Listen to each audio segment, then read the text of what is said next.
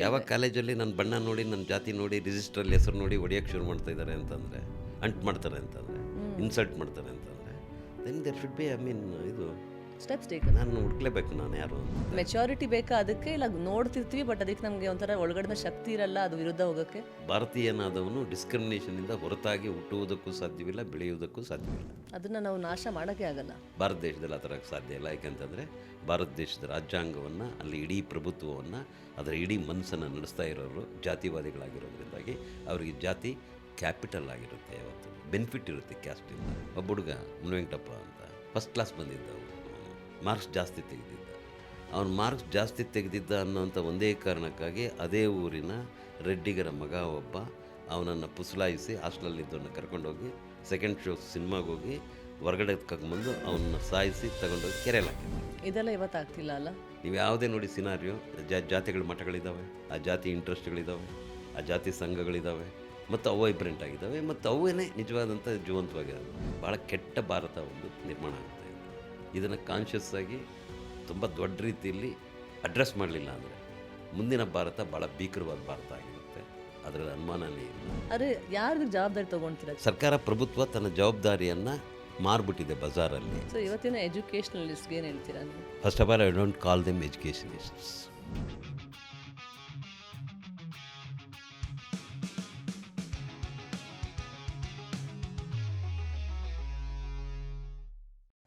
ಇವತ್ತಿಗೂ ದಲಿತರನ್ನು ನಮ್ಮ ಸಮಾಜ ಕೀಳಾಗಿ ನೋಡ್ತಾ ಇದೆಯಾ? ಒಂದು ವರ್ಗ ಹೇಳುತ್ತೆ ನಾವು ತುಂಬ ಪ್ರೋಗ್ರೆಸಿವು, ಎಜುಕೇಟೆಡ್ಡು, ನಾವು ತಾರತಮ್ಯ ಮಾಡಲ್ಲ ಅಂತ. ಇನ್ನೊಂದು ವರ್ಗ ಹೇಳುತ್ತೆ ಏನೂ ಬದಲಾಗಿಲ್ಲ ಅಂತ. ಇವತ್ತು ನಾನು ಈ ವಿಷಯಗಳ ಬಗ್ಗೆ ಚರ್ಚೆ ಮಾಡಿದೆ ಕೊಟ್ಟನಹಳ್ಳಿ ರಾಮಯ್ಯ ಸರ್ ಜೊತೆಲಿ. ಅವರು 1970s ಹೋರಾಟ ಶುರು ಮಾಡಿದ್ರು, ದಲಿತ ಪರವಾದ ಹೋರಾಟ. ಅವತ್ತಿಂದ ಅವರು ಎಲ್ಲ ವಿಷಯಗಳನ್ನು ಗಮನಿಸಿ ಈ ಬದಲಾವಣೆಗೆ ಏನೇನೋ ಒಂದು ಪರಿಹಾರ ಬರಬೇಕು ಅಂತ ಆಲೋಚಿಸಿ ಬೇರೆ ಬೇರೆ ಬೇರೆ ಹೋರಾಟಗಳನ್ನು ಮಾಡಿದ್ರು. ಅವ್ರು ಹೇಳ್ತಾರೆ ಶಿಕ್ಷಣ ಆ ವ್ಯವಸ್ಥೆ ಏನಿದೆ ಇವತ್ತು ಮಕ್ಕಳಿಗೆ ಖುದ್ದಾಗಿ ತಾರತಮ್ಯ ಹೇಳ್ಕೊಡ್ತಾ ಇದೆ ಅಂತ. ತುಂಬ ಇಂಟ್ರೆಸ್ಟಿಂಗ್ ಆಗಿತ್ತು ಈ ಪಾಡ್ಕಾಸ್ಟು. ಇವತ್ತು ನೀವು ಅರ್ಥ ಮಾಡ್ಕೋಬೇಕು ಅಂತ ಅಂದರೆ ಸಮಾಜ ಹೇಗೆ ಒಂದು ಹೊಗೆಯನ್ನು ಹಬ್ಬಿಸಿದೆ, ಸತ್ಯನ ಮುಚ್ಚಿಡ್ತಾ ಇದೆ. ನಿಮ್ಗೆ ಅದರಲ್ಲಿ ಆಸಕ್ತಿ ಇದ್ದರೆ ಈ ಪಾಡ್ಕಾಸ್ಟ್ ನಿಮಗೆ ತುಂಬ ಇಂಟ್ರೆಸ್ಟಿಂಗ್ ಅನಿಸುತ್ತೆ. ಹೇಗೆ ಇವತ್ತು ನಮ್ಮ ಸರ್ಕಾರ ಆಗಲಿ, ಇಲ್ಲ ಕಾರ್ಪೊರೇಟ್ಸ್ ಆಗಲಿ, ಇಲ್ಲ ನಮ್ಮ ಎಜುಕೇಷನ್ ಆಗಲಿ, ಅವರು ನಮ್ಮ ಮೈಂಡ್ ಕಲ್ಚರಿನ ಸ್ಟಾಪ್ ಮಾಡ್ತಾ ಇದ್ದಾರೆ. ಮಕ್ಕಳಿಗೆ ಏನು ಹೇಳ್ಕೊಡ್ಬೇಕು ಅದನ್ನು ಹೇಳ್ಕೊಡ್ತಾ ಇಲ್ಲ. ಅವ್ರನ್ನ ಒಂದು ಕನ್ಸ್ಯೂಮರ್ ಆಗಿ, ಅವ್ರನ್ನ ಒಂದು ನಾಳೆ ಪ್ರಾಡಕ್ಟ್ಸು ಸರ್ವಿಸಸ್ ಕೊಂಡ್ಕೊಳ್ಬೇಕು ಅಂತ ಒಂದು ಮನಸ್ಥಿತಿ ತುಂಬಕ್ಕೆ ಮಾತ್ರ ಉಪಯೋಗಿಸ್ಕೊಳ್ತಾ ಇದ್ದಾರೆ. ಈ ಪಾಡ್ಕಾಸ್ಟ್ನ ನೀವು ನೋಡಿ ನಿಮಗೆ ಏನೇನು ಇಷ್ಟ ಆಯಿತು, ಏನೇನು ಅರ್ಥ ಆಯಿತು ಅಂತ ಕಾಮೆಂಟ್ಸಲ್ಲಿ ಬಿಡಿ. Enjoy this podcast. ಸರ್, ನಿಮಗೆ ನಿಶಾ ಒಂದು ಆಲೋಚನೆಗೆ ಸ್ವಾಗತ. ನಮಸ್ಕಾರ. ನಮಸ್ತೆ ಸರ್. Thank you. ಹೇಗಿದ್ದೀರಾ ಸರ್ ನೀವು? Okay, fine. Okay. So far so good. So far so good. You have come very far. ತುಂಬ ದೂರ ನಡ್ಕೊಬಂದಿದ್ದೀರಾ ನೀವು. ಹೇಗಿದೆ ಸರ್ ಲೈಫ್, ಹೇಗೆ ನಡೀತಾ ಇದೆ? ಏನು ಗೊತ್ತಿಲ್ಲ, ಈ ಏರ್ ಕಂಡೀಷನ್ ಸ್ಟುಡಿಯೋದಲ್ಲಿ ಕೂತ್ಕೊಂಡು ಹಿಂದೆ ಬಂದಿರೋದನ್ನು ನೆನೆಸ್ಕೊಳ್ಳೋದು ಒಂಥರ ಏನೋ ಗೊತ್ತಿಲ್ಲ, ವ್ಯಂಗ್ಯ ಅನಿಸುತ್ತೋ ಅಥವಾ ಮೀನಿಂಗ್ಫುಲ್ ಅನಿಸುತ್ತೋ ಗೊತ್ತಾಗ್ತಾ ಇಲ್ಲ. ಅಂದರೆ ನೀವು ತುಂಬ ನಿಮ್ಮ ದಿನಾಚರಣೆ ಹೇಗಿರುತ್ತೆ ಅಂತ ತುಂಬ ಬ್ಯುಸಿ ಇರ್ತೀರಾ ಅನಿಸುತ್ತೆ. ಅಂದರೆ ಎಷ್ಟೊಂದು ಆಲೋಚನೆಗಳು, ಮುಂದೆ ಏನು ಮಾಡಬೇಕು, ಇಲ್ಲ ಕೈಯಲ್ಲಿ ತುಂಬ ಕೆಲಸಗಳಿದೆಯಾ? ಅಲ್ಲ, ಗೊತ್ತಿಲ್ಲ, ನನಗೆ ನನ್ನ ಬದುಕಿನ ಶೈಲಿನೇ ಹಾಗೆ ಅನಿಸುತ್ತೆ. ಓಕೆ, ನಾನು ಇರೋದೇ ಹಾಗೆ. ಅಂದರೆ ಇವತ್ತು ನಿಮ್ಗೆ ಕೆಲಸ ನೋಡಬೇಕು ಅಂತ ಅಂದರೆ ಇವತ್ತು ನಿಮ್ಮ ಮುಂದೆ ಏನಿದೆ ಕೆಲಸ? ಇವಾಗ ತುಂಬ ಕಮಿಟ್ಮೆಂಟ್ಸ್ ಇದೆಯಾ, ರೆಸ್ಪಾನ್ಸಿಬಿಲಿಟೀಸು? ಹೌದು, ಇದೆ ಅನಿಸುತ್ತೆ, ಖಂಡಿತ ಇದೆ. ಮೊದಲನೇದಾಗಿ ಒಂದು ಪತ್ರಿಕೆ ತರ್ತಾ ಇದ್ದೀನಿ, ಅದು ಭಾಳ ಮುಖ್ಯ ಈ ಕಾಲಕ್ಕೆ ಅಂತ. ಒಂದು ಬ್ಲ್ಯಾಕ್ ಆ್ಯಂಡ್ ವೈಟ್ ಬುಡ್ಡಿದೀಪ ಲಿವಿಂಗ್ ಟೈಮ್ಸ್. ಆಮೇಲಿಂದನೂ ಅದರ ಲೋಗೋನೇ whisperings of the mountain grass blade ಅಂತ. Whisperings of a mountain grass blade ಅಂತ ಅದರ ಲೋಗೋ. ಸೊ ಅದೊಂದು ಪತ್ರಿಕೆ ತರ್ತಾ ಇದ್ದೀನಿ, ಅದು ಭಾಳ ಮುಖ್ಯ. ಅದೇನು ಲೋಗೋ ಅರ್ಥ ಏನದು? ಯಾವುದ್ರದ್ದು? Springs of a mountain glass blade. Whisperings of a whisperings whisperings of a mountain grass blade. ಬೆಟ್ಟದ ಹುಲ್ಲಿನ ಎಸಳೊಂದರ ಪಿಸುಮಾತು ಅಂತ ಕನ್ನಡದಲ್ಲಿ. ವಾವ್. ಅದು ಇಡೀ ಇಷ್ಟು ವರ್ಷಗಳ ಅನುಭವವನ್ನು ಒಂದು ಪತ್ರಿಕೆ ರೂಪದಲ್ಲಿ ತರ್ತಾ ಇರೋದು. ಅದು ಆ ಕಾರಣಕ್ಕಾಗಿ ಹೆಸರು ಇಟ್ಕೊಂಡಿದ್ದೀವಿ. ವಾವ್, ತುಂಬ ಚೆನ್ನಾಗಿದೆ ಹೆಸರು ಪತ್ರಿಕೆ. ನಂತರ ಮಕ್ಕಳ ರಂಗಭೂಮಿಯಲ್ಲಿ ಬೇರೆ ಏನನ್ನು ಯೋಚನೆ ಮಾಡ್ತಾಯಿದ್ದೀವಿ. ಜೊತೆಗೆ ಇನ್ನೊಂದು ಥಿಯೇಟ್ರ್ ಕಟ್ಟಬೇಕು, ಒಂದು ರೆಪರ್ಟ್ರಿ ಕಟ್ಟೋ ಆಲೋಚನೆ ಕೂಡ ಇದೆ ಜೂನ್ನಿಂದ. ಸೊ ಇದು ಈಗ ನನ್ನ ಮುಂದೆ ಇರೋಂಥ ತುಂಬ ಕೆಲಸಗಳಿದೆ. ಹೌದು, ತುಂಬ ಕೆಲಸಗಳಿದೆ. ಬರಿಬೇಕು ಬೇರೆ ಅದರಲ್ಲಿ. ಅದೊಂದು ಭಾಳ ಮುಖ್ಯವಾಗಿ ಬರಿಬೇಕಾಗಿದೆ. ಹೊಸ ನಾಟಕಗಳನ್ನ, ಹೊಸ ಪಠ್ಯಗಳನ್ನ ಬರಿಬೇಕಾಗಿದೆ. ಯಾಕೆಂದರೆ ನಾಟಕ ಅಂತಂದರೆ ಯಾವುದೋ ಒಂದು ಕ್ಲಾಸಿಕನ್ನು ರಿಪೀಟ್ ಮಾಡೋದಾಗಲಿ ಅಥವಾ ಚೆನ್ನಾಗಿದೆ ನಾಟಕ ಇಂಥವ್ರು ಮಾಡಿದ್ದಾರೆ ಅಂತ ಮಾಡೋದ್ರಲ್ಲಿ ನನಗೇನು ಆಸಕ್ತಿ ಕಂಡಿಲ್ಲ ಇದುವರೆಗೂ. ಹೊಸದಾಗಿ ಆ ನೆಲ ಏನು ಕೇಳುತ್ತೆ, ಆ ಕ್ಷಣ ಏನು ಕೇಳುತ್ತೆ, ಆ ಥರದ ಟೆಕ್ಸ್ಟ್ಗಳನ್ನ ಕ್ರಿಯೇಟ್ ಮಾಡಬೇಕು ಅಂತ ನನ್ನ ಇಡೀ ಒಟ್ಟಾರೆ ಆಲೋಚನಾ ಕ್ರಮ ಮತ್ತು ನಡೆ ಮತ್ತು ನನ್ನ ಏನಂತೀವಿ ಸಿದ್ಧಾಂತ ಕೂಡ ಅದೇನೆ. ಮತ್ತು ಒಂಥರ ನೀವು ನಿಮ್ಮ ಮನಸ್ಸಲ್ಲೇ ಮುಳುಗೋಗಿರ್ತೀರ ಅಲ್ವಾ, ಆಲೋಚನೆಗಳು ಹೇಗೆ ಏನು ಎಲ್ಲ ಗಮನಿಸಿ ಆಚೆ ಕಡೆ ಅದನ್ನು ಇನ್ನಷ್ಟು ಸ್ಪಷ್ಟವಾಗಿ, ಇಲ್ಲ ಅದರಿಂದ ಏನೋ ಒಂದು ತರಬೇಕು ಆಚೆ ಅಂತ ಅಂದಾಗ ರೂಪ ಕೊಟ್ಟು. ಅಪ್ಲಿಕೇಶನ್ ಎಲ್ರಿಗೂ ಕನಸಿರುತ್ತೆ, ಅದೇನು ಒಬ್ಬೊಬ್ರಿಗೂ ಒಂದೊಂಥರ ಕನಸಿರುತ್ತೆ. ಬಟ್ ಆ ಕನಸುಗಳನ್ನು ನೀವು ಅನ್ವಯಿಸ್ಬೇಕಲ್ಲ, ಸಾಕಾರಗೊಳಿಸ್ಬೇಕಲ್ಲ, ಅಪ್ಲೈ ಮಾಡಬೇಕಲ್ಲ, ನೀವು ನಿಮ್ಮ ಲರ್ನಿಂಗ್ಸನ್ನು ಅಪ್ಲೈ ಮಾಡಬೇಕಲ್ಲ, ಮತ್ತೆ ಕಲಿಬೇಕಲ್ಲ. ಸೊ ಅಪ್ಲಿಕೇಶನ್ನೇ ಭಾಳ ಡಿಫಿಕಲ್ಟ್ ಇದು. ಅದನ್ನೇ ನಾನು ಲಿವಿಂಗ್ ಅಂತ ಕರೆಯೋದು. ಲಿವಿಂಗಲ್ಲಿ ಅದನ್ನು ಪಡಿಬೇಕು ಅಂತ. Not in academics, not in any other way. ಬರೀ ನಾವು ಜೀವಂತ ಅನುಭವಗಳಿಂದ ಮಾತ್ರ ಅದನ್ನು ಪಡಿಬೋದು ಅನ್ನೋದು ನನ್ನ ಸಿದ್ಧಾಂತ. ಆ ಕಾರಣಕ್ಕಾಗಿ ನಾನು ಪ್ರತಿಯೊಂದನ್ನು ನಡೆಗೊಳಿಸ್ತಾ ಇರ್ತೀನಿ. ನಾನು ಏನು ಅಂದ್ಕೊಳ್ತೀನಿ ಅದನ್ನು ಮತ್ತೆ ನಡೆಗೊಳಿಸಿ, ಅದು ಮತ್ತೆ ಫೇಲ್ ಆಗ್ಬೋದು ಮತ್ತು ಇನ್ನೊಂದು ಆಗ್ಬೋದು, ಮತ್ತು ಅದರಿಂದ ಗುಣಪಾಠಗಳನ್ನು ಕಲಿತು ಇನ್ನೊಂದು ಹೆಜ್ಜೆ ಮುಂದೆ ಹೋಗೋದು. ಇದೇ ತಿರು ಮತ್ತು ತುಂಬ ಆಳವಾಗಿ ಅನುಭವಿಸ್ಬೇಕು, ಎಲ್ಲ ಕ್ಷಣ ಕ್ಷಣನೂ ಫೀಲಿಂಗ್ಸ್ ಇರಬೇಕು ಅದಕ್ಕೆ. ಖಂಡಿತ. ಅದನ್ನೆಲ್ಲ ತಡ್ಕೊಂಡು ಅದನ್ನೆಲ್ಲ ಅರ್ಥ ಮಾಡಿಕೊಂಡು ಮತ್ತೊಮ್ಮೆ ಅದ್ರ ಬಗ್ಗೆ ಬರಿಬೇಕು. ಹೌದು. ಎಷ್ಟೊತ್ತಾಗುತ್ತೆ ಸರ್ ಬರೆಯೋಕ್ಕೆ ಒಂದೊಂದು ನಾಟಕ? ಎಷ್ಟು ದಿವಸ, ಎಷ್ಟು ತಿಂಗಳು? ಹಂಗೇನಿಲ್ಲ. ನಾನು 10 ದಿನಗಳಲ್ಲಿ 6 ನಾಟಕ ಬರೆದಿರೋದಿದೆ ಮಕ್ಕಳಿಗೆ. ರಂಗಾಯಣ, ಚಿನ್ನರ ಮೇಳ ಮೊದಲನೇ ಇದರೊಳಗೆ ಎಲ್ಲ ಮೇಜರ್ ಪ್ಲೇಸ್ ಏನೈತಿ, ದೊಡ್ಡ ನಾಟಕಗಳನ್ನೇ ಎಲ್ಲ ಹೇಳ್ತಾರೆ. ಅರ್ಧ ಗಂಟೆ ಇರಬೇಕು, 40, ಹಂಗೇನಿಲ್ಲ. ನಂದು 2 ಗಂಟೆ ನಾಟಕ ಕೂಡ ಇದೆ, ಮಕ್ಕಳ ನಾಟಕ. 2.25 ಗಂಟೆ ನಾಟಕ ಇದೆ, ಮಕ್ಕಳ ನಾಟಕ. ಸೊ ಆ ಥರ ಒಂದು ಮೊದಲ ರಂಗಾಯಣದಲ್ಲಿ ನಾನು 6 ನಾಟಕ ಬರೆದೆ. 10 ದಿನದಲ್ಲಿ 6 ನಾಟಕ ಬರೆದೆ, ಮೇಜರ್ ಪ್ಲೇಸ್. ಇವತ್ತು ಅದು ನಡೀತಾನೆ ಇದೆ, ಬೇರೆ ಬೇರೆ ಕಡೆಗೆ ಆಗ್ತಾನೆ ಇರುತ್ತೆ ನಾಟಕಗಳು. ಅದಾದಮೇಲೆ ಮತ್ತೆ ನಾನು ಮೊನ್ನೆ ಅಂದರೆ 2 ವರ್ಷಗಳ ಹಿಂದೆ ಮಂಡ್ಯದಲ್ಲಿ 12 ನಾಟಕ ಬರೆದೆ, ಒಂದು ಮೇಳಕ್ಕಾಗಿ. ಇದೇ ಥರ ಒಂದು ಕೂತ್ಕೊಂಡ್ರೆ ಒಂದು ಟೈಮು ಅಂದರೆ ಬರುತ್ತೆ. ಬರಿತೀನಿ. ನನ್ನ ಮಕ್ಕಳಿದ್ರೆ ಬರಿತೀನಿ ನಾಟಕನ. ಓಕೆ, ಗೊತ್ತಾಗ್ಬಿಡ್ತಿದೆ ಮಕ್ಕಳಿಗೆ ಏನು ನಾಟಕ ಬರಿಬೇಕು. ಅದೇನು ಹೋರಾಟದ ದಿಕ್ಕಲ್ಲೇ ಇರುತ್ತಾ, ಚಳುವಳಿ ದಿಕ್ಕಲ್ಲಿ ಇರುತ್ತಾ? ಹೌದು, ಖಂಡಿತವಾಗಿಯೂ ಕೂಡ. ಇದೆಲ್ಲ ಎಕ್ಸ್ಟೆನ್ಷನ್ ಆಫ್ ಅಂಡರ್ಸ್ಟ್ಯಾಂಡಿಂಗ್, ನಮ್ಮ ಅರಿವನ್ನು ಬೇರೆ ಬೇರೆ ವಿಸ್ತರಣೆಗಳು ಅಂತ ನನಗೆ ಅಂದ್ಕೊಂಡಿದ್ದೀನಿ. ಸೊ ಅದ್ರ ಸೀಡ್ ಇರೋದೇ ಅವೇರ್ನೆಸ್ಸಲ್ಲಿ, ಅದು ಕಾನ್ಷಿಯಸ್ನೆಸ್, DSS, ದಟ್ಸ್ ಕಾಲ್ಡ್ ದಲಿತ ಸಂಘರ್ಷ ಸಮಿತಿ. ಹೌದು, ಅದೇ ಕಣ್ಣು. ಅದು ಬಾಲ್ಯದಿಂದ ಶುರು ಆಯ್ತಾ ನಿಮ್ಗೆ ಇದು ಬರೆಯೋದು ಆಸಕ್ತಿ ಮತ್ತು ಆ ಥರ ಒಂದು ಹೌದು, ಆಲೋಚನೆ? ನಾನು ಮಾಧ್ಯಮಿಕ ಶಾಲೆ ಇದ್ದಾಗಲಿಂದಲೇ ನಾನು ಸಣ್ಣದಾಗಿ ಏನೋ ಬರೀತಿದ್ದೆ, ಪದ್ಯ ಬರೀತಿದ್ದೆ, ಸಣ್ಣ ಕತೆ ಬರೀತಿದ್ದೆ, ಈ ಥರದ್ದು ಬರೀತಿದ್ದೆ. ಆಮೇಲಿಂದನೂ 8ನೇ ಕ್ಲಾಸು 9, 10 ಭಾಳ ತೀವ್ರವಾಗಿ ಓದೋಕ್ಕೆ ತೊಡಸ್ಕೊಂಡೆ ನಾನು ಓದಿನ ದಿನಗಳು. ಸೊ ಅದಾದಮೇಲೆ ಆಗಲೂ ಬರೀತಿದ್ದೆ. ಏನು ಬರೀತಾ ಇದ್ರಿ ಸರ್ ಅವಾಗ? ಪದ್ಯ ಬರೀತಿದ್ದೆ, ಕತೆ ಯಾವ ಬರೀತಿದ್ದೆ. ವಿಷಯಗಳು? ಬೇರೆ ಬೇರೆ ಜನಪದ ಕಥೆಗಳನ್ನು ಬರೀತಿದ್ದೆ. ಜನಪದ ನನಗೆ ಭಾಳ ಆವತ್ತಿಂದ ಆಸಕ್ತಿ ಇದು. ಜನಪದ ಕಥೆಗಳನ್ನು ಬರೀತಿದ್ದೆ, ಸಣ್ಣ ಸಣ್ಣ ಜನಪದ ಕಥೆನ. ಜೊತೆ ಪದ್ಯ ಬರೀತಿದ್ದೆ, ಹಾಡು ಬರೀತಿದ್ದೆ, ಈ ಥರ ಟ್ರೈ ಮಾಡ್ತಿದ್ದೆ, ಗೀತೆ ಈ ಥರದ್ದು ಅಷ್ಟೇ. Not major like. PUCಯಲ್ಲಿರೋವಾಗ ನಾನು ಮೊದಲನೇ ವರ್ಷದಲ್ಲಿದ್ದೆ PUCಯಲ್ಲಿ. ಸರಿ, ಒಂದು ಕಾಲೇಜ್ ಮ್ಯಾಗ್ಝೈನು 25 ವರ್ಷ ಆಗಿದೆ, ಬೆಳ್ಳಿ ಹಬ್ಬ ಏನೋ ಮಾಡಿದರು, ಅದಕ್ಕೋಸ್ಕರ ತರಬೇಕು ಅಂತ ಅವರು ಆಹ್ವಾನಗಳನ್ನ ಆಹ್ವಾನ ಮಾಡಿದರು. ನಾನೊಂದು 2 ಪದ್ಯಕ್ಕೆ ಕಳಿಸಿದ್ದೆ, 2 ಪದ್ಯ ಕೂಡ ಆಯ್ಕೆ ಆಗಿತ್ತು. ಅದು ಅಲ್ಲಿ ಪ್ರಕಟ ಆಯಿತು. ಸೊ ಅದಾದಮೇಲೆ ಬೇರೆ ಬೇರೆ ಕಡೆ ಪದ್ಯ ಬರೀತಿದ್ದೆ. ಮೊದಲು ಒಂಥರ ಬೇರೆ ಹೆಸರಲ್ಲೂ ಬರೀತಿದ್ದೆ ನಾನು. ಅಜ್ಞಾತ ಅನ್ನೋ ಹೆಸರಲ್ಲಿ ಬರೀತಿದ್ದೆ, ಹೆಸರೇ ಗೊತ್ತಾಗಬಾರ್ದು ಅಂತ. ಯಾಕೆ? ಆಗ ಸುಮಾರು ಪದ್ಯಗಳು ಬರೆದೆ, ಅದು ಈಗ ನನ್ನ ಹತ್ರ ಇಲ್ಲ, ಅವು ಸಿಗೋದಿಲ್ಲ. ಯಾಕೆ ಹಂಗೆ ಬರೆದ್ರಿ? ಏನೋ ಕಾರಣ ಇತ್ತಾ ಇಲ್ಲ ಹಾಗೇನಾ? ಇಲ್ಲ, ಗೊತ್ತಿಲ್ಲ. I want to be noticed, that's it, simple. ಒಂದೇನೋ ಬೇರೆ ಹೆಸರಲ್ಲಿ ಬರೀಬೇಕು ಅನ್ನಿಸ್ತು ಅಷ್ಟೇ. ಅಷ್ಟೇ. ನೀವು ಕಾಲೇಜ್ ಡೇಸಲ್ಲಿ ನೀವು ಕಾಲೇಜ್ಗೆ ಹೋದಾಗ ನಂತರ ಕಾಲೇಜ್ನ ಬಿಟ್ಬಿಡ್ತೀರಾ ಮಧ್ಯದಲ್ಲಿ? ಹೌದು. ಕಾಲೇಜ್ ನಾನು ಮೊದಲನೇ ವರ್ಷನೇ 2ನೇ ವರ್ಷ ಬಿಟ್ಬಿಡ್ತೀನಿ ನಾನು, ಸೆಕೆಂಡ್ PUCಯಲ್ಲಿರೋವಾಗ. ಅಂದರೆ ಕಾಲೇಜ್ ಅವಾಗ ಅವಕಾಶಗಳು ಇತ್ತಾ? ಕಾಲೇಜ್ಗೆ ಹೋಗೋ ಅವಕಾಶಗಳು ಅವಾಗ ಭಾಳ ಚೆನ್ನಾಗಿತ್ತು. ಅವಕಾಶದ ಪ್ರಶ್ನೆ ಅಲ್ಲ, ನನಗದು ಹೊಂದಿಕೆ ಆಗಲಿಲ್ಲ. ಎಜುಕೇಷನ್ ಸಿಸ್ಟಮ್ ಅದಷ್ಟೇನೇನಿಲ್ಲ, ಸಿಸ್ಟಮೇ ಹೊಂದಿಕೆ ಆಗಿಲ್ಲ ನಿಮಗೆ, ಅದಕ್ಕೆ ಬಿಟ್ಟು ನಾನು ಮೊದಲು. ಹೌದು, ನಾನು ಕಾಲೇಜಲ್ಲಿರುವಾಗ ಅನೇಕ ಪ್ರಶ್ನೆಗಳು ಬರ್ತಿತ್ತು, ನಾನು ಪ್ರಶ್ನೆ ಕೇಳ್ತಿದ್ದೆ. ಅದು ಭಾಳ ದೊಡ್ಡ ರೀತಿ ಡಿಬೇಟಲ್ಲಿ ಈಡಾಗ್ಬಿಡೋದು ನಮಗೂ ಲೆಕ್ಚರರ್ಗಳಿಗೂ ಎಲ್ಲನೂ. ಕ್ಲಾಸ್ ರೂಮಲ್ಲೇ ನಾನು ಪ್ರಶ್ನೆ ಕೇಳ್ತಿದ್ದೆ, ಅವ್ರಿಗೆ ಆನ್ಸರ್ ಮಾಡೋಕ್ಕಾಗ್ತಿರ್ಲಿಲ್ಲ, ನನಗೆ ಬೇಕಾದ ಆನ್ಸರ್ ಅವ್ರು ಮಾಡೋಕ್ಕಾಗ್ತಿರ್ಲಿಲ್ಲ. ಸೊ ಹಾಗಾಗಿ ಇಬ್ರಿಗೂ ಒಂದು ರೀತಿ ಇದು. ಆಮೇಲೆ ನಾನು ಚೆನ್ನಾಗಿ ಓದ್ಕೊಂಡಿರ್ತಿದ್ದೆ ಅವ್ರಿಗಿಂತ, ಪರ್ಟಿಕ್ಯುಲರ್ ಲ್ಯಾಂಗ್ವೇಜಸ್ ಇಂಗ್ಲೀಷ್ ಮತ್ತು ಕನ್ನಡ ಚೆನ್ನಾಗಿ ಓದ್ಕೊಂಡಿರ್ತಿದ್ದೆ. ಅವರು ಒಂದು ಪದ್ಯನ ತಪ್ಪಾಗಿ ವ್ಯಾಖ್ಯಾನ ಮಾಡ್ತಾಯಿದ್ರೆ, ಇಲ್ಲ ನೀವು ಸರಿಯಾಗಿ ಹೇಳ್ತಿಲ್ಲ ಅಂತಲೂ ಹೇಳ್ತಿದ್ದೆ ನಾನು. ಸೊ ಹಾಗಾಗಿ ಒಂಥರ ಆನಂತರ ಅನ್ನಿಸ್ತು ನನಗೆ, ಈಗ ಏನು ಕಲಿಯೋದಿಲ್ಲ ಇಲ್ಲಿ ಅನಿಸ್ಬಿಡ್ತು ನನಗೆ. ಮೊದಲನೇ ವರ್ಷನೇ ಅನಿಸ್ಬಿಡ್ತು, ಯಾಕೋ ಇದು ಸೂಟ್ ಆಗ್ತಿಲ್ಲ ಅಂತ ಮೊದಲನೇ ವರ್ಷ ಇರುವಾಗಲೇ ದಲಿತ ಚಳುವಳಿ ಶುರುವಾಗಿತ್ತು. ಬುಸಾಬ್ ಗಲಾಟೆ ಶುರುವಾಗಿತ್ತು, ಬಸವಲಿಂಗಪ್ಪನ ಗಲಾಟೆ ನಮ್ಮ ಕಾಲೇಜಲ್ಲೂ ಶುರುವಾಯಿತು. ಆಗ್ಲಿಂದನೇ ನಾನು ತೀರ್ಮಾನ ಮಾಡಿದೆ ಈ ದಲಿತ ಚಳುವಳಿಗೆ ಸೇರ್ಕೋಬೇಕು ಅನ್ನೋ ಥರ ಕಾಯಿತು. ಆಮೇಲೆ ಅದು ಎಳೀತಾ ನಿಮ್ಮನ್ನ? ಹೌದೌದು, ಡೆಫಿನೆಟ್ಲಿ ಕಾನ್ಷಿಯಸ್ನೆಸ್ ಇದೆಯಲ್ಲ, ಅದು ನನ್ನ ಐಡೆಂಟಿ, ನಾನು ಯಾರು ಅನ್ನೋ ಪ್ರಶ್ನೆ ಬಂತಲ್ಲ. ಅಲ್ಲಿ ತನಕ ನನಗೆ ಐಡೆಂಟಿ ದೊಡ್ಡ ಪ್ರಶ್ನೆ ಆಗಿರಲಿಲ್ಲ. ಹೌದು, ಅದಕ್ಕೆ ಯಾವಾಗ ಕಾಲೇಜಲ್ಲಿ ನನ್ನ ಬಣ್ಣ ನೋಡಿ, ನನ್ನ ಜಾತಿ ನೋಡಿ, ರಿಜಿಸ್ಟ್ರಲ್ಲಿ ಹೆಸರು ನೋಡಿ ಹೊಡಿಯೋಕ್ಕೆ ಶುರು ಮಾಡ್ತಾ ಇದ್ದಾರೆ ಅಂತಂದರೆ, ಮಾಡ್ತಾರೆ ಅಂತಂದರೆ, ಇನ್ಸಲ್ಟ್ ಮಾಡ್ತಾರೆ ಅಂತಂದರೆ, ದೆನ್ ದೇರ್ ಶುಡ್ ಬಿ ಇದು ಸ್ಟೆಪ್ಸ್ ಟೇಕನ್. ನಾನು ಹುಡುಕ್ಲೇಬೇಕು ನಾನು ಯಾರು ಅಂತ. I wanted to know who I am ಅಂತ. ನಾನು ಯಾರು, ಯಾಕೆ ಆಗ್ತಾಯಿದೆ ನನ್ನ ಮೇಲೆ ಈ ಥರದ್ದು. ಆವಾಗ ಆ ಪ್ರಶ್ನೆಗಳು ಉಟ್ಕೊಳ್ತು. ಅಷ್ಟರ ಜೊತೆಗೇ ದಲಿತ ಚಳುವಳಿಯ ದಲೈಕಾಯಿಸಮ್, ಭಾಳ ಗ್ರೇಟೆಸ್ಟ್ ಅನ್ ದಲೈಕಾಯಿಸಮ್. ಇಡೀ ದಲಿತ ಚಳುವಳಿಯಲ್ಲಿ ಇವತ್ತೇನು ಮಾತಾಡ್ತಾ ಇದ್ದಾರೆ ಅದರೆಲ್ಲದ್ರದ್ದು ಓಮ್ ಬಂತೀವಲ್ಲ, ತಾಯಿ ಗರ್ಭ ಅಂತೀವಲ್ಲ, ಅದು ದಲೈಕಾಯಿಸಮ್, not D S S later ಆಗಿದ್ದು. ದಲಿತ ಸಂಘರ್ಷ ಸಮಿತಿ ಅನ್ನೋದು ನಂತರದ ಬೆಳವಣಿಗೆ. ಅದರ ಆರಂಭ ಬಂದು ದಲೈಕಾಯಿಸಮ್, ದಲಿತ ಲೇಖಕ ಯುವ ಕಲಾವಿದರ ಸಂಘಟನೆ ಅಂತ. ಅದು ಮುಂಚೆ ಇದ್ದಿದ್ದು ದಲೈಕಾಯಿಸಮ್. ರೈಟರ್ಸ್ ಮತ್ತು ಆರ್ಟಿಸ್ಟ್ಗಳು ಒಟ್ಟಾಗ್ಬಿಟ್ಟು ಐಡೆಂಟಿಟಿ ಕ್ರೈಸಿಸ್ನ ಹೆಂಗೆ ಹ್ಯಾಂಡಲ್ ಮಾಡ್ಬೇಕು ಈ ಸಿಚುವೇಶನ್ನ ಅಂತ ಶುರುವಾಗಿದ್ದು ಭದ್ರಾವತಿಯಲ್ಲಿ 2 ದಿನ.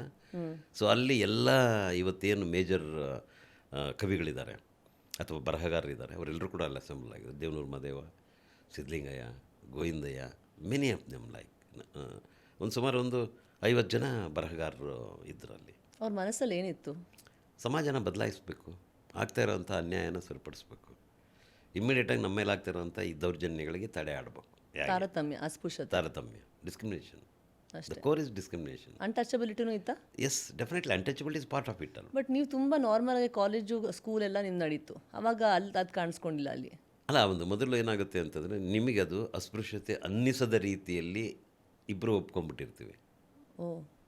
ಎರಡೂ ಅಂದರೆ ಯಾರು ಅಸ್ಪೃಶ್ಯತೆಯನ್ನು ಆಚರಿಸ್ತಾರೋ ಮತ್ತು ಯಾರು ಅಸ್ಪೃಶ್ಯತೆಯ ಆಚರಣೆಗೆ ಒಳಪಡ್ತಾರೋ ಇಬ್ಬರ ಮಧ್ಯೆ ಒಂದು ಅಲಿಖಿತವಾದಂಥ, ಗುಪ್ತವಾದಂಥ, ಅನ್ನೋಟಿಸ್ಡ್ ಆಗಿರುವಂಥ, ಅನವೇರ್ ಆಗಿರುವಂಥ ಒಂದು ರಿಲೇಷನ್ಶಿಪ್ ಇರುತ್ತೆ. ಅದು ಅಂಡರ್ಸ್ಟ್ಯಾಂಡಿಂಗು ಇರಲ್ಲ. ಅದು ನೀವು ಯಾವಾಗ ನಿಮ್ಗೆ ತಾರತಮ್ಯದ ನೆಲೆಗಳನ್ನ ಹೆಂಗೆ ಅರ್ಥ ಮಾಡ್ಕೋಬೇಕು ಅನ್ನೋಂಥ ಒಂದು ಸೂಕ್ಷ್ಮತೆ ಬರುತ್ತೆ, ಆವಾಗ ನಿಮ್ಗೆ ಆ ಸೂಕ್ಷ್ಮತೆ ನೇರವಾಗಿ ಗೊತ್ತಾಗುತ್ತೆ, ಇದು ತಾರತಮ್ಯ, ಇಲ್ಲಿ ಡಿಸ್ಕ್ರಿಮಿನೇಷನ್ ಇದೆ.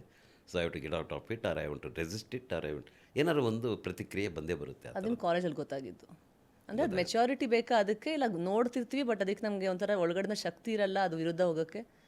ಆ ಶಕ್ತಿಯ ಪ್ರಶ್ನೆ ಅನ್ನೋದಕ್ಕಿಂತ ನಿಮ್ಮ ಮನಸ್ಸನ್ನು ಅದು ಹುಟ್ಟಿನಿಂದಲೇ, ಗರ್ಭದಿಂದಲೇ ರೂಪಿಸ್ತಾ ಹೋಗಿರುತ್ತಲ್ಲ. Okay, that is it. ನಿಮ್ಮ ವಾತಾವರಣದಲ್ಲೇ ಅದನ್ನು ನೀವು ಡಿಸ್ಕ್ರಿಮಿನೇಷನ್ನ ನಿಮ್ಮ ವಾತಾವರಣದಲ್ಲಿ ಪಡಿತೀರಲ್ಲ. ನೀವು ತಾಯಿಯಿಂದ ಪಡಿತೀರಿ, ತಂದೆಯಿಂದ ಪಡಿತೀರಿ, ಆಮೇಲೆ ಸಾಮಾಜಿಕ ಕಟ್ಟಳೆಗಳಿಂದ ಪಡಿತೀರಿ.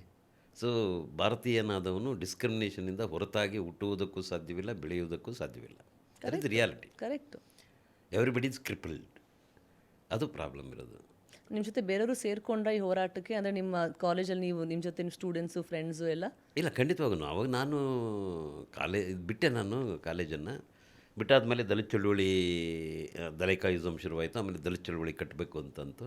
ಆಮೇಲೆ ನಾನೊಂದು ಕೆಲಸಕ್ಕೆ ಅಪ್ಲೈ ಮಾಡಿದ್ದೆ, ಕೆಲಸನೂ ಸಿಕ್ತು. ನಾನು ಕೆಲಸಕ್ಕೆ ಸೇರಿಕೊಂಡೆ. ನಾನು ರೈಲ್ವೆ ಮೇಲ್ ಸರ್ವಿಸಲ್ಲಿ RMS ಸಾರ್ಟರ್ ಅಂತ. ಅಷ್ಟರಲ್ಲಿ ನೀವೆಲ್ಲ ಓದ್ಕೊಬಿಟ್ಟಿದ್ರಿ ನೀವೇ ಎಲ್ಲ? ಸ್ವಲ್ಪ ಓದ್ತಿದ್ದೆ. ಮತ್ತು ಆ ಕಾಲದಲ್ಲೇ ಆ ವಿದ್ಯಮಾನಗಳೇ ನಮಗೆ ಚರಿತ್ರೆಯ ಪಾಠಗಳಾಗ್ತಾಯಿದ್ವು. ಅದು ನಿತ್ಯ ಆಗ್ತಾ ಇರುವಂಥ ಘಟನೆಗಳು. ಪ್ಯಾನ್ ಕರ್ನಾಟಕ ಆಯಿತು. ಬರೀ ಕೋಲಾರ ಆಗಲಿಲ್ಲ, ಅದು ಮೈಸೂರು, ಭದ್ರಾವತಿ, ಚಿತ್ರದುರ್ಗ, ಚಿಕ್ಕಮಗಳೂರು, ಮಂಡ್ಯ, ರಾಯಚೂರು, ಈಗ ಒಂದೊಂದು ಭಾಗದಲ್ಲೂ ಕೂಡ ಸಣ್ಣ ಈ ಪ್ರತಿಭಟನೆಗಳು ಉಟ್ಕೊಳ್ತಾ ಇದ್ವು. ಸೊ ಅವೆಲ್ಲ ಕನ್ವರ್ಜ್ ಆಗೋ ಕಾಲ ಅದು. ಅಲ್ಲಿ ಒಂದು 2-3 ವಿಷಯಗಳು ಹೇಳಿ ಸರ್. ಆ ಸಮಯದಲ್ಲಿ ನೀವು ಎದುರಿಸಿದ್ದು, ಅದರಿಂದ ತುಂಬ ನಿಮಗೆ ಪ್ರಭಾವ ಬೀಳ್ತು ನಿಮ್ಮ ಮೇಲೆ, ಇದು ಇನ್ನಷ್ಟು ತೊಗೊಂಡೋಗ್ಬೇಕು ಸೀರಿಯಸ್ ಆಗಿ, ಇನ್ನಷ್ಟು ಮಾಡಬೇಕು. ಈಚ್ ಆ್ಯಂಡ್ ಎವರಿ ಇವೆಂಟ್ ಅದು ಹತ್ರದ್ದು ದೂರದ್ದು ಅನ್ನೋ ಪ್ರಶ್ನೆ ಇಲ್ಲ. ಓಕೆ. ಬೆಲ್ಚೆ ಇಲ್ಲದಂಥ ಹತ್ಯಾಕಾಂಡಕ್ಕೆ ಇಲ್ಲಿ ನಾವು ರಸ್ತಾರೋಕ ಮಾಡ್ತಿದ್ವಿ ಕೋಲಾರಲ್ಲಿ. ಎಲ್ಲಿ ಬೆಲ್ಚಿ, ಎಲ್ಲಿ ಕಾರಂಚೇಡು, ಆಂಧ್ರದಲ್ಲಿ ಕಾರಂಚೇಡು, ಎಲ್ಲಿ ಬೆಲ್ಚಿ, ಪಿಪ್ರ, ಪರಸ್ಬಿಗ, ಇವೆಲ್ಲ ಕೂಡ ಉತ್ತರ ಭಾರತದಲ್ಲಿ ದಲಿತರ ಮೇಲೆ ನಡೀತಾ ಇದ್ದ ಹತ್ಯಾಕಾಂಡಗಳ ಸ್ಥಳಗಳು, ಒಗ್ಗಟ್ಟಿತ್ತು, ಹಗರಣಗಳು. ಹೌದು, ಅದಕ್ಕೆ ರೆಸ್ಪಾಂಡ್ ಮಾಡ್ತಿದ್ವಿ ಇಲ್ಲಿಂದ ನಾವು. ಅದು ಭಾಳ ದೊಡ್ಡ ಪ್ಯಾನ್ ಇಂಡಿಯನ್ ಬ್ರದರ್ಹುಡ್ ಅದು. ಸೊ ಇಲ್ಲಿ ಕರ್ನಾಟಕದಲ್ಲಿ ಪ್ರತಿ ಭಾಗದಲ್ಲಿ ಎಲ್ಲೇ ಏನಾದರೂ ಕೂಡ ನಾವು ಅದಕ್ಕೆ ರೆಸ್ಪಾಂಡ್ ಮಾಡ್ತಿದ್ವಿ ಮೊದಲನೇದಾಗಿ.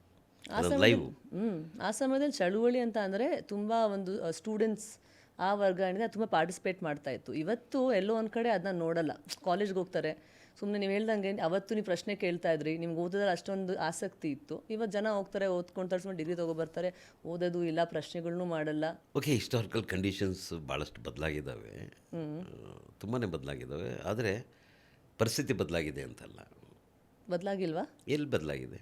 ಈಗ ಇರ್ತಂಥ ಅನ್ಎಂಪ್ಲಾಯ್ಮೆಂಟ್ ನೋಡಿ ನೀವು, ನಮ್ಮ ಯುವಕರು ಮತ್ತು ಮುಂದಿನ ಭವಿಷ್ಯದ ಭಾರತದ ಚಿತ್ರಣ ನೋಡಿ ನೀವು, ಒಂದು ಓದ್ತಾ ಇರೋ ಮಕ್ಕಳ ಭವಿಷ್ಯ ನೋಡಿ ನೀವು, ಈಗ ಆಗ್ತಾ ಇರೋವಂಥ ಮಕ್ಕಳು ಅಂದರೆ ಕರೋನಾದಿಂದ ಡಿಸ್ಪ್ಲೇಸ್ಮೆಂಟ್ ಆದಂಥ ಶಿಕ್ಷಣದ ಪರಿಣಾಮಗಳು ಎಷ್ಟು ಕಾಲ ಬಾಧಿಸ್ಬೋದು ಮುಂದಿನ ಪೀಳಿಗೆಗಳನ್ನು, ಮತ್ತು ಈಗ ಆಗ್ತಾ ಇರೋಂಥ ಶಿಕ್ಷಣ ನೀತಿಯಿಂದ ಏನಾಗ್ತಿರ್ಬೋದು, ಪ್ರೈವೇಟೈಸೇಷನಿಂದ ಏನಾಗ್ತಾ ಇದೆ, AI ಬರ್ತಾ ಇರೋಂಥ ಕಾಲಘಟ್ಟದಲ್ಲಿ ಮುಂದಿನ ಡಿಪ್ರೀವ್ಡ್ ಮಕ್ಕಳ ಗತಿ ಏನಾಗ್ಬೋದು, ಅವ್ರಿಗೆಲ್ಲ ಆ್ಯಕ್ಸೆಸ್ ಮಾಡೋದಕ್ಕೆ ಸಾಧ್ಯ ಆಗಲ್ಲ ಇದನ್ನು, ಎಜುಕೇಷನ್ ಅನ್ನೋದನ್ನು.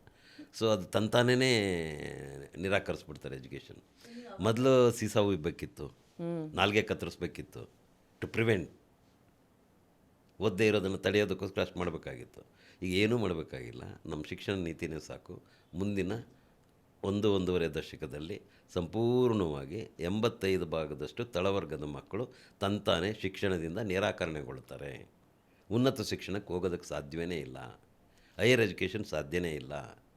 ಈಗ ಏನಾಗ್ತಾ ಇದೆಯಲ್ಲ, higher education whatever it may be in JNU or ಇದರೆಲ್ಲ Tata institute of social science ಆಗ್ಬೋದು, ಹೈದ್ರಾಬಾದ್ ಸೆಂಟ್ರಲ್ ಯೂನಿವರ್ಸಿಟಿ, ಏನು ಪ್ರತಿಷ್ಠಿತ IITಗಳು ISCಗಳು ಅಂತ ಏನು ಹೇಳ್ತಾ ಇದ್ದೀವಲ್ಲ, ಅಲ್ಲಿ ಈಗ ಇವರ ಎಂಟ್ರಿಯಿಂದ ಎಂಥ ಬಿಕ್ಕಟ್ಟು ಸೃಷ್ಟಿಯಾಗಿದೆ ಅನ್ನೋದನ್ನ ಯಾರು ನೋಡ್ತಿಲ್ಲ. ಬಿಲ್ ತರೋಕ್ಕಾಗ್ತಿಲ್ಲ. ವೇಮಲ ಬಿಲ್ ತರ್ತಾ ಇದ್ದಾರೆ. ಯಾಕೆ ತರ್ತಾ ಇದ್ದಾರೆ?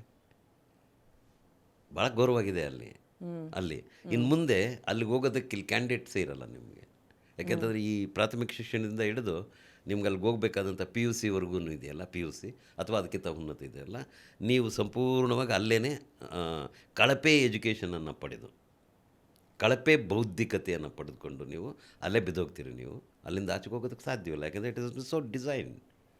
ಮತ್ತೇನು ಕಟ್ತಾ ಇದ್ದಾರೆ ಅದನ್ನೆಲ್ಲ? ಯಾವುದನ್ನು ಕಟ್ಟಿ ನಿಮ್ಮೊಂದು ಬಿಲ್ ತಂದೆಲ್ಲ ಹೊಸ ಕಟ್ತಾ ಇದೆ ಸಂಸ್ಥೆಗಳಂತ ಅಂದ್ರಲ್ಲ ನೀವು, ಎಜುಕೇಷನ್, ಹೈಯರ್ ಎಜುಕೇಷನ್. ಹೌದು. ಅಲ್ಲಿ ತಲುಪಕ್ಕೆ ಆಗಲ್ಲ ಅಂತಿದ್ದೀರಲ್ಲ? ಹೌದು, ತಲುಪಕ್ಕೆ ಆಗಲ್ಲ ಇವರು ಅಂತ ನಾನು ಹೇಳ್ತಿರೋದು.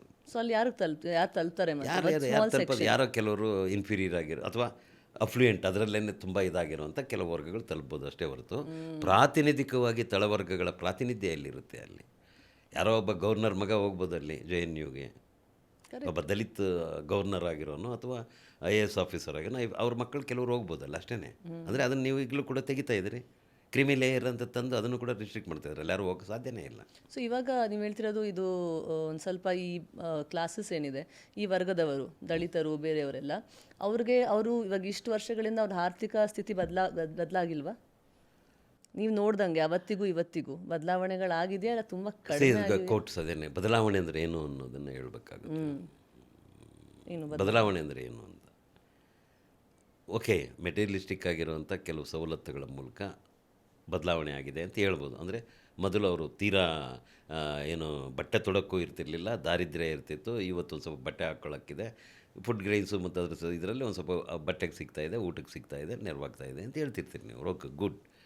ನೀವು ಒಂದನ್ನು ಮ್ಯಾಪ್ ಮಾಡ್ಬೇಕು ಇಂಡಿಯಾ ದೇಶದಲ್ಲಿ. ಏನಪ್ಪ ಅಂದರೆ, ಹೇಗೆ ಈ ಮೇಲ್ಗಡೆ ಅಂದರೆ IT-BTಯಿಂದ ಹಿಡ್ಕೊಂಡಿರುವಂಥ ಸರ್ವಿಸಸ್ ಇದೆಯಲ್ಲ, ಜಾಬ್ಸ್ ಇದೆಯಲ್ಲ, ಅದನ್ನೊಂದು ಕಡೆಗೆ ಇಟ್ಟು ನೋಡಿ. ಕೆಳಗಡೆ ಲೋ ಇನ್ಕಮ್ ಗ್ರೂಪ್ಸ್ ನೋಡಿರಿ. ಭಾರತ ದೇಶ ಬದುಕ್ತಾ ಇರೋದೇ ಸಣ್ಣ 15ರಿಂದ 20-25 ಸಾವಿರದ ಇನ್ಕಮ್ ಗ್ರೂಪ್ ಒಳಗಡೆ. ದ ರಿಯಲ್ ಇಂಡಿಯಾ ಈಸ್ ಅದೇನೇ. ಹೌದು. ಯಾರೋ ಸಣ್ಣ ಆಟೋ ಡ್ರೈವರ್ ಆಗಿರ್ತಾನೆ, ಅದು ಎಲ್ಲ ಸರ್ವಿಸ್ ಸೆಕ್ಟರಲ್ಲಿರುವಂಥ 99% ಇವರು ಹಬ್ಬ ಅಂದರೆ 25 ಸ್ಯಾಲ್ರಿಗೆ ಮುಗಿದೋಗ್ತಾರೆ. ಕರೆಕ್ಟು. 25,000 ರೂಪಾಯಿ ಸ್ಯಾಲ್ರಿಗೆ ಮುಗಿದೋಗ್ತಾರೆ. ಅದ್ರ ಒಳಗಡೆ ಇವ್ರಿಗೆ ಕೊಡೋಕ್ಕೆ ಸಾಧ್ಯ ಆಗೋದು ಅವ್ರ ಮುಂದಿನ ಪೀಳಿಗೆಗೆ ಇನ್ಫೀರಿಯರ್ ಎಜುಕೇಷನ್ ಮಾತ್ರ ಕೊಡೋಕ್ಕಾಗುತ್ತೆ, ನಾಟ್ ಕ್ವಾಲಿಟಿ ಎಜುಕೇಷನ್. ಯಾಕೆಂದರೆ ದುಡ್ಡಿನ ಮೇಲೆ ನಿರ್ಧಾರ ಆಗಿದೆ ನಿಮ್ಮದು ಕ್ವಾಲಿಟಿ ಎಜುಕೇಷನ್. ಡೂಮ್ ಸ್ಕೂಲ್ ಕಳ್ಸೋಕ್ಕಾಗುತ್ತೆ ನಾವು ಮಗುನ? ಅಥವಾ ಈ ಫರ್ಗೆಟ್ ಅಬೌಟ್ ದಟ್. ಈಗಿರೋಂಥ ಸ್ಥಿತಿಯಲ್ಲಿ ಅವೈಲೇಬಿಲಿಟಿ ಇರೋ ಕಡೆಗೇ ನಮ್ಮ ಮಕ್ಕಳನ್ನು ಅಲ್ಲಿ ಕಳ್ಸೋಕ್ಕೆ ಸಾಧ್ಯ ಆಗದಂಥ ಸ್ಥಿತಿ ನಿರ್ಮಾಣ ಆಗ್ತಾ ಇದೆ. ಹೌದು. ಸೊ ಇದು ಭಾಳ ದೊಡ್ಡ ಬಿಕ್ಕಟ್ಟು. ಸೊ ಇದನ್ನು ನೀವು ಹೆಂಗಂದರೆ ಅಫರ್ಮೇಟಿವ್ ಆ್ಯಕ್ಷನ್ ಮೂಲಕ ಯೋಚನೆ ಮಾಡಬೇಕು. ಭಾರತ ದೇಶಕ್ಕೆ ಆ ಥರ ಕಣ್ಣು ಇಲ್ಲ. ಭಾರತ ದೇಶದಷ್ಟು ಬ್ಲೈಂಡ್ ಕಂಟ್ರಿನ ನಾನೆಲ್ಲೂ ನೋಡಿಲ್ಲ. ಫಾರ್ ಎಕ್ಸಾಂಪಲ್ ಅಮೇರಿಕಾ, ಬ್ಲ್ಯಾಕ್ಸು ಮತ್ತು ವೈಟ್ಸ್ ಮಧ್ಯೆ IQ ಇಶ್ಯೂ ಬಂದಾಗ, ಅವ್ರ IQ ಕಡಿಮೆ ಇದೆ ಬ್ಲ್ಯಾಕ್ಸ್ದು ಅಂತ ಆದಾಗ ಅವ್ರು ಏನು ಯೋಚನೆ ಮಾಡಿದ್ರು ಅಂದರೆ, ಅದರಿಂದ ರಾಷ್ಟ್ರದ ತಲಾ ಆದಾಯ ಎಷ್ಟು ಕಡಿಮೆ ಆಗ್ತಾಯಿದೆ ಅಂತ ಯೋಚನೆ ಮಾಡಿದರು. ಪರ್ ಕ್ಯಾಪಿಟಲ್ ಇನ್ಕಮ್ ಮೇಲೆ ಇವರ ಈ ಐಕ್ಯೂ ಇದಿದೆಯಲ್ಲ, ಇನ್ಫೀರಿಯರ್ ಐಕ್ಯೂ ಇಂದಾಗಿ ಎಷ್ಟು ಲಾಸ್ ಆಗ್ತಾ ಇದೆ ಒಂದು ದೇಶಕ್ಕೆ ಅಂತ ಲೆಕ್ಕ ಹಾಕಿದ್ರು. ಇಲ್ಲಿ ಅಬೌಂಡೆಂಟ್ಲಿ ಜನ್ರೇಷನ್ ಟು ಜನ್ರೇಷನ್ ಎಲ್ಲ ವರ್ಗಗಳ ಇದು ವೇಸ್ಟ್ ಆಗ್ತಾ ಇದೆ. ಹೌದು. ಈ ದೇಶಕ್ಕೆ ಎಷ್ಟು ವೇಸ್ಟ್ ಆಗ್ತಾ ಇರ್ಬೋದು, ಯಾರು ಯೋಚನೆ ಮಾಡ್ತಾರೆ ಆ ಥರ ಇದರಲ್ಲಿ. ಸೊ ಅವಾಗ ಅದು ಮೊದಲನೇ ಕರ್ತವ್ಯ ಆಗುತ್ತೆ ಅಪ್ರಿಮೇಟಿವ್ ಆ್ಯಕ್ಷನಲ್ಲಿ ಅವರನ್ನು ಮೇಲೆ ತರೋದು. ಎಲ್ಲಾಗುತ್ತೆ? ಸಾಧ್ಯನೇ ಇಲ್ಲ ಈಗಿರೋಂಥ ಕಾಂಪಿಟೇಷನಲ್ಲಿ. ಆಮೇಲೆ ನನಗೆ ರಿಸರ್ವೇಷನ್ ಅನ್ನೋದು ಮಿತ್ತು. ಏನೋ ಅದೊಂದು ಕಾನ್ಸ್ಟಿಟ್ಯೂಷನಲ್ಲಿ ರಿಸರ್ವೇಷನ್ ಒಂದು ಪ್ಯಾಕೇಜ್ ಇತ್ತು. ರಿಸರ್ವೇಷನ್ ಗ್ಯಾರಂಟೀಡ್ ಇತ್ತು. ಒಂದು 17%, ಒಂದು ಅಥವಾ 22.5% SC ST ಎಲ್ಲ ಸೇರಿದರೆ, OBC ಈಗ ಎಲ್ರಿಗೂ ಇದೆ ಬಿಡಿ, ಈವನ್ EWSಗೂ ಇದೆ. ಈಗ ಏನಾದ್ರು ಬಂದ್ಬಿಟ್ಟು ರಿಸರ್ವೇಷನ್, ಎಲ್ಲರೂ ರಿಸರ್ವೇಷನ್. ಬಟ್ ಅದರಿಂದ ಹೆಲ್ಪ್ ಆಯ್ತಾ ಸರ್? ಯಾರಿಗೆ? ರಿಸರ್ವೇಷನಿಂದ ಯಾರ್ಯಾರು ರಿಸರ್ವೇಷನ್ ಸಿಕ್ತು ಅವ್ರಿಗೆ ಹೆಲ್ಪ್ ಆಯ್ತು? ಡೆಫಿನೆಟ್ಲಿ. ಯಾಕಂತಂದರೆ ಈ 75 ವರ್ಷಗಳಲ್ಲಾಗಿರೋಂಥ ಸಣ್ಣ ಗ್ರೋತ್ ಇದೆಯಲ್ಲ, ಒಂದು ಸಣ್ಣ ಕಾಣಿಸ್ತಾ ಇದೆಯಲ್ಲ, ಅದು ರಿಸರ್ವೇಷನ್. ಹೌದು, ಡೆಫಿನೆಟ್ಲಿ ಆ ವರ್ಗಗಳಿಂದ ಕಾಣಿಸ್ಕೊಳ್ತಾ ಇದ್ದಾರೆ. C, it depends on visibility always. ನಿಮ್ಮ ವಿಸಿಬಿಲಿಟಿ, ಸೋಷಿಯಲ್ ವಿಸಿಬಿಲಿಟಿ ಆರ್ ನಿಮ್ಮ public visibility is very important thing. ಈಗ ಫಾರ್ ಎಕ್ಸಾಂಪಲ್ ಬ್ಲ್ಯಾಕ್ಸ್, ನೀವು ಹಿಂದೆ ನೋಡಿದ್ರೆ ನೀವು ಆಲ್ಮೋಸ್ಟ್ ಆರಂಭದಿಂದ, ಅಮೆರಿಕ ಹುಟ್ಟಿದ ಆರಂಭದಿಂದ ಹಿಡ್ಕೊಂಡು ಬರ್ತ್ ಆಫ್ ನೇಷನ್ ಆ ಕಾಲದಿಂದ ಇನ್ನು ಮುಂದೆ ಬಂದ ಮೇಲೆ, ಆ ಕಾಲದಲ್ಲೆಲ್ಲ ಹಾಲಿವುಡ್ ಸಿನಿಮಾಗಳಲ್ಲಿ ನಿಮಗೆ ಯಾವುದೇ ಒಬ್ಬ ಬ್ಲಾಕ್ ಕ್ಯಾರೆಕ್ಟರ್ ಕಾಣಿಸ್ತಿರ್ಲಿಲ್ಲ. ಕಾಣಿಸ್ತಾ ಇದ್ದ ಕ್ಯಾರೆಕ್ಟರ್ ಅಂದರೆ ಒಬ್ಬ repairer, correct, chimney cleaner, correct, plumber, ಈ ಥರ ಭಾಳ ಇನ್ಫೀರಿಯರ್ ಇದರಲ್ಲಿ ಅವ್ರು ಕಾಣಿಸ್ಕೊಳ್ತಾರೆ. ಅಲ್ಲೇನೇ ಕ್ಯಾರೆಕ್ಟರ್ಸ್ ಕಾಣಿಸ್ತಾ ಇದ್ದಾರೆ. ಸೊ ಲೇಟರ್ ಅದಕ್ಕೋಸ್ಕರ ಅವ್ರು ಒಂದು ದೊಡ್ಡ ರೆವಲ್ಯೂಷನ್ ಮಾಡಬೇಕಾಯಿತು. ಅದು ಬ್ಲ್ಯಾಕ್ ಪ್ಯಾಂಥರ್ ಮೂವ್ಮೆಂಟು ಮತ್ತು ಬ್ಲ್ಯಾಕ್ಸ್ ಮೂವ್ಮೆಂಟ್ ದೊಡ್ಡತನ. ಅವ್ರೇನು ಮಾಡಿದ್ರು ಅಂದರೆ, ನಮ್ಮ ಪ್ಲಸ್ಸು ಮೈನಸ್ ಏನು ಅಂತ ಯೋಚನೆ, ನಮಗೇನಿದೆ ಪ್ಲಸ್, ಒಳ್ಳೆ ಬಾಡಿ ಇದೆ, ಹಾಡ್ತೀವಿ ನಾವು, ಕ್ರಿಯೇಟಿವ್ ಆಗಿ ಯೋಚನೆ ಮಾಡ್ತೀವಿ, ಮ್ಯೂಸಿಕ್ ಮಾಡ್ತೀವಿ ನಾವು, ಸೊ ಡಾಮಿನೇಟ್ ಮಾಡೋಣ ಅದರಲ್ಲಿ ಅಂತ. ಸೊ ಅವ್ರು ಬಿಟ್ಟು ಇವತ್ತು ಅಮೇರಿಕಾದಲ್ಲಿ ಇಲ್ವಾ, ಸ್ಪೋರ್ಟ್ಸ್ ಇಲ್ವಾ, ಹೌದು, ಮ್ಯೂಸಿಕ್ ಇಲ್ವಾ, ಆಮೇಲೆ ಎಷ್ಟು ಅದ್ಭುತವಾದ ನಟರು ಬಂದರು, ಆಸ್ಕರ್ ಅವಾರ್ಡ್ ಬಂತು ಅವ್ರಿಗೆಲ್ಲನೂ.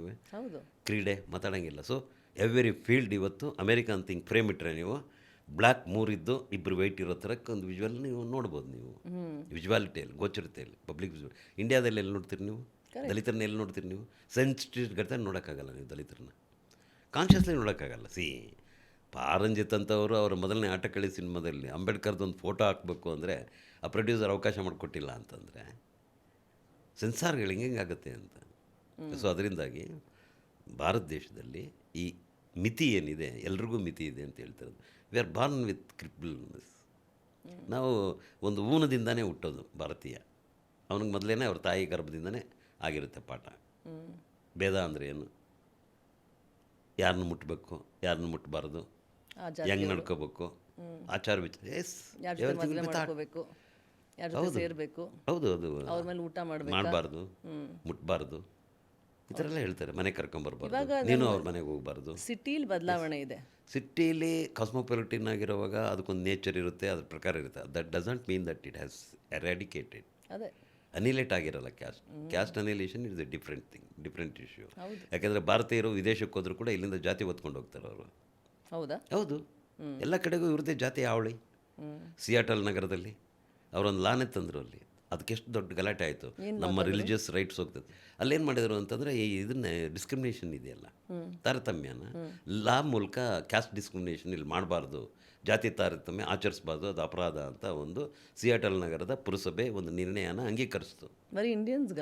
ಹೌದು, ಅಲ್ಲ ಅಷ್ಟೊಂದು ತಾರತಮ್ಯ. ಹೌದು, ಅಲ್ಲೇ ಅಷ್ಟೇ ಅಲ್ಲ, ಈ ಇಂಡಿಯಾದಿಂದ ಹೋಗಿ diaspora, Indian diaspora, the same caste ridden Indian diaspora, ಅಲ್ಲಿರುವಂಥ ದಲಿತರು, ಆ ದಲಿತರಿಗೆ ಇವ್ರು ಮಾಡೋವಂಥ discrimination. Educated, what you call educated? Why see, every educated is a main casteist. ತುಂಬ ಕಷ್ಟ ಬಿಡಿಸ್ಕೊಳ್ಳೋದು, ಇಟ್ಸ್ ವೆರಿ ಡಿಫಿಕಲ್ಟ್. ಯಾಕೆಂದರೆ ಅದಕ್ಕೇ ನಮ್ಮ ಕಾರ್ನಾಟರು ತುಂಬ ಒಳ್ಳೆಯ ಡೈಲಾಗ್ ಒಂದು ಬರೆದಿದ್ದಾರೆ ತಲೆದಂಡ ನಾಟಕದಲ್ಲಿ, ಜಾತಿ ಅಂದರೆ ಚರ್ಮ ಇದ್ದಂಗೆ ಅಂತ. ನೀವು ಚರ್ಮನ ತೆಗೆದ್ರೆ ಮತ್ತೆ ಹೊಸದಾಗಿ ಚರ್ಮ ಬರುತ್ತೆ ಅಂತ. ಯು ಕಾಂಟ್ ರಿಮೂವ್ ಇಟ್ ಅಂತ. ಅದನ್ನು ನಾವು ನಾಶ ಮಾಡೋಕ್ಕೆ ಆಗಲ್ಲ. ನಾಶ ಮಾಡ್ಬೋದು, ಬಟ್ ಅದಕ್ಕೆ ಒಂದು ದೇಶ ಬದ್ಧ ಆಗಬೇಕಾಗುತ್ತೆ. ಮೊದಲನೇದಾಗಿ ಡಿಸ್ಕ್ರಿಮಿನೇಷನ್ನ ತೆಗೆಯೋದೇ ಅದನ್ನ ಮೊದಲು ಕರ್ತವ್ಯ ಆಗಬೇಕಾಗುತ್ತೆ. ಭಾರತ ದೇಶದಲ್ಲಿ ಆ ಥರ ಸಾಧ್ಯ ಇಲ್ಲ. ಯಾಕೆಂತಂದರೆ ಭಾರತ ದೇಶದ ರಾಜ್ಯಾಂಗವನ್ನು, ಅಲ್ಲಿ ಇಡೀ ಪ್ರಭುತ್ವವನ್ನು, ಅದರ ಇಡೀ ಮನಸ್ಸನ್ನು ನಡೆಸ್ತಾ ಇರೋರು ಜಾತಿವಾದಿಗಳಾಗಿರೋದ್ರಿಂದಾಗಿ ಅವರಿಗೆ ಜಾತಿ ಕ್ಯಾಪಿಟಲ್ ಆಗಿರುತ್ತೆ. ಯಾವತ್ತೂ ಬೆನಿಫಿಟ್ ಇರುತ್ತೆ ಕ್ಯಾಸ್ಟಿಂದ. ಡಿಸ್ಕ್ರಿಮಿನೇಷನ್ದ ಅವ್ರಿಗೆ ಬೆನಿಫಿಟ್ ಇದೆ. ಯಾರಿಗೆ? ಅಪ್ಪರ್ ಕ್ಯಾಸ್ಟ್ಗಳಿಗೆ ಬೆನಿಫಿಟ್ ಇದೆ, ಲಾಭ ಇದೆ ಅದರಿಂದ ವ್ಯವಸ್ಥೆಗೆ. ಅದೇ ನಾವು ಹೇಳ್ತಿರೋದು. ನೀವು ಹೇಳ್ತಿದ್ರೆ ಎಲ್ಲ ವ್ಯವಸ್ಥೆಗಳಲ್ಲಿ ಅಪ್ಪರ್ ಕಾಸ್ಟ್ ಅವರೇ ಇರೋದು. ಹೌದು, 90% of it it's main casteist main rules India. Sir ಇವಾಗ ನೀವು ಕಾಲೇಜಲ್ಲಿ ಇದ್ದಾಗ ನೀವು ಡಿ ಎಸ್ ಎಸ್ ಅಲ್ಲಿ ನೀವು I think you are the first few people ನೀವು ಶುರು ಮಾಡಿದಾಗ ಅಲ್ವಾ ಅದನ್ನು ಡಿ ಎಸ್ ಎಸ್ ಶುರು ಮಾಡಿದಾಗ. ಆವಾಗ ಸರ್ ನಿಮ್ಮ ಉದ್ದೇಶ ಏನಿತ್ತು? ಅಂದರೆ ಯಾವ್ಯಾವ ಬದಲಾವಣೆಗಳು ತರಬೇಕು, ಆಮೇಲೆ ಏನೇ ನಿಮ್ಗೆ ಇಷ್ಟ ಆಗ್ತಿರ್ಲಿಲ್ಲ, ಇದೇ ಎಲ್ಲ ವಿಷಯಗಳು. ಬಟ್ ಸ್ಪಷ್ಟವಾಗಿ ಏನೋ ಒಂದು 2-3 ಇದೆಲ್ಲ ನಾನು ಮಾಡಿದ್ನೆಲ್ಲ ಬದಲಾಯಿಸಬೇಕು ಅಂತ. ಮೊದಲು ನಮಗನ್ಸಿದ್ದೇನು ಅಂತಂದರೆ ನಮ್ಮ ಸುತ್ತಮುತ್ತ ಆಗ್ತಾ ಇರೋವಂಥದ್ದನ್ನು ಕಣ್ಬಿಟ್ಟು ನೋಡಬೇಕು ಅಂತ. That's what we thought in ದಲೈಕಾಯಿಸಮ್. ದೇವನೂರು ಮಹಾದೇವ್ ಅವ್ರ ಮಾತುಗಳೇ ಅದಾಗಿದ್ದು. ಅವ್ರು ಹೇಳಿದ್ದಿಷ್ಟೇ. ಅವಾಗ ಎಮರ್ಜೆನ್ಸಿ ಡಿಕ್ಲೇರ್ ಆಗಿತ್ತು.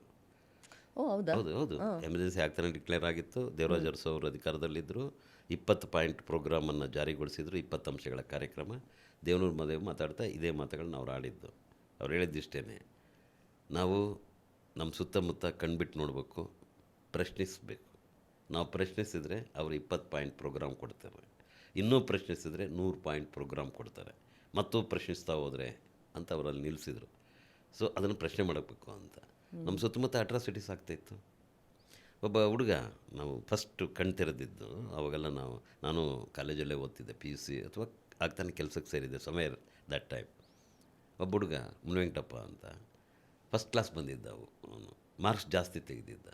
ಅವನು ಮಾರ್ಕ್ಸ್ ಜಾಸ್ತಿ ತೆಗೆದಿದ್ದ ಅನ್ನೋಂಥ ಒಂದೇ ಕಾರಣಕ್ಕಾಗಿ ಅದೇ ಊರಿನ ರೆಡ್ಡಿಗರ ಮಗ ಒಬ್ಬ ಅವನನ್ನು ಪುಸಲಾಯಿಸಿ ಹಾಸ್ಟೆಲಲ್ಲಿದ್ದವನ್ನ ಕರ್ಕೊಂಡೋಗಿ ಸೆಕೆಂಡ್ ಶೋ ಸಿನಿಮಾಗೆ ಹೋಗಿ ಹೊರಗಡೆ ಕರ್ಕೊಂಬಂದು ಅವನ್ನ ಸಾಯಿಸಿ ತಗೊಂಡೋಗಿ ಕೆರೆಯಲ್ಲಿ ಹಾಕಿದ್ರು.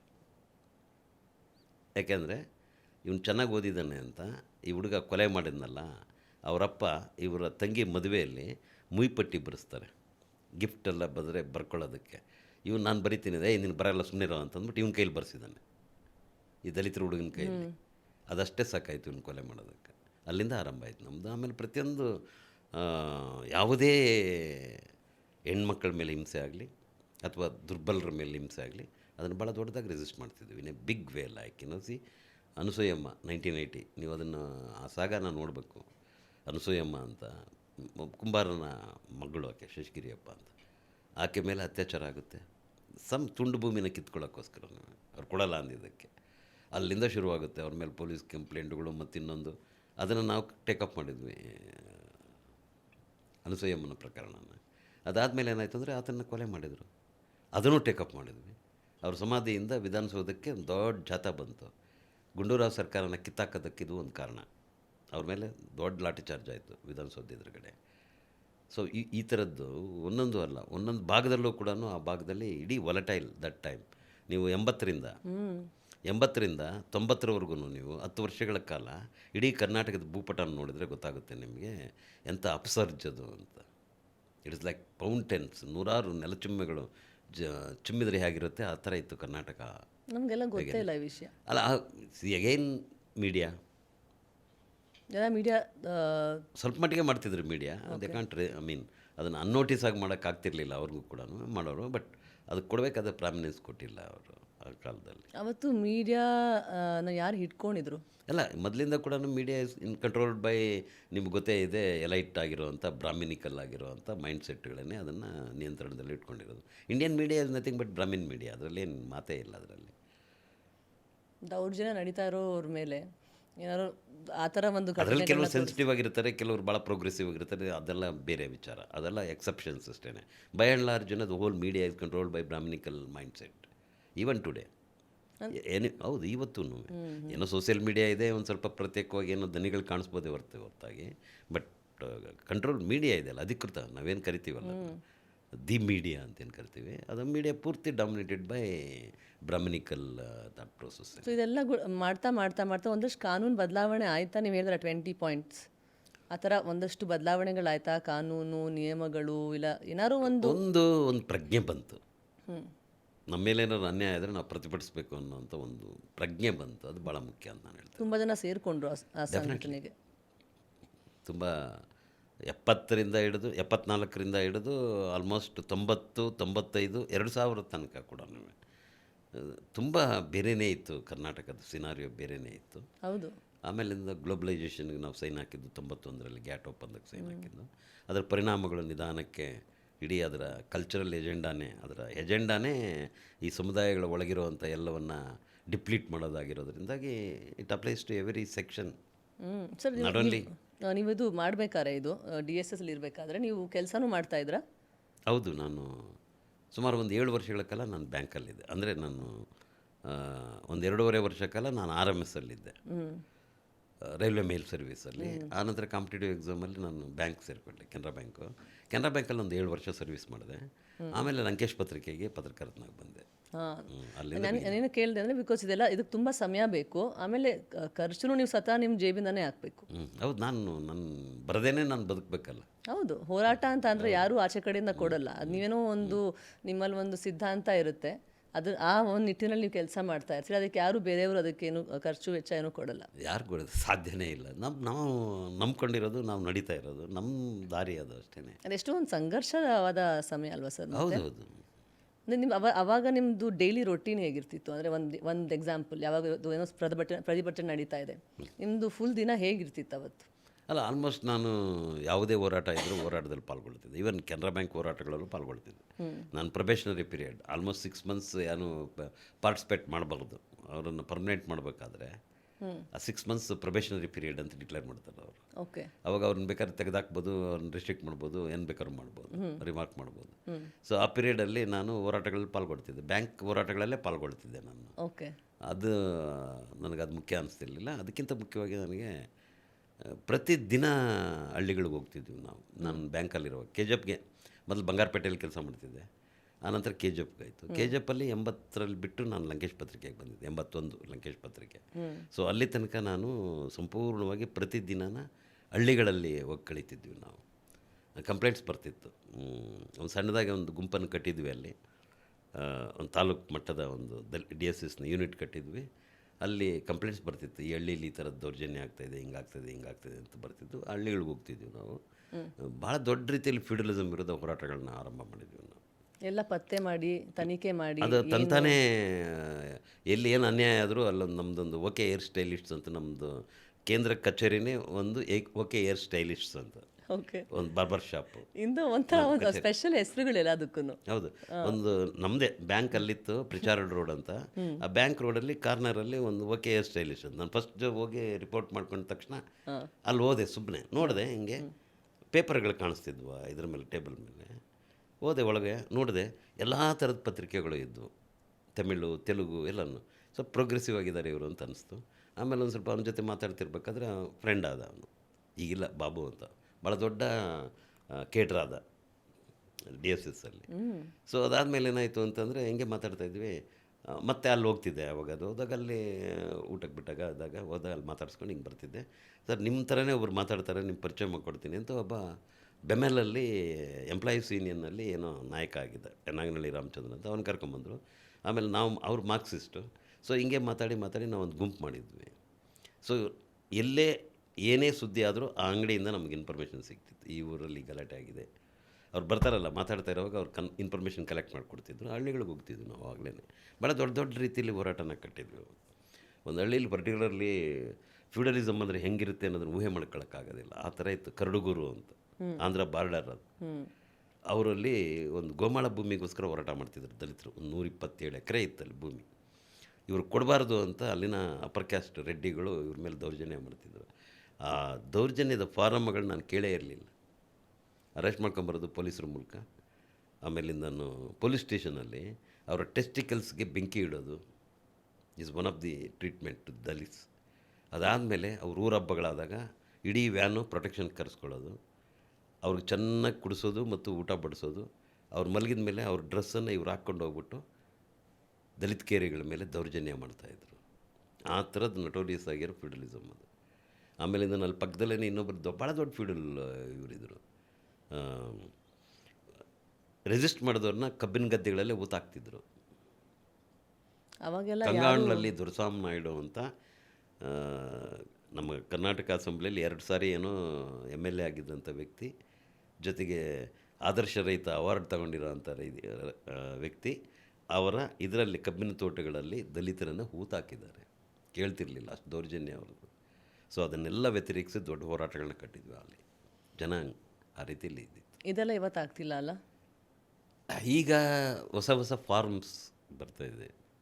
ಆದರೆ ಇನ್ನೂ ನಡೀತಾ ಇದೆ. ಅಲ್ಲ ನಡೀತಾ ಇದೆ ಅಂತಂದರೆ ಈಗ ಇನ್ನಷ್ಟು ಬೇರೆ ರೀತಿಯಲ್ಲಿ ಆಗ್ತಾ ಇದೆ ಅದು. ಈಗ ಏನಾಗುತ್ತೆ ಅಂತಂದರೆ ಅವಾಗ ಏನಾಗುತ್ತೆ ಅಂದರೆ ಸ್ವಲ್ಪ ಫ್ಲೆಕ್ಸಿಬಿಲಿಟಿ ಇತ್ತು, ಅಂದರೆ ಏನು ಅಂದರೆ ಕಾನೂನ ಒಂದು ಸ್ವಲ್ಪ ಫ್ಲೆಕ್ಸಿಬಿಲಿಟಿ ಹಾಂ, ಇತ್ತು. ಹೌದು. ಈಗೇನಾಗ್ತಾ ಇದೆ ಅಂತ ಎಲ್ಲ ಗ್ರೆನೇಟೈಸ್ ಆಗ್ತಾ ಇದೆ, ಇನ್ವರ್ಟ್ ಆಗ್ತಾ ಇದೆ ಎಲ್ಲರೂ ಕೂಡ. ಎಲ್ಲರೂ ಕೂಡ ಜಾತಿಗಳಲ್ಲಿ ಬಂಧಿತ ಆಗ್ತಾ ಇದ್ದಾರೆ. ನೀವು ಯಾವುದೇ ನೋಡಿ ಸಿನಾರಿಯೋ, ಜಾತಿಗಳ ಮಠಗಳಿದ್ದಾವೆ, ಆ ಜಾತಿ ಇಂಟ್ರೆಸ್ಟ್ಗಳಿದ್ದಾವೆ, ಆ ಜಾತಿ ಸಂಘಗಳಿದ್ದಾವೆ, ಮತ್ತು ಅವು ವೈಬ್ರೆಂಟ್ ಆಗಿದ್ದಾವೆ, ಮತ್ತು ಅವೇ ನಿಜವಾದಂಥ ಜೀವಂತವಾಗಿರೋದು. ಕಾನ್ಸ್ಟಿಟ್ಯೂಷನ್ ಮತ್ತು ಇಂಡಿಯನ್ ಇದಕ್ಕಿಂತಲೂ ಹೆಚ್ಚಾಗಿ ಡೆಮಾಕ್ರಸಿಗಿಂತಲೂ ತುಂಬ ಜೀವಂತವಾಗಿರೋದು, ತುಂಬ ಇದಾಗಿ ನಡೀತಾ ಇರೋದು ಅಂತಂದರೆ ಕ್ಯಾಸ್ಟ್ ರಿಪಬ್ಲಿಕ್ಸ್. ಎಲ್ಲೇ ಆಗಲಿ ಕ್ಯಾಸ್ಟ್ ರಿಪಬ್ಲಿಕ್ಸ್. ಹೌದು ನೀವು ಸರಿ ಲಿಂಗಾಯತರದಿರ್ತಾರೆ, ಇಲ್ಲ ಒಕ್ಕಲಿಗರದಿರ್ತಾರೆ, ಬ್ರಾಹ್ಮಣರದಿರ್ತದೆ, ಎಲ್ಲ ಪ್ರತಿಯೊಂದು ಕೂಡ ಎಕ್ಸೆಪ್ಟ್ ಅನ್ಟಚಬಲ್ಸ್. ಪ್ರತಿಯೊಬ್ಬರಿಗೂ ಕೂಡ ಕ್ಯಾಸ್ಟ್ ರಿಪಬ್ಲಿಕ್ಸಲ್ಲಿ ಅವರು ತಮ್ಮ ಸುರಕ್ಷತೆಯನ್ನು, ಸುಭದ್ರತೆಯನ್ನು ಕಂಡುಕೊಳ್ತಾ ಇದ್ದಾರೆ. ಅವರೇ ಗುಂಪು ಮಾಡಿ ಭಾರತೀಯತೆಯಲ್ಲ, ಇಂಡಿಯನ್ ಅಂತ ಅವ್ರು ಪಡ್ಕೊಳ್ತಿಲ್ಲ. ನ್ಯಾಷನಲಿಸಮ್ ಇಲ್ಲ. ಅದು ಒಕ್ಕಲಿಗ ಪಡ್ಕೊಳ್ತಾರೆ, ಅದು ಲಿಂಗಾಯತ ಪಡ್ಕೊಳ್ತಾರೆ, ಅದು ಬ್ರಾಹ್ಮಿನ್ ಪಡ್ಕೊಳ್ತಾ ಇದ್ದಾರೆ, ಇಂಡಿಯನ್ ಅಂತಲ್ಲ. ಎಲ್ಲೋ ಒಂದು ಕಡೆ ಬಂದು ಕೇಳ್ಬಿಡ್ತಾರೆ, ನೀವು ಗೌಡ್ರ, ನೀವು ಒಕ್ಕಲಿಗ, ಡೆಫಿನೆಟ್ಲಿ. ಆಮೇಲೆ ನಾನು OBC ಆಮೇಲೆ ಎಷ್ಟು ಕಾಂಕ್ರೀಟ್ ಆಗ್ತಾ ಇದ್ದಾವೆ ಅಂತಂದರೆ ನೀವು ವಾಟ್ಸಪ್ ಗ್ರೂಪ್ಗಳನ್ನ ಗಮನಿಸಿದ್ರೆ ಗೊತ್ತಾಗ್ಬಿಡ್ತೈತೆ ಎಷ್ಟು ಕೆಡ್ದಾಗ ಹೊಡೆದೋಗಿದೆ ಇಂಡಿಯಾ ದೇಶ ಅಂತ. ಮೈನ್ಯೂಟ್ ಅದರಲ್ಲೇ ಒಂದೊಂದು ಸಣ್ಣ ಸಣ್ಣ ಗುಂಪುಗಳು, ಅದರಲ್ಲೇ ಒಳಪಂಗಡಗಳು, ಅವೆಲ್ಲ ಕೂಡ ಕನ್ವರ್ಜ್ ಆಗ್ತಾ ಇದ್ದಾವೆ. ಭಾಳ ಕೆಟ್ಟ ಭಾರತ ಒಂದು ನಿರ್ಮಾಣ ಆಗ್ತಾ ಇದೆ. ಇದನ್ನು ಕಾನ್ಷಿಯಸ್ ಆಗಿ ತುಂಬ ದೊಡ್ಡ ರೀತಿಯಲ್ಲಿ ಅಡ್ರೆಸ್ ಮಾಡಲಿಲ್ಲ ಅಂದರೆ ಮುಂದಿನ ಭಾರತ ಭಾಳ ಭೀಕರವಾದ ಭಾರತ ಆಗಿರುತ್ತೆ, ಅದರಲ್ಲಿ ಅನುಮಾನನೇ ಇಲ್ಲ. ಪರಸ್ಪರ ಕತ್ತಿ ಮಸ್ಕೊಂಡು ಬೀದಿಯಲ್ಲಿ ರಕ್ತ ಹರಿಸ್ಕೊಳ್ಳುವಷ್ಟು ಕಾಳಗಕ್ಕೆ ತಯಾರಾಗ್ತಾ ಇದೆ ಭಾರತ. ಅಲ್ಲ, ನೀವು ಅಷ್ಟೊಂದೆಲ್ಲ ಹೋರಾಟ ಮಾಡಿ ಸರ್, ಅದೇ ಒಂದು ಸ್ವಲ್ಪ ಇವತ್ತಿಗೆ ಜನಕ್ಕೆ ಅದೆಲ್ಲ ಅರ್ಥನೇ ಆಗಿಲ್ಲ. ಅವತ್ತಿನ ನೀವು ಹೋರಾಟ ಎಲ್ಲ ಬಿಕಾಸ್ ಎಷ್ಟೋ ನಾನು ನೋಡಿದ್ದೀನಿ, ಹೋರಾಟಗಳು ತುಂಬ ನಡೀತು ಆ ಕಾಲದಲ್ಲಿ. ಅಲ್ಲ, ಈಗ ನಮ್ಮ ಪಂಚೇಂದ್ರಿಯಗಳನ್ನು ನಿಯಂತ್ರಿಸ್ತಾ ಇರೋದು ಏನು ಅನ್ನೋದನ್ನು ನೋಡಬೇಕು. ಈ ಏನು ಮಾಹಿತಿ ತಂತ್ರಜ್ಞಾನ ಅಂತ ನಾವು ಇವತ್ತು ಆ ಆವಿಷ್ಕಾರದ ತುದಿಯಲ್ಲಿ ನಾವು ಇವತ್ತು ಇದ್ದೀವಲ್ಲ, ಅದರದ್ದು ಮಾಹಿತಿ ತಂತ್ರಜ್ಞಾನದ್ದು whatever it may be, ಅದರೊಳಗೆ ನಾವು ಇದ್ದೀವಲ್ಲ, ಅದರದ್ದು ನಾವು ಸರಿಯಾದ ರೀತಿ ಕ್ರಿಟಿಕಾಲಿಟಿಯಲ್ಲಿ ನೋಡಬೇಕಾಗುತ್ತೆ ಅದನ್ನು. ಹೌ ಫಾರ್ ಇಟ್ಸ್ ಟ್ರೂ ಅಂತ, ಇದು ನಿಜಾನ ಇದು ಅಂತ. ಯಾಕಂತಂದರೆ ನೀವು ಏನಿಲ್ಲ, ನೀವು ಒಂದು ಇಮೇಜನ್ನು ನೀವು ಎಷ್ಟು ಮಿಲಿಯಾಂತರ ರಿಪ್ಲಿಕಾ ಮಾಡ್ತೀರಿ ಅನ್ನೋದ್ರ ಮೇಲೆ ನಿಮ್ಮ ಇದಿದೆ ಅಷ್ಟೇ, ಆ ಮನಪಲಿ ಮೇಲೆ. ಇವತ್ತು ನಾವೇನು ನೋಡಬೇಕು ಅನ್ನೋದನ್ನು ನಾವೇನು ಇಷ್ಟಪಟ್ಟು ನೋಡ್ತಾ ಇದ್ದೀವಿ, ಅವ್ರು ಅಂದ್ಕೊಂಡಿದ್ದಾರೆ ನಾವೇನು ನೋಡಬೇಕು ಅಂತ ಅದನ್ನು ನಾವು ನೋಡ್ತಾ ಇದ್ದೀವಿ. That's it. ಹೌದು, ಮ್ಯಾನುಫ್ಯಾಕ್ಚರ್ಡ್ ಅಂತಾರಲ್ಲ, ಕನ್ಸೆಂಟ್ ಅಂತ ಹೇಳ್ತಾರಲ್ಲ, ಹಾಗೆ manufactured everything like it's programmed. So ಅದಕ್ಕೆ ನಾವು ಇದನ್ನೇ ನೋಡಬೇಕಾಗಿದೆ, ಇದನ್ನು ನೋಡೋಕ್ಕೆ ಸಾಧ್ಯನೇ ಇಲ್ಲ. ನಮಗೆ ಬರ್ತಾ ಇರೋಂಥ ಇದ್ರೊಳಗೆ ನಾವು ಏನನ್ನು ನೋಡಬೇಕು ಅದನ್ನು ನೋಡೋದಕ್ಕೆ ಅವ್ರು ಬಿಡೋದಿಲ್ಲ. ನಾವೇನನ್ನು ನೋಡಬೇಕು ಅಂತ ಅವ್ರು ಬಯಸ್ತಾ ಇದ್ದಾರೋ ನಾವು ಅದರ ಸುತ್ತಾನೇ ಇರೋ ತರಕ್ಕೆ ಅದು ನೋಡ್ಕೊಳ್ತಾ ಇದೆ. ಅಂದರೆ ನಮ್ಮ ಇಡೀ ಇದನ್ನದು ನಿಯಂತ್ರಿಸ್ತಾ ಇದೆ, ಪ್ರೋಗ್ರಾಮ್ ಆಗ್ತಾ ಇದೆ. ಸೊ ಇದನ್ನು ನೀವು ಹೆಂಗೆ ಅಡ್ರೆಸ್ ಮಾಡ್ತೀರಿ? ಸೊ ನೀವು ಅದಕ್ಕೆ ಆಮೇಲೆ ಇನ್ನೊಂದು ನಮ್ಮ ಶಕ್ತಿ ಎಷ್ಟು ಕಡಿಮೆ ಆಗ್ತಾ ಇದೆ ಅಂದರೆ ಟು ನೋ ಥಿಂಗ್ಸ್, ರೀಲ್ಸ್ ಬಂದು ನಿಂತಿದ್ದೀವಿ. 30 ಸೆಕೆಂಡ್ಸ್ ನಮ್ಮ ಫೇವ್ರೇಟ್ ಏನು ಅಂದರೆ 30 ಸೆಕೆಂಡ್ಸ್ ಇದು ಮಾಡು, 30 ಸೆಕೆಂಡ್ಸ್ ನೋಡು, ಮುಗಿದೋಯ್ತು. ಇನ್ನೇನು ಪ್ರಪಂಚದ ಬಗ್ಗೆ ನಮಗೆ ಬೇಡ, ಅದೇ ಒಂದು ನಶೆ ಆಗ್ಬಿಡುತ್ತೆ. ಸೊ ನಮ್ಮನ್ನು ಆ ಥರದ್ದೊಂದು ಏನು ಹೇಳ್ತೀವಿ, ನೀವು ಭ್ರಮೆಯಲ್ಲಿ ಮತ್ತು ಮತ್ತಿನಲ್ಲಿ ಸದಾ ಮುಳುಗಿಸ್ತಾ ಇರಬೇಕು. ರಿಯಲ್ ಇಶ್ಯೂಸ್ ಕಡೆ ನೀವು ನೋಡಬಾರ್ದು, ಬೇಕಾಗಿಲ್ಲ ರಿಯಲ್ ಇಶ್ಯೂಸ್.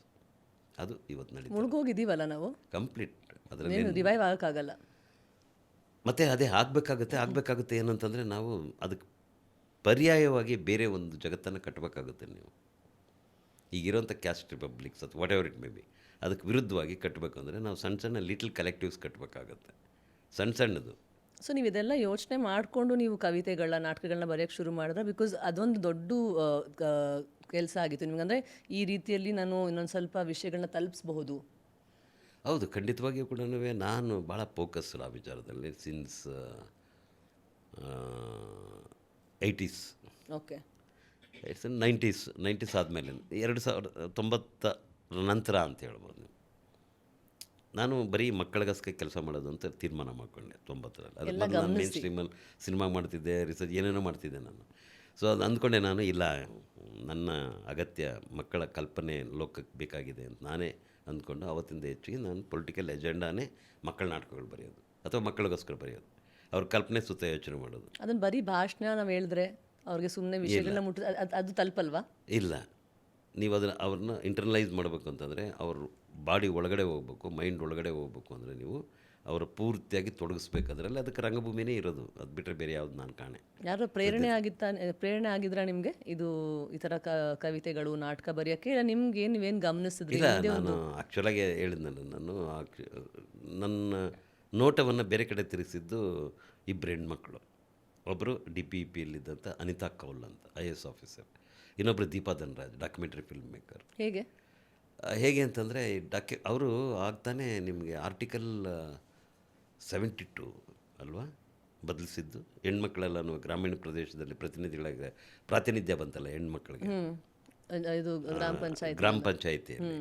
ಸೊ ಆ ಸಂದರ್ಭದಲ್ಲಿ ಅವರು ಅನಿತಾ ಕೌಲ್ ಅವರು ಮಹಿಳಾ ಮತ್ತು ಮಕ್ಕಳ ಕಲ್ಯಾಣ ಇಲಾಖೆಯಲ್ಲಿದ್ದರು.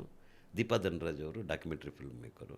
ಅವ್ರೇನು ಮಾಡಿದ್ರು ಅಂದರೆ ಹೆಣ್ಮಕ್ಳಿಗೆ ಒಂದು ಪೊಲಿಟಿಕಲ್ ಎಜುಕೇಷನ್ ಬೇಕಲ್ಲ, ಒಂದು ಅವೇರ್ನೆಸ್ ಬೇಕಲ್ಲ, ಅದಕ್ಕೋಸ್ಕರ ಕ್ಯಾಂಪ್ಸನ್ನು ಯೋಚನೆ ಮಾಡಬೇಕು.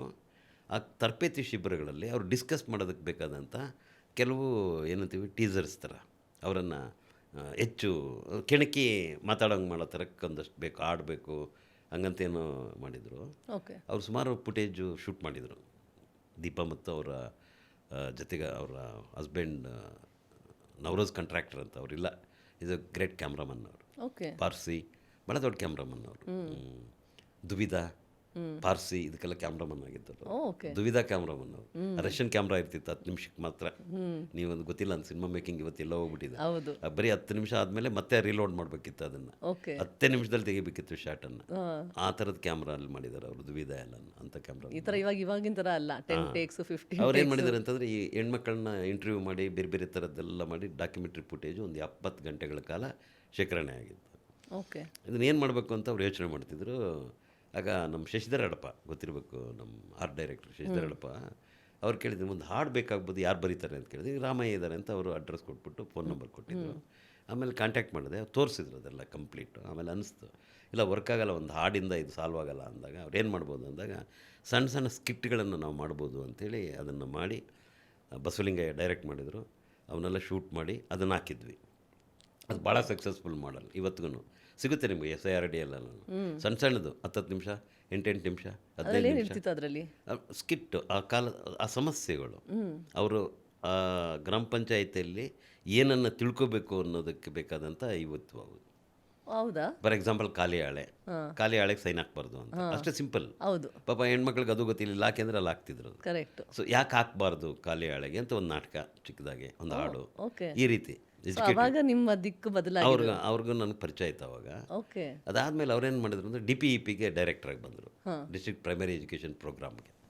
ಅಲ್ಲಿ ಬಂದಾಗ ಏನಾಯಿತು ಅಂದರೆ ಅದಕ್ಕಿಂತ ಹಿಂದೆ ಅಂತ ಒಬ್ಬ ನಿರ್ದೇಶಕರು ಒಂದು ಪುಸ್ತಕನ ಫಸ್ಟ್ ಪಠ್ಯಪುಸ್ತಕ ಅದು DPEPಯಲ್ಲಿ. ಸೊ DPEP ಪ್ರಾಜೆಕ್ಟಲ್ಲಿ ಅದು ವರ್ಲ್ಡ್ ಬ್ಯಾಂಕ್ ಪ್ರಾಜೆಕ್ಟು. ಅಲ್ಲಿ ಪಠ್ಯಪುಸ್ತಕಗಳನ್ನು ಬೇರೆ ಬದಲಾಯಿಸೋದು ಕೂಡ ಅದರ ಕಾರ್ಯಕ್ರಮದ ಅಂಗ ಆಗಿತ್ತು. ಆ ಕಾರಣಕ್ಕಾಗಿ ಒಂದು ಟೆಕ್ಸ್ಟ್ ಬುಕ್ಕನ್ನು ತಂದಿದ್ದರು, ಪರಿಸರ ಅಧ್ಯಯನ ಅಂತಲೇನೋ ಫಸ್ಟ್ ಬುಕ್ಕು DPEPಯಲ್ಲಿ ಟೆಕ್ಸ್ಟ್ ಬುಕ್. ಇವ್ರಿಗೆ ಅಷ್ಟು ಕನ್ನಡ ಚೆನ್ನಾಗಿ ಬರ್ತಿರ್ಲಿಲ್ಲ ಯಾರಿಗೆ, ನಮ್ಮ ಅನಿತಾ ಅವರಿಗೆ. ಅವ್ರೇನು ಮಾಡಿ ರಾಮಯ್ಯ ಇದನ್ನು ಒಂಚೂರು ಓದ್ಬಿಟ್ಟು ನನಗೆ ಫೀಡ್ಬ್ಯಾಕ್ ಮಾಡಬೇಕು ಅಂತೇಳಿದ್ರು. ಓಕೆ ಅಂತ ಓದಿದೆ. ನಾನು 67 ಪಾಯಿಂಟ್ಗಳನ್ನು ರೆಫರ್ ಮಾಡಿ ಈ ಬುಕ್ಕನ್ನು ನಿಷೇಧಿಸಿ ಮಕ್ಕಳಿಗೆ ಕೊಡಬೇಡಿ ಅಂತ ಹೇಳಿದೆ. ಯಾಕೆಂದರೆ ಮಕ್ಕಳ ಕಲ್ಪನೆಯನ್ನು ಇದು ಕೊಂದಾಕುತ್ತೆ ಅಂತೇಳಿ. ಏನಿತ್ತು ಬುಕ್ಕಲ್ಲಿ? ಆ ಬುಕ್ಕಲ್ಲಿ ಆ ಥರ ಇತ್ತು. ಫಾರ್ ಎಕ್ಸಾಂಪಲ್ ಒಂದು ಸೀಸನ್ ಋತು ಗುರುತಿಸೋದಕ್ಕೆ ಒಂದು ಚಿತ್ರ ಹಾಕಿದ್ದಾರೆ. ಆ ಚಿತ್ರ ಏನಪ್ಪ ಅಂತಂದರೆ ರೈನ್ಕೋಟು, ಕ್ಯಾಪು, ಗಂಬೂಟು, ಆಮೇಲೆ ಇನ್ನೇನೋ ಜೊತೆಗೊಂದಿದ್ದು, ಈ ಥರದ್ದು ಒಂದು ಚಿತ್ರ. ಒಂದು ಮಳೆಗಾಲವನ್ನು ಸೂಚಿಸೋದಕ್ಕೆ ಈ ಥರ ಚಿತ್ರ ಹಾಕಿದರೆ ಒಬ್ಬ ಹಳ್ಳಿಯವನ್ನ ಹುಡುಗ ಏನು ಅನ್ನಿಸ್ಬೋದು ಅವನಿಗೆ? ಅವನ ಹತ್ರ ಅದೆಲ್ಲ ಇಲ್ಲ, ಗಂಬೂಟು ಇಲ್ಲ, ಏನೂ ಇಲ್ಲ, ಈ ಥರ raincoat, nothing. He doesn't have anything of that kind. ಅವ್ನಿಗೇನು ಅನ್ನಿಸ್ಬೋದು? ಭಾಳ ಏಲಿಯನ್ನು. ಅವ್ನಿಗದೊಂದು ಹುಚ್ಚೆತ್ಕೊಂಡ್ಬಿಡುತ್ತೆ. ಏನಂದರೆ ಇದಿಲ್ಲ ಅಂದರೆ ನಾನು ಈಕ್ವಲ್ ಅಲ್ಲ ಅಥವಾ ನಾನು ಕಡಿಮೆ ಸರಿ ಅಂತ ಅನಿಸೋಂಥ ಕೀಳರಿಮೆ ಬರುತ್ತೆ. ಅದರ ಬದಲಿ ಅಲ್ಲಿ ಏನು ಹಾಕ್ಬೋದಿತ್ತು? ನೀವು ನೇಟಿವ್ ಆಗಿ ಮಾಡಿರುವಂಥ ಗೊರ್ಬುಗಳನ್ನು ಉಪಯೋಗಿಸ್ಬೋದಿತ್ತು. ಎಲೆಗಳಲ್ಲೇ ಮಾಡ್ತಾರೆ ಮಲೆನಾಡಲ್ಲಿ ಗೊರ್ಬು, ರೈನ್ಕೋಟು ಎಲೆಗಳಲ್ಲಿ ಮಾಡ್ತಾರೆ. ನೀವು ಅದನ್ನು ಕಲಿಸಿದ್ರೆ ಎಷ್ಟು ಸುಂದರವಾಗಿರುತ್ತೆ ಅದು. ಒಡಕೆ ಅಂತಂದರೆ ನಮ್ಗೆ ಇದ್ರಲ್ಲಿ ಬೆಳೀತಾರಲ್ಲ, ಏನಂತೀವಿ ನಾವು, ಒಡಕೆ ಬ್ಯಾಂಬೂ ಅಲ್ಲ, ನಟ್ಸ್ ನಾಟ್ ಬಾಂಬು. ಒಡಕೆ ನೀರಲ್ಲಿ ಬೆಳೆಯುತ್ತೆ, ಒಡಕೆ ಅಂತ. ಜಂಬು ಅಂತಾರೆ ಅದನ್ನು ಇನ್ನೊಂದು. ಓಕೆ. ಅದು ವೆಸ್ಟ್ ಬೆಂಗಾಲ್ ಇದರೆಲ್ಲ ಜಾಸ್ತಿ ಇರುತ್ತೆ. ಸೊ ಅದರಲ್ಲಿ ಎಣಿತಾರೆ ರೈನ್ಕೋಟನ್ನು. ಎಷ್ಟು ಚೆನ್ನಾಗಿರುತ್ತೆ ಅಂದರೆ ಭಾಳ ಬ್ಯೂಟಿಫುಲ್ ಆಗಿರುತ್ತೆ.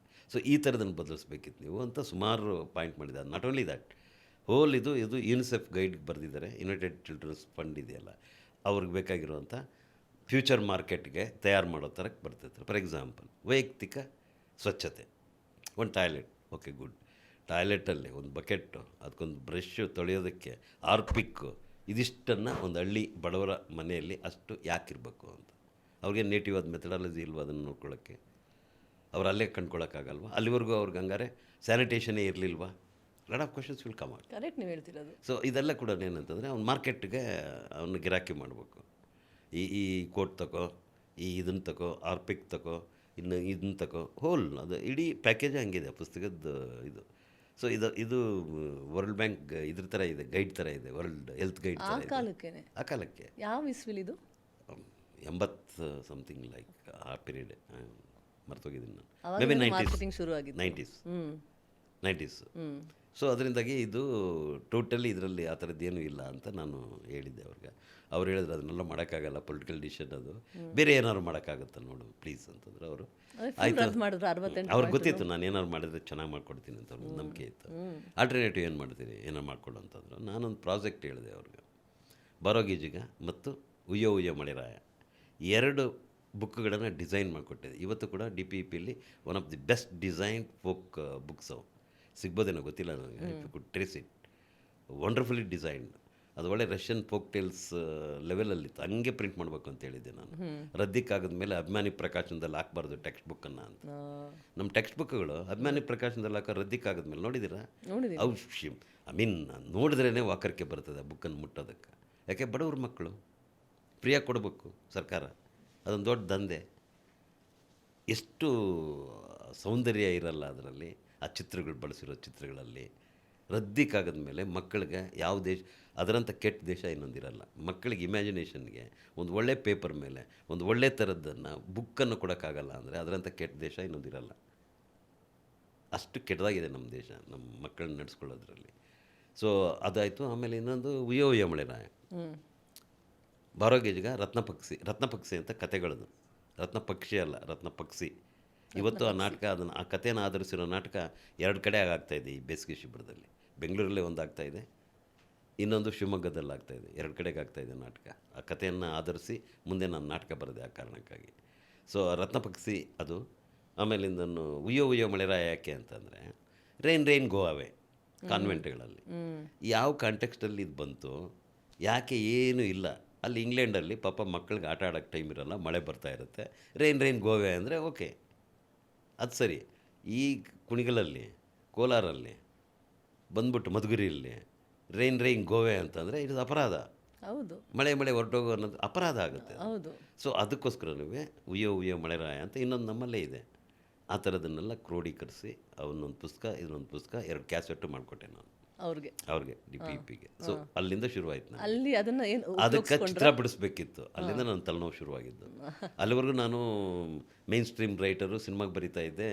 ಏನೋ ದೀಪ ಕೇಳಿದ್ರು, ಅವ್ರಿಗೂ ನನಗೆ ಭಾಳ ಒಳ್ಳೆ ಫ್ರೆಂಡ್ಶಿಪ್ಪು. ಅದಕ್ಕೋಸ್ಕರ ಅವ್ರಿಗೊಂದಷ್ಟು ಸ್ಕ್ರಿಪ್ಟ್ ಬರ್ಕೊಡ್ತಿದ್ದೆ. ಮುಖ್ಯವಾದ ನನ್ನ ಸಿನಿಮಾ ರಿಸರ್ಚ್ ನನ್ನ ಮುಖ್ಯವಾದ ಕ್ಷೇತ್ರಗಳಾಗಿದ್ವು. ಅಲ್ಲೇನಾಯಿತು ಅಂತಂದರೆ, ಇಕ್ಬಾಲ್ ಹತ್ರ ಚಿತ್ರ ಬಿಡಿಸ್ಬೇಕಿತ್ತು ನಾನು ಇದಕ್ಕೆ. ನಾನು 1 ತಿಂಗಳಿರಲ್ಲ. ಯಾಕಿರಲ್ಲ? ನಾವು ಮಕ್ಕಳಿಗೆ ಮೇಳ ಮಾಡ್ತಾಯಿದ್ದೀವಿ ಮೈಸೂರಲ್ಲಿ, ರಂಗಾಯಣ ಮಾಡ್ತಾಯಿದ್ದೆ, ಬಸವಲಿಂಗ ಅವ್ರಿಗೆ ಗೊತ್ತು ನನ್ನ ಸ್ನೇಹಿತರು. ನಾವೆಲ್ಲ ಅನೌನ್ಸ್ ಮಾಡಿಬಿಟ್ಟಿದ್ವಿ, ಪಂಚತಂತ್ರದ ಕಥೆಗಳನ್ನು ಆಧರಿಸಿ ಈ ಬಾರಿಯ ಚುಕ್ಕಿ ಮೇಳವನ್ನು ನಾವು ನಿರ್ವಹಿಸ್ತೀವಿ ಅಂತ ಅವ್ರೇನೋ ಸ್ಟೇಟ್ಮೆಂಟ್ ಕೊಟ್ಟಿದ್ದರು. ಅಲ್ಲಿ ಹೋಗ್ತಾಯಿದ್ದೀನಿ, ಏನು ಮಾಡ್ತಾಯಿದ್ರಿ ಇದಂತ ಹೇಳಿದೆ. ನಾನು ಹೇಳಿದೆ, ಅಲ್ಲಪ್ಪ ಹೋಗಿ ಈ ಮ್ಯಾನೇಜರಿಯಲ್ ಗೈಡನ್ನು ಯಾಕೆ ಮಾಡ್ತಾಯಿದ್ದೀರಿ? ನಿಮ್ಮದು ಪಂಚತಂತ್ರ ಕಥೆಗಳು ರಾಜನ ಮಕ್ಕಳು ಹೆಂಗೆ ರಾಜ್ಯ ಆಳಬೇಕು ಅನ್ನೋದಕ್ಕೋಸ್ಕರವೇ ದಡ್ಡರಾಗಿದ್ದವ್ರಿಗೆ ಕಲಿಸೋದಕ್ಕೆ ಕಥೆಗಳ ಮೂಲಕ ಇರೋವಂಥ ಡಾಕ್ಟ್ರಿನ್ ಅದು ಮಿತ್ರಭೇದ ಹೇಳುತ್ತೆ, ಹೊಡಿಬೇಕು ಅಂತ ಹೇಳುತ್ತೆ, ಮ್ಯಾನೇಜರ್ ಸ್ಕಿಲ್ಸ್ ಹೇಳುತ್ತೆ. ಅದು ಮಕ್ಕಳಿಗೆ ತಗೊಂಡೋಗಿ ಈ ಕಾಲದಲ್ಲಿ ಯಾಕ್ರಪ್ಪ ಹೇಳ್ತೀರಿ, ಈಗಲೇ ಹೊಡೆದೋಗ್ಬಿಟ್ಟಿದೆ ದೇಶ ಭಾಳಷ್ಟು, ಇದು ಬಿಟ್ಟು ಬೇರೆ ಏನಾರು ಮಾಡಿರಿ ಅಂತ. ಏನು ಮಾಡ್ಬೇಕು ಗೊತ್ತಾಗ್ತಿಲ್ಲ ಅಂತಂದ್ರೆ, ನೀನು ಬಾ ಅಂದರು. ನಾನು ನನ್ನ ಮಕ್ಕಳನ್ನ ಕರ್ಕೊಂಡು ಹೋದೆ ಅಲ್ಲಿಗೆ. ಅಲ್ಲಿ ಹೋದಾಗ ಏನು ಮಾಡ್ಬೇಕಂತ ನನಗೂ ಕಲ್ಪನೆ ಇರಲಿಲ್ಲ. ಬಟ್ ಜನಪದದಲ್ಲಿ ಇದನ್ನು ನಿಭಾಯಿಸ್ಬೋದು ಅಂತ ಒಂದು ಐಡಿಯಾ ಇತ್ತು ನನಗೆ. ಯಾಕಂದರೆ ನಮ್ಮ ಜನಪದ ವಿವೇಕ ಇದೆಯಲ್ಲ, ಅದು ಯಾವತ್ತೂ ಒಳಗೊಳ್ಳೋ ವಿವೇಕ, ದೂರ ಮಾಡೋ ವಿವೇಕ ಅಲ್ಲ. ಆ ಕಾರಣಕ್ಕೆ ಅಂದ್ಕೊಂಡಿದ್ದೆ. ಅಲ್ಲೋದ್ಮೇಲೆ ನೋಡಿದ್ರೆ 400 ಜನ ಮಕ್ಕಳು, 500 ಇರಬೇಕು, ಎಲ್ಲ ಅಪ್ಪರ್ ಮಿಡ್ಲ್ ಕ್ಲಾಸ್ ಮಕ್ಕಳು, ಗಣೇಶ್ ಬಿಡಿ ವರ್ಕ್ಸ್ ಮಕ್ಕಳು, ದೊಡ್ಡ ಮಕ್ಕಳು, ಸಣ್ಣ ಮಕ್ಕಳು, ಸ್ಲಮ್ಮಲ್ಲಿರೋರು. It's a combination of all mix. ಆಮೇಲೆ ನೋಡ್ತಿದ್ದೆ ನಾನು. ನೋಡ್ತಿರ್ಬೇಕಾದ್ರೆ ಏನು ಮಾಡೋದು, ಇವ್ರಿಗೆ ಏನು ಮಾಡಿದ್ರೆ ಸರೋಗುತ್ತೆ ಅಂತ ನನಗೂ ಗೊತ್ತಿರಲಿಲ್ಲ. ಮೊದಲು ಒಗಟಿನ ರಾಣಿ ಅನ್ನೋಂಥ ಒಂದು ನಾಟಕ ಬರೆದೆ, ಡಾನ್ಸ್ ಡ್ರಾಮಾ. ಯಾಕೆಂದರೆ ಕನ್ನಡದಲ್ಲಿ ತುಂಬ ಸುಂದರವಾದ ಒಗಟುಗಳಿದ್ವು ದೀಪಗಳ ಮೇಲೆ, ಪರ್ಟಿಕ್ಯುಲರ್ಲಿ ದೀಪಗಳ ಮೇಲೆ ಕನ್ನಡದಲ್ಲಿ ಭಾಳ ಸುಂದರವಾದ ಒಗಟುಗಳಿದ್ವು. ಇವು ಮಕ್ಕಳಿಗೆ ಪರಿಚಯಿಸಬೇಕು ಅಂತೇಳಿ ಒಂದು ನಾಟಕ ಬರೆದೆ, ಒಗಟಿನ ರಾಣಿ. ಆ ಒಗಟುಗಳಲ್ಲಿ ಒಂದು ಒಗಟಿತ್ತು, ಭಾಳ ಚೆನ್ನಾಗಿತ್ತು, ನನಗೆ ಭಾಳ ಇಷ್ಟ ಆಯಿತು, ಅದನ್ನು ಸೇರಿಸಿದ್ದೆ. ಬೇಲಿ ನುಗ್ಗೋ ನಾಯಿ ತಿಕ್ಕದಲ್ಲಿ ಜನಿವಾರ ಅಂತ ಒಂದು ಒಗಟಿತ್ತು. ಬೇಲಿ ನುಗ್ಗೋ ನಾಯಿ ತಿಕ್ಕದಲ್ಲಿ ಜನಿವಾರ ಅಂತ ನನಗೆ ಭಾಳ ಗ್ರೇಟ್ ಅನ್ನಿಸ್ತದೆ. ಯಾಕಂತಂದರೆ ಜನಿವಾರ ಅವ್ರಿಗೆ ಶ್ರೇಷ್ಠತೆ ಎಲ್ಲಿ ಬೇಕಾದ್ರೂ ಇಟ್ಟು ನೋಡ್ತಾರೆ ಅಂತ. ದಟ್ ಈಸ್ ದಿ ಆ ಥರ ರಿಸೆಪ್ಟಿವಿಟಿ ಇರಬೇಕು, ಎಲ್ಲಿ ಬೇಕಾದ್ರೂ ನೋಡೋವಂಥದ್ದು. ಬರೀ ಅಲ್ಲಿಟ್ಟರೆ ಮಾತ್ರ ಶ್ರೇಷ್ಠ, ಇಲ್ಲಿಟ್ಟರೆ ಮಾತ್ರ ಶ್ರೇಷ್ಠ ಅಲ್ಲ ಅಂತ. ಅದು ಇಷ್ಟ ಆಯ್ತು ನನಗೆ. ಆ ಗಾದೆನ, ಆ ಒಗಟನ್ನು ಬರೆದಿದ್ದೆ ನಾನು. ಸ್ಕ್ರಿಪ್ಟೆಲ್ಲ ಮಕ್ಕಳು ಬರ್ಕೊಂಡು ಹೋದರು ಅವ್ರ ಮನೆಗಳಿಗೆ. ಮಾರನೇ ದಿನ ಬಂದು ದೊಡ್ಡ ಗಲಾಟೆ, ಏನು ನಮ್ಮ ಬಸವಲಿಂಗಯ್ಯನವ್ರ ಆಫೀಸ್ ಮುಂದ್ಗಡೆ, ನಿರ್ದೇಶಕರ ಕಚೇರಿ ಮುಂದ್ಗಡೆ ಒಂದು 50-60 ಜನ ಬಂದು, ಎಲ್ರಿ ಅವ್ನು ರೈಟರ್ ಕರೀರಿ, ಏನು ನಮ್ಮ ಮಕ್ಕಳಿಗೆ ಇಂಥದ್ದು ಕಲಿಸಿದ್ರು ಅಂಥದ್ದು ಕಲಿಸಿದ್ರು ಹಂಗೆ ಅಂತ ಬಂದು ಗಲಾಟೆ ಮಾಡ್ತಾ ಇದ್ದಾರೆ. ಎಲ್ಲ ಬ್ರಾಹ್ಮಣರು ಇರಬೇಕು ಅನಿಸುತ್ತೆ, ಅವ್ರಿಗೆಲ್ಲ ಅರಟಾಗ್ಬಿಟ್ಟಿದೆ. ನಿಮ್ಗೆ ಗೊತ್ತಿತ್ತು ಗಲಾಟೆ ಆಗುತ್ತೆ ಅಂತ? ನನಗೆ ಯಾಕೆ ಗೊತ್ತಿತ್ತು, ಅದರಲ್ಲಿ ಏನಿದೆ ಅಂಥದ್ದು ಏನು ಇರಲಿಲ್ಲ. ಪಾಪ ಅವರಷ್ಟು ನಿಂತ್ಕೊಂಡಿದ್ದಾರೆ. ಹೌದು, ಎಷ್ಟು ಚೆನ್ನಾಗಿದೆ ಜನಪದರಿಗೆ, ಅಷ್ಟು ದಿಟ್ಟತನ ಎಲ್ಲಿಂದ ಬಂತು? ಹೌದು, to keep a thread like see, ನೀವು ಅಷ್ಟು ಫೋರ್ಸ್ಡ್ ವ್ಯಾಲ್ಯೂ ಸಿಸ್ಟಮನ್ನು ತಗೊಂಡೋಗ್ಬಿಟ್ಟು ನಾಯಿ ತಿಕ್ಕದಲ್ಲಿ ಇಡ್ತಾರೆ ಅಂತಂದರೆ ಎಂಥ ಗ್ರೇಟ್ ಇರಬೇಕು ಅವರು. ಅದು ಯಾವುದಕ್ಕೆ ಅಂದರೆ ಸೂಜಿ ದಾರಕ್ಕೆ. ಒಗಟು ಸೂಜಿ ದಾರ, ಅದೆಲ್ಲೆಲ್ಲ ನುಗ್ಗುತ್ತಲ್ಲ ಸೂಜಿ, ಅದ್ರ ತಿಕ್ಕದಲ್ಲಿ ಒಂದು ಜನಿವಾರ, ಬೇಲಿ, ಎಷ್ಟು ಚೆನ್ನಾಗಿದೆ, ಅದು ಇಮ್ಯಾಜಿನೇಟಿವ್ ಆಗಿದೆ ಅದು. ಆಮೇಲೆ ಅವ್ರು ಗಲಾಟೆ ಮಾಡ್ತಿದ್ರು, ಇವ್ರು ಬಂದರು, ಏನು ಮಾಡಿದ್ರು ರಾಮಣ್ಣ ಅಂದರು, ರೀ ಅಲ್ಲಿ ಬೇಕಾದಷ್ಟು ಒಗಟುಗಳಿದ್ದಾವೆ, ಅದು ಬೇಡ ಅಂದರೆ ಅದನ್ನ ತೆಗೆದಾಕ್ರಪ್ಪ, ನಂದ ಅದು, ನಾನು ಕಾಪಿ ರೈಟ್ ಏನಿಲ್ಲ, ನಿಮ್ಗೆ ಒಗಟು ಬೇಕಾದರೆ ಇಟ್ಕೊಳ್ರಿ, ಇಲ್ಲದ್ರಲ್ಲಿ remove it, what is there, ನಾವು ತೆಗೆದಾಕ್ತೀವಿ ಅಂತಂದ್ರು. ಶುರುವಾಯಿತು, ಆಯಿತು. ಅದು ಒಂದೇ ದಿನಕ್ಕೆ ನಾಟಕ ಇದ್ದಿದ್ದು, ಇನಾಗ್ರಲ್ ಪ್ಲೇ, 5 ದಿನ ನಾಟಕೋತ್ಸವ, ಎಲ್ಲ ನನ್ನ ನಾಟಕಗಳೇ, 6 ನಾಟಕ ಬರೆದಿದ್ದೆ. ಹೌದಾ? ಸುಮ್ಕೆ, ನಾಯಿ ತಿಪ್ಪ, ಡರ್ಬರ್ ಬುಡ್ಡಣ್ಣ, ಭಾಳ ಒಳ್ಳೆಯ ನಾಟಕಗಳು ಇವತ್ತು ಕೂಡ ನಡೀತಾ ಇರ್ತದೆ, ಎಲ್ಲರೂ ಒಂದು ಕಡೆ ಇದ್ದೇ ಇರ್ತದೆ ನಾಟಕಗಳು. ಸರಿ, 1ನೇ ದಿನ ಮೊದಲು ಇನಾಗ್ರಲ್ ಸರ್. ಸೊ ಇನಾಗ್ರೇಷನ್ ದಿವಸ ಮೊದಲನೇ ಶೋ ಆಗುತ್ತೆ, ಅಲ್ಲೇನಾಗುತ್ತೆ? ಆದಮೇಲೆ ಪ್ರತಿಯೊಬ್ಬರು ಕೂಡ ಇಲ್ಲ ಇದು ಪ್ರತಿದಿನ ಹಾಕ್ಬೇಕು ನೀವು, ನಮ್ಮ ಅಜ್ಜಿ ನೋಡಿಲ್ಲ, ನಾವು ಅವ್ರನ್ನ ಕರ್ಕೊಂಬರ್ಬೇಕು, ಇವ್ರನ್ನ ಕರ್ಕೊಂಬರ್ಬೇಕು, ಅವ್ರನ್ನ ನೋಡಬೇಕು, ದಯಮಾಡಿ ಇದನ್ನು ಹಾಕ್ಲೇಬೇಕು ಅಂತ ಕಂಟಿನ್ಯೂಸ್. ಎಂಥ ಕ್ರೌಡ್ ಅದು? ಎಲ್ಲ ಮಿಡ್ಲ್ ಕ್ಲಾಸ್, ಮಕ್ಕಳ ತಂದೆ ತಾಯಿಗಳು. 400-500 ಮಕ್ಕಳ ತಂದೆ ತಾಯಿಗಳು ಅಂತಂದರೆ 1000 ಜನ ಆಗ್ತಾರೆ. Middle class of course, dominantly middle class, upper middle class. ಅವ್ರು ಬಂದು ಪ್ರತಿದಿನ ಹಾಕ್ಲೇಬೇಕು ಅಂತ ಡಿಮ್ಯಾಂಡ್ ಮಾಡಿ 5 ದಿನ ಅವರು ಹಾಕ್ಕೊಂಡೋದ್ರು. ಅದಕ್ಕಿಂತನೂ ಲಕ್ಷ್ಮಣರಾವ್ ಗೊತ್ತಿರಬೇಕು ನಿಮಗೆ, ಸೈಂಟಿಫಿಕ್ ರೈಟರ್, ಕನ್ನಡದ ಭಾಳ ಮುಖ್ಯ ಲೇಖಕರು ಅವರು. ಅವ್ರು ಆ ಶೋ ನೋಡಿ, ಕೊನೆಯ ದೃಶ್ಯ ನೋಡಿ, ನನಗೆ ನಿಜಕ್ಕೂ ಕೂಡ ಕಾಸ್ಮಾಸ್ ನೋಡ್ದಂಗೆ ಆಯಿತು, ರೋಮಾಂಚನ ಆಯಿತು ಅಂತ ಅವ್ರು ಬರೆದ್ರು. ಅವರು ಅಂಥ ಎಫೆಕ್ಟ್ ಮಾಡ್ತು. ಅದಕ್ಕಿಂತ ಮೊದಲು ಒಂದು ಗುಂಪಿಗೆ ನಾನು ಇನ್ನೊಂದು ನಾಟಕ ಬರೆದೆ, ನಾಯಿ ತಿಪ್ಪ ಅಂತ. ಆ ಮಕ್ಕಳಿಗೆಲ್ಲನೂ ಓದಬೇಕಿತ್ತು ನಾಟಕ. ಹೋಗಿ ಕೂತ್ಕೊಂಡೆ, ಇವರು ನಾಟಕ ಬರೆದಿದ್ದಾರೆ, ಈಗ ಓದ್ತಾರೆ ನಿಮ್ಮ ಮುಂದ್ಗಡೆ, ಇದನ್ನು ನಾಟಕ ಮಾಡ್ತೀವಿ ಅಂತಂದು ನಾನು ಶುರು ಮಾಡಿದೆ. ನಾಟಕದ ಹೆಸರು ನಾಯಿ ತಿಪ್ಪ ಅಂದೆ. ಸಾರ್ ಬೇಡ ಸರ್ ನಾಟಕ, ಡರ್ಟಿ ಸರ್, ಇದು ಬೇಡ ಸರ್, ಸಿಂಡ್ರೆಲಾ ಮಾಡಿ ಸರ್, ಸ್ನೋ ವೈಟ್ ಆ್ಯಂಡ್ 7 ಡ್ವಾರ್ಫ್ಸ್ ಮಾಡಿ ಸರ್. ಯಾರು ಹೇಳಿದ್ದು? ಮಕ್ಕಳು ಹೇಳಿದ್ದು, ಎಲ್ಲ ಅಪ್ಪರ್ ಕ್ಲಾಸ್ ಮಿಡ್ಲ್ ಕ್ಲಾಸ್ ಮಕ್ಕಳಲ್ವ. ಇಲ್ಲ ಸರ್, ಬೇಡ ಸರ್, ಇದು ಬೇಡ ಸರ್, ಡರ್ಟಿ ಸರ್, ಹಿಂಗೆಲ್ಲ ಗಲಾಟೆ ಮಾಡ್ಬಿಟ್ರು. ಸರಿ, ಇಕ್ಬಾಲ್ ಅಹ್ಮದ್ ಕ್ಯಾಂಪ್ ಡೈರೆಕ್ಟರು ಆತ ಹೇಳಿದೆ, ನೋಡಿ ಅವ್ರು ಬರ್ಕೊಂಬಂದಿದ್ದಾರೆ, ಮೊದಲು ನಾಟಕ ಓದೋಣ, ಆಮೇಲೆ ಅದನ್ನೇ ಮಾಡೋಣ ನಾಟಕನ. ಆಯಿತು, ನಾಟಕ ಓದಿದ ಮೇಲೆ ಮಕ್ಕಳು ಏನು, ನಾನು ನಾಯಿ ಆಗ್ತೀನಿ, ನಾನು ಇದಾಗ್ತೀನಿ ಅಂತ ಅಷ್ಟು ಎಂಥೂಸಿಯಾಸಮ್ ಬಂತು ಮಕ್ಕಳಿಗೆ. ನನಗೆ ಭಾಳ ನೋವಾಯಿತು. ಯಾಕೆಂದರೆ ಈ ಥರ ಅನಿಸೋಂಗೆ ಯಾಕೆ ಮಾಡಿದೆ ಸಮಾಜ ಇವರನ್ನು ಅಂತ. ಒಂದು ನಾಯಿ ಹೆಸರಿನ ನಾಟಕನ, ನಾಯಿ ತಿಪ್ಪ ಅನ್ನೋಂಥ ನಾಟಕನ, ಒಂದು ನಾಯಿ ಅಂದ ತಕ್ಷಣವೇ ಅದನ್ನು ಕೀಳಾಗಿ ಕಾಣುವಂಥ ಒಂದು ದೃಷ್ಟಿಕೋನ ಯಾಕೆ ಬಂತು ಮಕ್ಕಳಿಗೆ, ಫಸ್ಟ್ ರಿಯಾಕ್ಷನ್ ಬಗ್ಗೆ ಯಾಕೆ ಬಂತು? ಯಾಕೆಂದರೆ ಅವ್ರ ಅಪ್ಪ ಅಮ್ಮ, ಸುತ್ತಲ ಸಮಾಜ ಅವ್ರಿಗೆ ಹೇಳ್ಕೊಟ್ಟಿದೆ ಆ ಥರ. ಸೊ ಅದರಿಂದಾಗಿ ಮಕ್ಕಳಿಗೆ ಫಸ್ಟು ಪೂರ್ವಾಗ್ರಹಗಳನ್ನ, ಅಂದರೆ ಪ್ರಿಜುಡೀಸನ್ನು ತುಂಬರೇ ತಂದೆ ತಾಯಿಗಳು ಅಂತ ಗೊತ್ತಾಯಿತು. ಸೊ ಅದನ್ನು ಫೈಟ್ ಮಾಡಬೇಕು ಅಂತ ಗೊತ್ತಾಯಿತು. ಸೊ ಅಲ್ಲಿಂದ ಆಚೆಗೆ ನಾನು ತೀರ್ಮಾನ ಮಾಡಿಕೊಂಡೆ, ಹೆಚ್ಚಿಗೆ ನಾನು ನನ್ನ ಟೈಮನ್ನು ಮಕ್ಕಳ ನಾಟಕಗಳಿಗೆ ನಾನು ಆರಂಭ ಮಾಡಬೇಕು ಮತ್ತು ಬರೀಬೇಕು ಅಂತ. ಅಲ್ಲಿಂದ ಆಚೆಗೆ ಬರೀತಾ ಹೋದೆ. ಸುಮಾರು ನಾಟಕಗಳು, ಒಂದು 30 ನಾಟಕ ಬರೆದಿದ್ದೀನಿ ನಾನು ಮಕ್ಕಳಿಗೆ. ಅಂದರೆ ಜನಪದ ಕಥೆಗಳನ್ನೇ ಆಧರಿಸೋದು ನಾನು. ಯಾಕಂತಂದರೆ ಅದೇನೇ ಭಾಳ ದೊಡ್ಡ ರೀತಿಯ ಗಮ್ ಇರೋಂಥ ಕೂಡಿಸೋದಕ್ಕೆ, ಭಾರತವನ್ನು ಕೂಡಿಸೋದಕ್ಕೆ ಇರೋಂಥ ಗಮ್ ಅದು. Inclusivity, folk is inclusivity. ಅದು ಯಾವತ್ತೂ ಕೂಡ ಭೇದ ಮಾಡೋಕ್ಕೆ ಹೋಗೋದಿಲ್ಲ, ವರ್ಟಿಕಲ್ ಡಿಫ್ರೆನ್ಸಸ್ ಹೇಳೋಕ್ಕೆ ಹೋಗೋದಿಲ್ಲ. ಅದು ಇಟ್ಸ್ ಆಲ್ವೇಸ್ ಹಾರಿಜಾಂಟಲ್, ಅದು ಎಲ್ಲರನ್ನೂ ತಬ್ಕೊಳ್ಳುತ್ತೆ. ಸೊ ಅದೇನೇ ನಿಜವಾದ್ದು ಅಂತ ನಾನು ಅದನ್ನೇ ನನ್ನ ಪೊಲಿಟಿಕಲ್ ಆದ ಎಜೆಂಡಾ ಅಂದ್ಕೊಂಡಿದ್ದೀನಿ. To write place for children. Based on folk tales or native ಇದು. ಅದಕ್ಕೇ ನಾನು ಒಂದು ಶಿಕ್ಷಣ ಸಿದ್ಧಾಂತನೇ ರೂಪಿಸಿದ್ದೀನಿ, ಈಗ ಬರಿತಾ ಇದ್ದೀನಿ, ಅಪ್ಲೈ ಮಾಡಿದ್ದೀನಿ, ಮತ್ತೆ ಕಲ್ತಿದ್ದೀನಿ. I am going to end it up ನಾವು. ಅದೇನಪ್ಪ ಅಂತಂದರೆ ಬುಡ್ಡಿದೀಪ ಸೌಂದರ್ಯಾನುಭೂತಿಯ ಮೂಲಕ ಶಿಕ್ಷಣ ಅಂತ. ಸೌಂದರ್ಯಾನುಭೂತಿ ಮೂಲಕ ಶಿಕ್ಷಣ ಕೊಡಬೇಕು ನೀವು, ಶಿಕ್ಷಣ ಬ್ಲೈಂಡ್ ಅಲ್ಲ ಅದು ಅಂತ. ಸೊ ಅದರಲ್ಲಿ ಎರಡು ಇಂಪಾರ್ಟೆಂಟು. ಒಂದು, ಮಕ್ಕಳು ಎಲ್ಲಿ ಕಲಿತಾರೋ ಆ ಜಾಗವನ್ನು ಸುಂದರವಾಗಿಡಬೇಕು ಅಂತ. ಈಗಿರೋವಂಥ ಕ್ಲಾಸ್ ರೂಮ್ಗಳಲ್ಲ, ಈಗಿನ ಕ್ಲಾಸ್ ರೂಮ್ಗಳು ಕಾಂಟ್ರಾಕ್ಟರ್ಗಳು ಕಟ್ಟಿರೋವಂಥ ಕ್ಲಾಸ್ ರೂಮ್ಗಳು ಅದು ಹೆಂಗಿರುತ್ತೆ ಅಂತಂದರೆ ಅಲ್ಲಿ ನೀವು ಹೀರಾರ್ಕಿನ ಹೇಳುತ್ತೆ. ಹೌದು, ಮಕ್ಕಳು ಹಿಂಗೆ ಕೂತ್ಕೊಳ್ತಾರೆ, ಮೇಷ್ಟು ಸ್ವಲ್ಪ ಎತ್ತರದ ಇದರಲ್ಲಿರ್ತಾರೆ, ಅಲ್ಲೊಂದು ಟೇಬಲ್ಲು, ಅಲ್ಲೊಂದು ಇದು ಹೈರಾರ್ಕಿ. ಈ ಹೈರಾರ್ಕಿ ಇರುತ್ತೆ. ಸೊ ಹೆಂಗೆ ಇದನ್ನು ಬ್ರೇಕ್ ಮಾಡೋದು ಹೆಂಗೆ? ಸದ್ಯಕ್ಕೆ ಸಾಧ್ಯ ಆಗಲ್ಲ. ಮಕ್ಕಳು ಬಿಲೀವ್ ಮಾಡ್ತಾ ಇಲ್ಲ ಸರ್. ಹೋಗ್ತಾರೆ ಸ್ಕೂಲ್ಗೆ, ಕಾಲೇಜ್ಗೆ, ಅವ್ರು ಹೈರಾರ್ಕಿ ಬಿಲೀವ್ ಮಾಡ್ತಿದ್ದಾರಾ? ಅಲ್ಲ, ಅದು ಇನ್ಬಿಲ್ಡೆಂಟ್ ಆಗ್ಬಿಡುತ್ತಲ್ಲ, ಅದು ಇನ್ಬಿಲ್ಟ್ ಆಗ್ಬಿಡುತ್ತಲ್ಲ, ಅದು ಗೊತ್ತಾಗಲ್ಲ, ಡಿಫ್ರೆನ್ಸೇ ಗೊತ್ತಾಗಲ್ಲ. ಅದನ್ನು ಬ್ರೇಕ್ ಮಾಡಿದಾಗ ಗೊತ್ತಾಗುತ್ತೆ ಅದು ಡಿಫ್ರೆನ್ಸ್, ಇಲ್ಲಾಂದರೆ ಗೊತ್ತಾಗಲ್ಲ ಅದು. ಸೊ ಅಲ್ಲಿರೋವಂಥ ಮೊದಲು ನೀವು ಈಗಿನ ಶಾಲೆಗಳನ್ನು ನೀವು ನೋಡಿದಿರೋ ಇಲ್ವೋ ಗೊತ್ತಿಲ್ಲ, ದೆವ್ವದ ಮನೆಗಳ ಥರ ಇರ್ತವೆ ಶಾಲೆಗಳು. ಯಾಕೆಂತಂದರೆ ನಲಿಕಲಿ ಅಂತ ಬಂದಾದಮೇಲೆ ಎಲ್ಲವನ್ನ ಪಿಕ್ಚರಿಸ್ಟಿಕ್ಕಾಗಿ ಬರೆದಿರ್ತಾರೆ ಗೋಡೆಗಳ ಮೇಲೆ. ಮನುಷ್ಯನ ಒಳಗಿರೋಂಥ ಜೀರ್ಣಾಂಗಗಳಿಂದ ಹಿಡ್ಕೊಂಡು ಇದನ್ನು ಮಾಂಸದ ಇದನ್ನು ತೂಗಾಕಿ ಎಲ್ಲ ನೋಡಿದ್ರೆ ಭಯ ಆಗುತ್ತೆ. ಒಂದು ಶಾಲೆ ನೋಡಿದ್ರೆ ಸೌಂದರ್ಯ ಇರಲ್ಲ, ಅಲ್ಲಿ ಹೇಳ್ಬಾರ್ದು ಅಂತಲ್ಲ, ಅವನ್ನ ಹೇಳೋ ರೀತಿಲಿ ಹೇಳ್ಬೇಕು ಅವನ್ನ.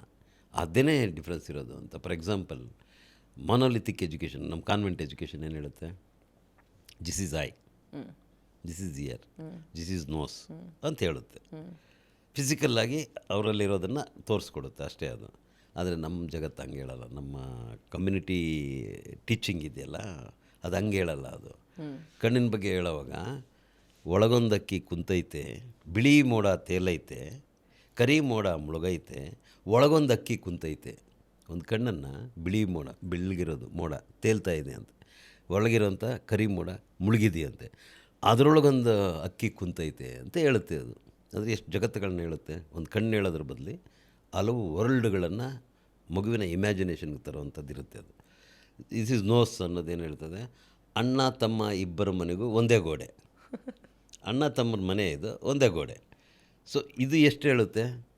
ಒಂದು ಸೋಷಿಯಲ್ ಫಿಕ್ಷನ್, ಅಣ್ಣ ತಮ್ಮ ಅವರಿಬ್ಬರದು ಎರಡು ಮನೆ, ಅದಕ್ಕಿರೋದು ಒಂದೇ ಗೋಡೆ. ಸೊ ಈ ಮೆನಿ ವರ್ಲ್ಡ್ಸನ್ನು ಪರಿಚಯ ಮಾಡಿಕೊಡುತ್ತೆ ನಮ್ಮ ಎಜುಕೇಷನ್ ಇದಾಗ ಅಂಥದ್ದು. ಸೊ ಇಂಗ್ಲೀಷ್ ಎಜುಕೇಷನಲ್ಲಿ ನಿಮ್ಗೆ ಅದು ಸಿಗೋದಿಲ್ಲ. ಅದು ಎಷ್ಟು ಸುಂದರವಾದ. ಅದರಿಂದಾಗೇ ನಾನೇನು ಹೇಳ್ತಾ ಇದ್ದೀನಿ ಅಂತಂದರೆ, ನಮ್ಮ ಇಡೀ ಎಜುಕೇಷನ್ನು ಬೇರೆ ರೀತಿಯಲ್ಲಿ ಡಿಸೈನ್ ಆಗಬೇಕು. ಇದುವರೆಗೂ ಆಗಿರೋದಲ್ಲ. ಇದುವರೆಗೂ ಆಗಿರೋದು ತಾರತಮ್ಯದ ಮೇಲೆ ಕಟ್ಟಿರೋದು, ಡಿಸ್ಕ್ರಿಮಿನೇಷನ್ ಮೇಲೆ ಕಟ್ಟಿರೋದು. ಯಾಕಂದರೆ ಯಾರೋ ಓದಿರೋ ಕೆಲವರು ತಜ್ಞರು ಅವ್ರಿಗೆ ಬೇಕಾದಂಥ ರೀತಿಯಲ್ಲಿ ಎಜುಕೇಷನ್ ಇರಬೇಕು ಅಂತ ಆಗಿದ್ದು. ಅಲ್ಲ, ಅದು ನಮ್ಮ ಸಂಸ್ಕೃತಿನೇ ಅಲ್ಲ, ಅದನ್ನೇನು ತೊಗೊಬಂದರು ಅಂತ ಅಷ್ಟು ಅಲ್ಲ ತೊಗೊಂಬಂದ್ರೆ. ಯಾಕೆ ಅಂತಂದರೆ ಇಲ್ಲಿ ಅದರಲ್ಲಿ ಎರಡು ರೀತಿಯ ಪಾಸಿಬಿಲಿಟೀಸನ್ನು ನೋಡ್ಬೇಕು ನಾವು, ಒಂದರ ಮೂಲಕ ನಡೆಯೋಕ್ಕಾಗಲ್ಲ. ಮೆಕಾಲೆ ಬಂದಾದಮೇಲೆ ತಂದಂಥ ಎಜುಕೇಷನ್ನಿಂದಾಗಿ ಈ ಎರಡನ್ನು ನೋಡಬೇಕಾಗುತ್ತೆ. ಅವ್ರಿಗೆ ಬೇಕಾಗಿದ್ದು ಅವರ ರಾಜ್ಯವನ್ನು ಆಳೋದಕ್ಕೆ ಬೇಕಾದಂಥ ಕಾಲಾಳುಗಳು ಬೇಕಿತ್ತು, ಗುಲಾಮರು ಬೇಕಿತ್ತು, ನೌಕರರು ಬೇಕಿತ್ತು, ಆ ಥರ ಒಂದು ರಿಕ್ರೂಟ್ಮೆಂಟ್ ಬೇಕಿತ್ತು. ಅವ್ರಿಗೆ ಬೇಕಾದಂಥ ಒಂದು ಎಜುಕೇಷನ್ನ ಅವ್ರು ಬೇಕಾದ ರೀತಿಯಲ್ಲಿ ಅವ್ರು ಮಾಡಿಕೊಂಡ್ರು. ಹೌದು. ಬಟ್ ಅದರಿಂದ ಎಲ್ಲನೂ ಕೆಟ್ಟದಾಯಿತು ಅಂತ ಹೇಳಕ್ಕೆ ಬರೋದಿಲ್ಲ. ಅದರಿಂದ ಎನ್ಲೈಟನ್ಮೆಂಟ್ ಬಂದಿರೋವಂಥದ್ದು ಬೇಕಾದ ಜನ. ಒಬ್ಬ ಅಂಬೇಡ್ಕರ್ ಬಂದರು, ಒಬ್ಬ ಕುವೆಂಪು ಬಂದರು, many people like that throughout India. Rabindranath Tagore, ಯಾರನ್ನಾರೇ ಹೇಳಿ ನೀವು, ಅವರೆಲ್ಲರೂ ಕೂಡ ಆ ಕಲೋನಿಯಲ್ ಎಜುಕೇಷನ್ನಿಂದನೇ ಬಂದು ಎನ್ಲೈಟನ್ ಆದವರು. ಸೊ ಅದರಿಂದ ನಾವು ಅದನ್ನು ಟೋಟಲಾಗಿ ರಿಜೆಕ್ಟ್ ಮಾಡೋ ಥರಕ್ಕಿಲ್ಲ. RSS ಮಾಡುತ್ತಲ್ಲ, ಮೆಕಾಲಕ್ಕೆ ಅಲ್ಲ ಅದು ಅಂತ ಅಂದ್ಬಿಟ್ಟು ಏನೋ ಅಂದ್ಬಿಟ್ಟು ಬೇರೆ ಏನೋ ಈಗಿನ ಸಿಸ್ಟಮಲ್ಲಿ ಅದನ್ನು ಚೇಂಜ್ ಮಾಡ್ತೀವಿ ಅಂತ ಅನ್ನೋದೇನೋ ಮಾಡ್ತಾಯಿದ್ರಲ್ಲ, ಚಾಣಕ್ಯ ಅಂತ. ಅವರಿಗೆ ನೋಡಬೇಕು ಅವ್ರ ಟೆಕ್ಸ್ಟ್ಗಳನ್ನು. ಮನೋಧರ್ಮ ಶಾಸ್ತ್ರನ ಕಲಿಸ್ಬೇಕು ಅಂತ ಹೇಳಿದ್ದಾರೆ ಒಬ್ಬರು ಜಡ್ಜ್ ನಿನ್ನೆ, ಮದ್ರಾಸ್ ಜಡ್ಜ್ ಒಬ್ಬ. ಮನೋಧರ್ಮ ಶಾಸ್ತ್ರನ ಕಲಿಸ್ಬೇಕು, ಅದರಲ್ಲಿ ಎಥಿಕ್ಸ್ ಇದೆ, ಅದರಲ್ಲಿ ಹೇಳ್ತಾ ಇದ್ದಾರೆ ಆ ಥರ. ಸೊ ನಿಮ್ಮ ಡಿಸ್ಕ್ರಿಮಿನೇಟಿವ್ ಟೆಕ್ಸ್ಟ್ಗಳನ್ನ ನೀವು ಮತ್ತೆ ಅದನ್ನು ಸ್ಯಾಂಕ್ಟಿಫೈ ಮಾಡಿ ಮತ್ತೆ ಅದನ್ನು ಇದು ಮಾಡ್ತಾಯಿದ್ದೀರಿ ಅಂತ ಅರ್ಥ. ಇದು ಭಾಳ ಕೆಟ್ಟ ದೇಶ ಆಗುತ್ತೆ ಅದು ಆ ಥರ ಆದಾಗ. ಸೊ ಹಂಗಾಗಿ ಡಿಸ್ಕ್ರಿಮಿನೇಷನನ್ನು ನಿಜಕ್ಕೂ ಕೂಡ ಮೊದಲನೇ ಏಜೆಂಡಾ ಅಂತಲೇ ಅಂದ್ಕೋಬೇಕು, ತೆಗಿಯೋದು ಹೆಂಗೆ ಅಂತ. ಫಾರ್ ಎಕ್ಸಾಂಪಲ್ ನೋಡಿ ಎಷ್ಟು ವ್ಯತ್ಯಾಸ ಇದೆ ಅಂತಂದರೆ, ಗಾಂಧೀಜಿಯವರು ಏನು ಮಾಡ್ತಾರೆ ಅಂತಂದರೆ, ಮಗುವಾಗಿರೋವಾಗ ಹೋಗ್ಬಿಟ್ಟು ಒಬ್ಬ ಅನ್ಟಚಬಲ್ ಹುಡುಗನ್ನ ಮುಟ್ಬಿಡ್ತಾರೆ, ಒಬ್ಬ ಜಾಡ್ಮಾನ್ಯ ಹುಡುಗನ್ನ ಮುಟ್ಬಿಡ್ತಾರೆ. ಪಾಪ ಅವ್ರು ಯಾವತ್ತೂ ನಿಜ ಹೇಳ್ತಾ ಇರ್ತಾರೆ. ಅವ್ರ ಅಮ್ಮನ ಹತ್ರ ಬರ್ತಾರೆ, ಅಮ್ಮ ಹೋಗ್ಬಿಟ್ಟು ನಾನು ಇಂಥವನ್ನ ಮುಟ್ಬಿಟ್ಟೆ, ಭಾಳ ದೊಡ್ಡ ತಪ್ಪು ಮಾಡಿದೆ ನೀನು ಅಂತೇಳಿ ಅವನ ಇಡೀ ದಿನ ಸ್ನಾನ ಮಾಡಿಸಿ, ಶುದ್ಧೀಕರಿಸಿ, ಬೆಂಕಿಲಿ ಇದು ಮಾಡಿ, ನಾಲ್ಗೆ ಸುಡಿಸಿ, ಹಿಂಗೆ ಮಾಡಿ ಇಡೀ ರಾತ್ರಿ ಅವನ್ನ ಓಡಾಡಿಸ್ತಾರೆ. ರಾತ್ರಿ ಮಲಗೋವಾಗ ಅವ್ರ ಅಮ್ಮನ ಹತ್ರ ಕೇಳ್ತಾನೆ, ಅಮ್ಮ ಅಕಸ್ಮಾತ್ ನಾನು ಇನ್ನೊಂದು ಸಾರಿ ಏನಾದರೂ ಮುಟ್ಬಿಟ್ರೆ ಇಷ್ಟೇ ಹಿಂಸೆ ಕೊಡ್ತೀರಿ, ಇಷ್ಟೆಲ್ಲ ಮಾಡ್ತೀರಾ ನೀವು ಅಂತ ಕೇಳಿದೆ. ಅದಕ್ಕೆ ಹೇಳ್ತಾರೆ, ಇಲ್ಲ ನೀನೊಂದು ಕೆಲಸ ಮಾಡು, ನೀನೇನಾದರೂ ಅಂಥ ಸಂದರ್ಭ ಬಂದರೆ ಅಂಥವನ್ನು ಮುಟ್ಟಿದ ಮೇಲೆ ಒಬ್ಬ ಮುಸ್ಲಿಮನ್ನು ಮುಟ್ಬಿಡು, ಅಲ್ಲಿಂದ ಅಲ್ಲಿಗೆ ಹೊರಟೋಗ್ಬಿಡ್ತೈತೆ ಅಂತ. Is it the thing to be thought to a child by a mother, ideal mother? ಇವತ್ತು ಹೇಳ್ತಾರೆ ಗಾಂಧೀಜಿಯವರ ಆದರ್ಶ ತಾಯಿ ಯಾರು ಅಂದರೆ ಪುತಲಿಬಾಯಿ. ಶಿವಾಜಿಯವರು ಯಾರು, ಆಯಮ್ಮ ಯಾರೋ ಒಬ್ಬ ಏನೋ ಒಂದು ಹೇಳ್ತಾರೆ. ಆಕೆ ಏನು ಹೇಳ್ತಾಳೆ, ಕತ್ತಿ ಹಿಡ್ಕೊ ಅಂತ ಹೇಳ್ತಾಳೆ. ಎಲ್ಲ ತಪ್ಪು ತಾಯಂದಿರ ಮಾಡೆಲ್ಗಳನ್ನು ನಮ್ಗೆ ಹೇಳ್ತಾ ಬಂದಿರೋದು ಅಂತ ನಾನು ಹೇಳ್ತಿರೋದು. ಅದು ಪುತಲಿಬಾಯಿ ಇರ್ಬೋದು, ಅದು ಜಿಜಾಬಾಯಿ ಇರ್ಬೋದು, ಅವರೆಲ್ಲ ಸರಿಯಾದಂಥ ತಾಯಂದಿರಿಗೆ ಮಾರ್ಗದರ್ಶನ ಅಲ್ಲ. ಅದರಿಂದಾಗಿ ಆ ಮಾಡೆಲನ್ನೇ ಚೇಂಜ್ ಮಾಡಬೇಕು ಅಂತ ನಾನು ಹೇಳ್ತೇನೆ. ಮತ್ತು ಎಜುಕೇಷನ್ ಸಿಸ್ಟಮ್ ಹೇಗಿರಬೇಕು ಅಂದರೆ ಇವಾಗ ನಾನು ಹೇಳ್ತಿರೋದು, ನಿಮಗೆ ಎಳವೆಯಿಂದಲೇ ಭೇದವನ್ನು ಹಿಂಗೆ ನೀವು ಮ್ಯಾನಿಫೆಸ್ಟ್ ಮಾಡೋದಾದರೆ ಮಗುವಿನ ಅದರಲ್ಲಿ ಅದನ್ನು ತೆಗೆಯೋದಕ್ಕೂ ಬೇಕಾದಂಥ ಪರ್ಯಾಯ ಶಿಕ್ಷಣ ವ್ಯವಸ್ಥೆ ಕೂಡ ಇರಬೇಕು ಕಮ್ಯುನಿಟಿಯಲ್ಲಿ. ದಟ್ ಇಸ್ ರಾಂಗ್ ಅಂತ ಹೇಳ್ಬೇಕು. ಇಟ್ ವೋಂಟ್ ಗೋ. ಒಬ್ಬನನ್ನು ಮುಟ್ಬಿಟ್ಟು ಇನ್ನೊಬ್ಬನ ಮುಟ್ಬಿಟ್ರೆ ಅಲ್ಲಿ ಹೋಗಲ್ಲಪ್ಪ. ಅದು ಮೊದಲನೇದಾಗಿ ತಪ್ಪು. ಅದು ಆ ಬೇಸಿಕ್ ಪ್ರಿನ್ಸಿಪಲ್ ಮೇಲೆ ನಾವು ಫೋಕಸ್ ಮಾಡೋದಿಲ್ಲ. Principally wrong. ಡಿಸ್ಕ್ರಿಮಿನೇಟ್ ಮಾಡೋದು, ಹೌದು, ಒಬ್ಬ ಮುಟ್ಟಿದವನು ಮುಟ್ಟದೇ ಇರೋನು ಅನ್ನೋದೇ ಭಾಳ ಗ್ರೇಟೆಸ್ಟ್ ಕ್ರೈಮ್. ಅದು ಥಾಟ್ ಪ್ರಾಸೆಸ್ಸೇ ಕ್ರೈಮ್ ಅಂತ ಹೇಳ್ಬೇಕು. ತಾಯಿ ಆದವಳು ಏನು ಹೇಳ್ತಾಳೆ, ಎಸ್ಕೇಪ್ ಆಗೋದು ಹೆಂಗೆ ಅದರಿಂದ. So every Indian want to escape from this kind of guilt ಅನ್ನೋದೇ ಇಲ್ಲ ಇಂಡಿಯನ್ ಮೈಂಡ್ಗೆ. ಇಲ್ಲಾಂದರೆ ಇವತ್ತು ಆಗ್ತಾ ಇರೋಂಥ ದೇಶ 85% ನೋಡಿ. ಬಾಬಾ ಸಾಹೇಬರು ನೀರು ಮುಟ್ಟಿ ಎಷ್ಟು ವರ್ಷ ಆಯಿತು? 100 years. ಮಹಾಡ್ 100 ವರ್ಷ ಆಗುತ್ತೆ. 1927. ಈ 27ಕ್ಕೆ 100 ವರ್ಷ ಆಗುತ್ತೆ. ಇವತ್ತಿಗೂ ಕೂಡ 85% of water bodies not accessible to 25% of untouchables of this land. ಈ ದೇಶ ಅಂತಾರೆ ಇದನ್ನು ಯಾರಾದರೂ? ಹೌದು. 85% ನೀರನ್ನು ಮುಟ್ಟುವ ಥರ ಇಲ್ಲ. ನೆಪಗಳಿದ್ದಾವೆ, ಏನು ಬೋರ್ವೆಲ್ ಬಂತು ಆ ಥರ ಇದೆ. ಬಟ್ ಸಾರ್ವಜನಿಕ ದೇವಸ್ಥಾನಗಳಲ್ಲಿ ಇವತ್ತಿಗೂ ಕೂಡ ಪ್ರವೇಶ ಇಲ್ಲ 85% ಜನಕ್ಕೆ, ದಲಿತರಿಗೆ. ಅದು ಹೆಂಗೆ ಪತ್ತೆ ಮಾಡ್ತಾರೆ ಯಾರು ದಲಿತರು ಅಂತ? ಏನು untouchables. It's very visible. If you go to a village you can see it's visible. ಹಳ್ಳಿಗಳಲ್ಲಿ ಹಿಂಗೆ ಕಾಣಿಸ್ತದೆ. ಇದು ವಲ್ಗೇರಿ, ಇದು ಇನ್ನೊಂದು ಕೇರಿ ಅಂತ ಕಾಣಿಸ್ತದೆ. There outside living. ಅವ್ರು ಸೆಪ್ರೇಟಾಗಿ ಅವರು ದೇವಸ್ಥಾನ, not only that, in many. ಇದು ಅಯ್ಯೋ ಭಯಂಕರ ಅದು ಬಿಡಿ. ಸೊ ನಾನು ಹೇಳ್ತಿರೋದು ಇದು ಭಾಳ ದೊಡ್ಡದು ಅಂತ ಈ ದೇಶಕ್ಕೆ ಇವತ್ತಿಗೂ ಅನಿಸಿಲ್ಲ. ಬಟ್ ತುಂಬ ಒಂಥರ ಒಳಗೆ ಹೊಟ್ಟೋಗಿದೆ ಇದು, ಬೇರೆ ಬೆಳ್ಕೊಂಡು. ಅದನ್ನೇ C it's the problem is our psyche. ನಮ್ಮ ಸೈಕೆ, ನಮ್ಮ ಮನಸ್ಸೊಳಗೆ ಇರೋದು ಅದನ್ನೇ. ಅದು ಆಚೆ ಆಮೇಲೆ ಬರುತ್ತೆ. ಕ್ಯಾಸ್ಟ್ ಫಿಸಿಕಲ್ ಆಗಿರೋದಕ್ಕಿಂತ ಹೆಚ್ಚಾಗಿ ಮೈಂಡ್ ಸೆಟ್, ಮೈಂಡಲ್ಲಿರೋದು ಜಾತಿ. ಅದಕ್ಕೆ ನಿಕೋಲಸ್ ಡರ್ಕ್ ಅಂತ ಒಬ್ಬ ಮಾನವಶಾಸ್ತ್ರಜ್ಞ, head of the department of some ಪ್ರತಿಷ್ಠಿತ university, may be Columbia or something, Chicago ಎಲ್ಲೋ ಇದ್ದಾರೆ ಅವರು.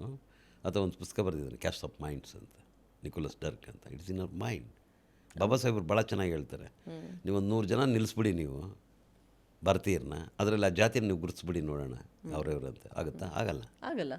ಮತ್ತು ಎಲ್ಲಿ? ಫಿಸಿಕಲಾಗಿ ಆಗಲ್ಲ. ಹೌದು. ಇನ್ನೆಲ್ಲಿದೆ? ಅದು ಮೈಂಡಲ್ಲಿದೆ. ಸೊ ಮೈಂಡ್ ತೆಗಿಯೋಕೆ ಏನಿದೆ ನಮ್ಮಲ್ಲಿ? ಎಜುಕೇಷನ್ ಇಲ್ಲ. ತಂದೆ ತಾಯಿ ಹೇಳ್ಕೊಡಲ್ಲ ತಪ್ಪು ಅಂತ, ಸಮಾಜ ಹೇಳ್ಕೊಡಲ್ಲ, ಶಾಲೆಗಳಲ್ಲಿಲ್ಲ. ಸುಮ್ಮನೆ ಏನೋ ಒಂದು ಆಗ್ತಾರೆ ಅಷ್ಟೇ. ಅದೇ ಬೋರ್ಡ್ ಹಾಕ್ತೀವಲ್ಲ, ಕ್ರೈಮ್ ಅಂತ, ನೋ ಸ್ಮೋಕಿಂಗ್ ಬೋರ್ಡ್ ಹಾಕ್ಬಿಟ್ಟು ಅದು ನಿಮ್ಗಡೆ ಸಿಗರೇಟ್ಸ್ ಇದ್ದಂಗೆ ಅಷ್ಟೇ. It is equal to that. Nobody follows. ಮಾತಾಡ್ತೀವಿ ಅಷ್ಟೇ. ಬಟ್ ಡಿಸ್ಕ್ರಿಮಿನೇಷನ್ ಸಂಪೂರ್ಣವಾಗಿದೆ. ಹೌದು. ಅದನ್ನು ನೀವು ಹೆಂಗೆ ಆಪ್ರೇಟ್ ಮಾಡ್ತೀರಿ ಅನ್ನೋದೇ ಚಾಲೆಂಜು. ಸೊ ಅದಕ್ಕೆ ನೀವು ಇದು ಶಿಕ್ಷಣ ಬದಲು ನೀವು ಇದು ನಾಟಕಗಳೇನಿದೆ, ಖಂಡಿತವಾಗಿ ಮಕ್ಕಳ ಅನುಭವ ಹೇಗಿರುತ್ತೆ ಸರ್? ಭಾಳ ಚೆನ್ನಾಗಿರುತ್ತೆ. ಮಕ್ಕಳು ಅದ್ಭುತವಾದ ರೀತಿಯಲ್ಲಿ ಅವ್ರು ನಮ್ಗೆ ಕಲಿಸ್ತಾರೆ. ಅವರು ನಾವು ಡಿಸ್ಕ್ರಿಮಿನೇಟಿವ್ ಆಗಿದ್ದರೆ ನಮಗೆ ಅವ್ರು ಹೇಳ್ತಾರೆ ನೀವು ಡಿಸ್ಕ್ರಿಮಿನೇಟಿವ್ ಆಗಿದ್ದೀರಿ ಅಂತ ಅವ್ರು ತೋರಿಸ್ಕೊಡ್ತಾರೆ. ಆ ಬದಲಾವಣೆ ಅವರಲ್ಲಿ ಕಾಣಿಸುತ್ತೆ, ಡೆಫಿನೆಟ್ಲಿ ಕಾಣಿಸುತ್ತೆ. ಮಕ್ಕಳು ಒಂದೇನಂದರೆ ಮಕ್ಕಳು ಹೇಳಿದ್ದನ್ನು ಕೇಳ್ತಾರೆ, ಫಾಲೋ ಮಾಡ್ತಾರೆ. ಟ್ರೂತ್ಫುಲಿ ಸಿನ್ಸಿಯರಾಗಿ ಫಾಲೋ ಮಾಡ್ತಾರೆ. ಅವರು ಏನಾರು ಹೇಳಿದರೆ ಫಾಲೋ ಮಾಡ್ತಾರೆ. ಹೌದು. ಇನ್ಯಾರೂ ಫಾಲೋ ಮಾಡಲ್ಲ.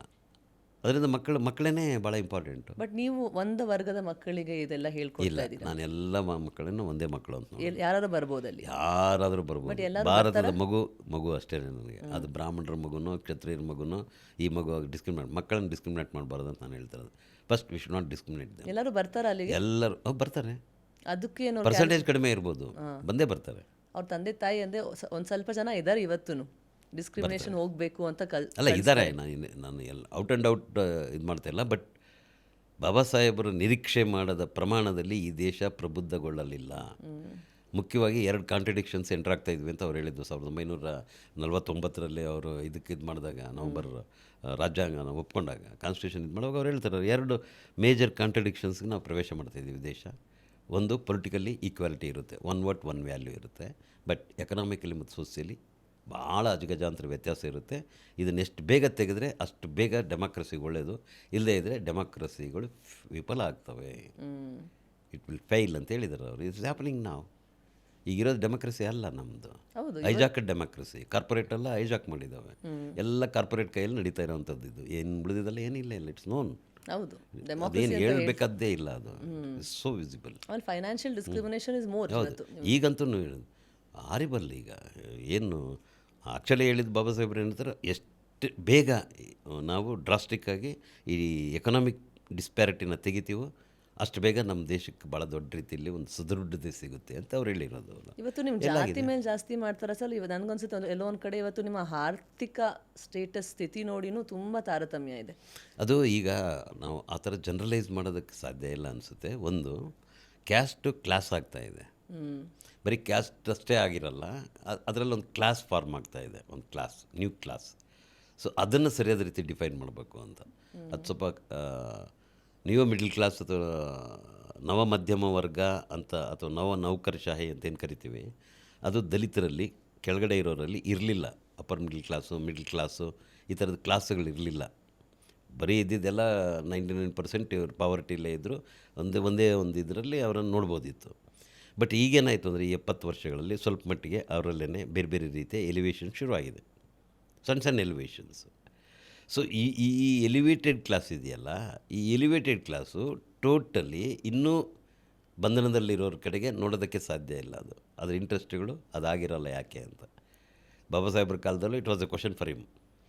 ಇದನ್ನು ಭಾಳ ಚೆನ್ನಾಗಿ ನಮಗೆ ಬಿಡಿಸಿ ತೋರಿಸಿದ್ದು ಗ್ರಾಮ್ಶಿ, ಇಟಲಿಯಲ್ಲಿ. ಅವರು ಇದೇ ಟೈಮ್, ಬಾಬಾ ಸಾಹೇಬ್ರ ಟೈಮಲ್ಲಿ 29 ಮಧ್ಯಾಹ್ನ ಮುಸೋಲಿನಿ ಕಾಲಘಟ್ಟದಲ್ಲೇ ಇದ್ದಿದ್ದು ಅವರು ಸರಿಯಾದ ರೀತಿಯಲ್ಲಿ ನೇಚರ್ನ, ಇವರು ಮಾರ್ಕ್ಸಿಸ್ಟರು ಕೂಡ ಕ್ಲಾಸ್ ನೇಚರ್ ಅಂತ ಹೇಳ್ತಾರೆ, ವರ್ಗ ಸ್ವಭಾವ ಅಂತ ಹೇಳ್ತಾರೆ. ಬಟ್ ಗ್ರಾಮ್ಶಿ ಮಾತ್ರ ಭಾಳ ಚೆನ್ನಾದ ರೀತಿಯಲ್ಲಿ ಈ ಥರ ಒಂದು ನ್ಯೂ ಲಿಬ್ರಲ್ ವರ್ಗ ಯಾಕೆ ಹುಟ್ಟುತ್ತೆ ಅಂತ ಹೇಳ್ತಾರೆ. ಬಾಬಾ ಸಾಹೇಬ್ರೇನು ಕನ್ಫ್ಯೂಸ್ ಮಾಡ್ಕೊಂಡಿದ್ರು ಅಂದರೆ, or else I can't say confusion, but is thinking was like that. ಏನಪ್ಪ ಅಂದರೆ ಸಾಂಸ್ಕ್ರಿಟೈಜೇಷನ್ ಈಸ್ ದಿ ರೀಸನ್ ಅಂತ ಅವ್ರು ಅಂದ್ಕೊಂಡಿರ್ತಾರೆ. ಯಾಕೆ ಇವರು ವರ್ಗ ಸ್ವಭಾವ ಆಗ್ತಾರೆ ಮತ್ತು ತಮ್ಮ ಮೂಲ ಇವರಿಂದ ಇವರು ಬೇರೆ ಆಗ್ತಾರೆ ಅಂತಂದರೆ, ಸಾಂಸ್ಕೃತೀಕರಣಕ್ಕೊಳಗಾಗ್ತಾರೆ. ಸಾಂಸ್ಕೃತೀಕರಣ ಏನು ಅಂತಂದರೆ, ನಮಗಿಂತ ಮೇಲ್ಜಾತಿಯವರ ಸಂಸ್ಕೃತಿ ಆಚಾರ ವಿಚಾರಗಳನ್ನ ನಾವು ಅಳವಡಿಸ್ಕೋಬೇಕು ಅಂತ ಅಳವಡಿಸ್ಕೊಳ್ತಾರೆ. ಸತ್ಯನಾರಾಯಣ ಪೂಜೆ ಮಾಡ್ತಾರೆ, ತಿರುಪತಿಗೆ ಹೋಗ್ತಾರೆ, ಈ ಥರ ಎಲ್ಲ ಅಂದ್ಕೊಂಡಿದ್ರು. ಅದಾಗಿಲ್ಲ. ಆದರೆ ಗ್ರಾಮ್ಶಿ ಹೇಳೋದೇನೆಂದರೆ ಅದಲ್ಲ ಅಂತ. It is not sanskritization. ಆ ವರ್ಗಕ್ಕೆ ತನ್ನದೇ ಆದಂಥ ಒಂದು ಹಿತಾಸಕ್ತಿ ಉಟ್ಕೊಳ್ಳುತ್ತಂತೆ, ಸೆಲ್ಫ್ ಇಂಟ್ರೆಸ್ಟ್, ಅದರದೇ ಆದಂಥ ಒಂದು ಹಿತಾಸಕ್ತಿ ಉಟ್ಕೊಳ್ಳುತ್ತೆ ಅಂತ. It's true. ನಾವು ಹೌದಾ? ಅದು ಆ ಥರನೇ ನೋಡಬೇಕಾಗಿದೆ. ಅದರಿಂದಾಗಿ ಈ ನ್ಯೂ ಇದಿರುತ್ತಲ್ಲ, ಈ ಕ್ಲಾಸ್ ಆಗೋದಿರುತ್ತಲ್ಲ, ಅದೊಂದು ಸ್ವಲ್ಪ ಬೇರೆ ಬೇರೆ ಸ್ತರಗಳಲ್ಲಿರುತ್ತೆ. It's all layered like. ಅದು ಮೇಲ್ಗಡೆ ಬೇರೆ ಥರ ವರ್ಕ್ ಆಗುತ್ತೆ, ಬಾಟಮಲ್ಲಿ ಬೇರೆ ಥರ ಆಗುತ್ತೆ, ಆ ಥರ ಇರುತ್ತೆ. ಅದನ್ನೇ ಬಾಬಾ ಸಾಹೇಬ್ರು ಹೇಳೋದು ಏನಂತಂದರೆ, ಗ್ರೇಡೆಡ್ ಇನ್ಇಕ್ವಾಲಿಟಿ ಅಂತ. It's not graded equality, it's graded inequality. ಇಡೀ ಸಮಾಜ ಗ್ರೇಡೆಡ್ ಇನ್ಇಕ್ವಾಲಿಟಿ ಅಂತ ಹೇಳ್ತಾರೆ ಅವರು. ಅಸಮಾನತೆಯ ಶ್ರೇಣೀಕರಣಕ್ಕೊಳಗಾಗಿದೆ ಅಂತ. ಇನ್ನೊಂದು ಹೇಳ್ತಾರೆ, ಮಾರ್ಕ್ಸಿಸ್ಟ್ ಏನು ಹೇಳ್ತಾರೆ ಅಂದರೆ, ಡಿವಿಷನ್ ಆಫ್ ಲೇಬರ್ ಅಂತ ಹೇಳ್ತಾರೆ. ಶ್ರಮದ ವಿಭಜನೆ, ಲೇಬರ್ ಡಿವಿಷನ್. ಒಂದು ಸಿವಿಲ್ ಸೊಸೈಟಿ ವರ್ಕ್ ಆಗಬೇಕಾದ್ರೆ ಡಿವಿಷನ್ ಇರಬೇಕು. ಲೇಬರಲ್ಲಿ ಇವ್ರು ಈ ಕೆಲಸ ಮಾಡಬೇಕು, ಅವ್ರು ಆ ಕೆಲಸ ಮಾಡಬೇಕು ಅಂತ ಹೇಳಿದ್ರೆ, ಬಾಬಾ ಸಾಹೇಬ್ರು ಹಂಗೆ ಹೇಳಲ್ಲ. It is not only that, it is division of ಲೇಬ್ರರ್ಸ್ನೇ ಡಿವೈಡ್ ಮಾಡಿದ್ದಾರೆ ಅಂತ. It's great. ವಿಷನ್ನೇ ಬೇರೆ ಬಾಬಾ ಸಾಹೇಬರು. ಹೌದು ಸರ್. ಈಗ ಮಕ್ಳಿಗೆಲ್ಲ ನೀವು ಇದನ್ನು ಹೇಳ್ಕೊಡ್ತಾ ಇದ್ದೀರಾ, ಬಟ್ ನಿಮ್ಗೆ ಅನ್ಸಲ್ವ ಇವಾಗ ನಮ್ಮ ನಗರದಲ್ಲಿರೋ ಮಕ್ಕಳು, ಬ್ಯಾಂಗ್ಳೂರು, ಇಲ್ಲಿ ಅವರು ಬೇರೆ ಬೇರೆ ಒಂದು ಸಿದ್ಧಾಂತಗಳ ಮೇಲೆ ಬೆಳೀತಾರೆ, ಅವ್ರಿಗೂ ಇದೆಲ್ಲ ಮುಟ್ಟಬೇಕು ಅಂತ ವಿಷಯಗಳು? ಖಂಡಿತ. ಇದನ್ನು ಹೇಗೆ ನೀವು ಮುಟ್ಟಿಸೋ ಪ್ರಯತ್ನದಲ್ಲಿದ್ದೀರಾ ಸರ್? ಅದಕ್ಕೆ ಗೊತ್ತಿಲ್ಲ ನಮಗೆ, ನಾವು ಅಧಿಕೃತ ಅಲ್ಲ. ಈಗ ಅಧಿಕೃತ ಅಂತಂದರೆ ಅಪ್ಪ ಅಮ್ಮ ಅಧಿಕೃತ. ಒಂದು ಮಗುವಿಗೆ ಅಧಿಕೃತ ಯಾರು ಅಂತಂದರೆ ಅವ್ರ ಅಪ್ಪ ಅಮ್ಮ. They can decide it's his future or our future. ಹೌದು, ಅವ್ರಿಗಿರುತ್ತೆ. ಇಲ್ಲ ಸ್ಕೂಲ್ಗಿರುತ್ತೆ. ಅದೇ ವಾತಾವರಣ ಅಂದರೆ ಪ್ರಭುತ್ವ ರೆಸ್ಪಾನ್ಸಿಬಿಲಿಟಿ ಆಫ್ ಎಜುಕೇಷನ್ ತಗೊಂಡ್ಮೇಲೆ ಅವ್ರ ಮೇಲಿರುತ್ತೆ, ಸೊಸೈಟಿ ಮೇಲಿರುತ್ತೆ. ಬಟ್ ನಾನು ಕಾಣೋದು ಇಲ್ಲೆಲ್ಲೂ ಯಾರೂ ಮಕ್ಕಳ ಬಗ್ಗೆ ಯಾರೂ ಯೋಚನೆ ಮಾಡಲ್ಲ. ಎಲ್ಲ ಹೇಳ್ತಾರೆ ಚೈಲ್ಡ್ ಸೆಂಟ್ರಿಕ್ ಅಂತ. No, it is not child centric, it's all expert centric. ನಮ್ಮ ಎಜುಕೇಷನ್ ಸಿಸ್ಟಮ್ ಡಿಸೈನ್ ಮಾಡ್ತಾರಲ್ಲ, ಟೆಕ್ಸ್ಟ್ ಬುಕ್ಕಿಂದ ಹಿಡ್ಕೊಂಡು ಎಕ್ಸಾಮ್ ಸಿಸ್ಟಮ್ಸಿಂದ ಹಿಡ್ಕೊಂಡು ಸಿಲೆಬಸ್ಸಿಂದ ಹಿಡ್ಕೊಂಡು ಟೈಮ್ ಟೇಬಲ್ನಿಂದ ಹಿಡ್ಕೊಂಡು everything is decided by these experts, so called experts, education specialist, whatever you ಯಾವ ಕಾಲ್. ಕಡೆ ತಳ್ತಾ ಇದ್ದಾರೆ ಇವ್ರನ್ನ ಮಕ್ಕಳನ್ನ. ಆ ಟೆಕ್ಸ್ಟ್ ಬುಕ್ಗಳನ್ನ ಹಾಗೆ ಮಾಡ್ತಾರೆ. ಯಾಕೆಂದರೆ ಆ ಟೆಕ್ಸ್ಟ್ ಬುಕ್ಗಳು ಎಷ್ಟು ಕೆಡದಾಗಿರುತ್ತೆ ಅಂತಂದರೆ ಅದನ್ನು ಓದಬೇಕು ನೀವು ಟೆಕ್ಸ್ಟ್ ಬುಕ್ಗಳನ್ನ, ಭಯ ಆಗುತ್ತೆ.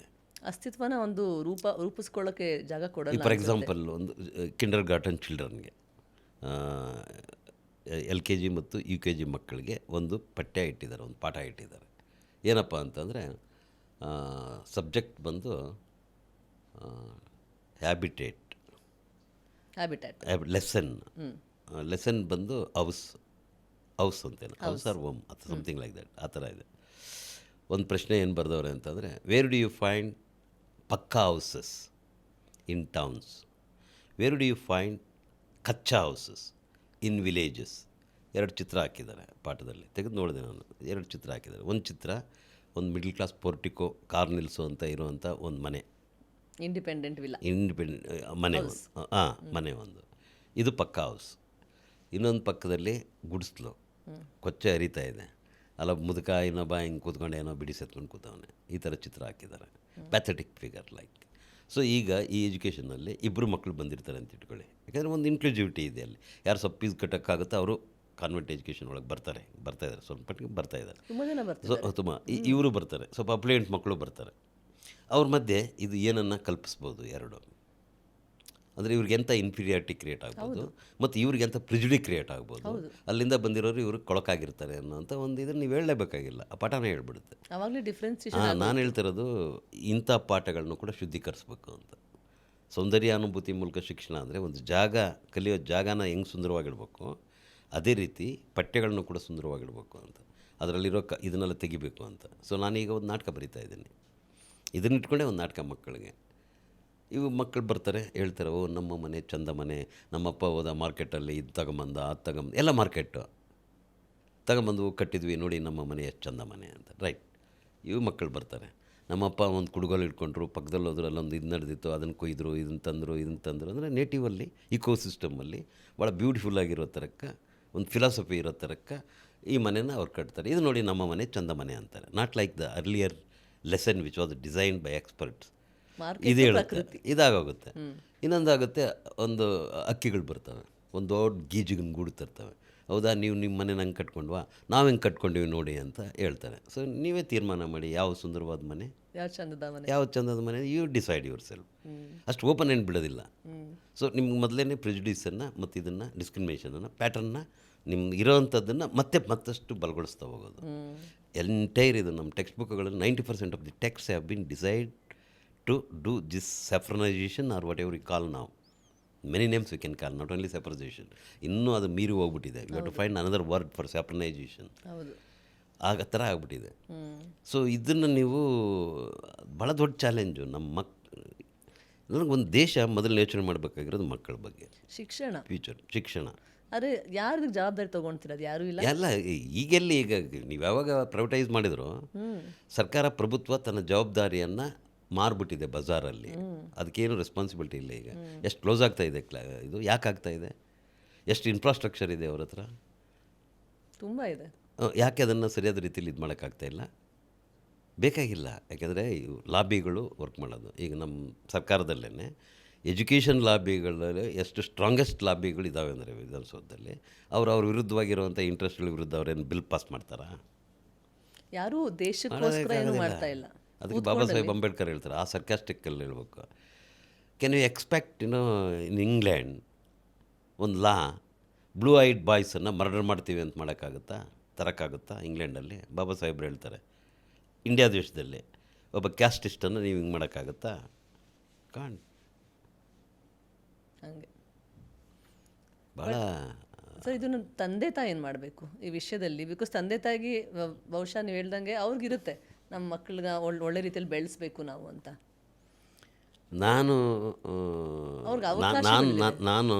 ಅಂದರೆ ನಾನು ಒಡನಾಡುವಂಥ ಸಮುದಾಯಗಳಲ್ಲಿ ತಂದೆ ತಾಯಿಗಳಿಗೆ ಪಾಪ ಏನೂ ಗೊತ್ತಿರಲ್ಲ. ನಮ್ಮ ಮಗು ಏನು ಓದಬೇಕು ಅನ್ನೋದು ಗೊತ್ತಿರಲ್ಲ.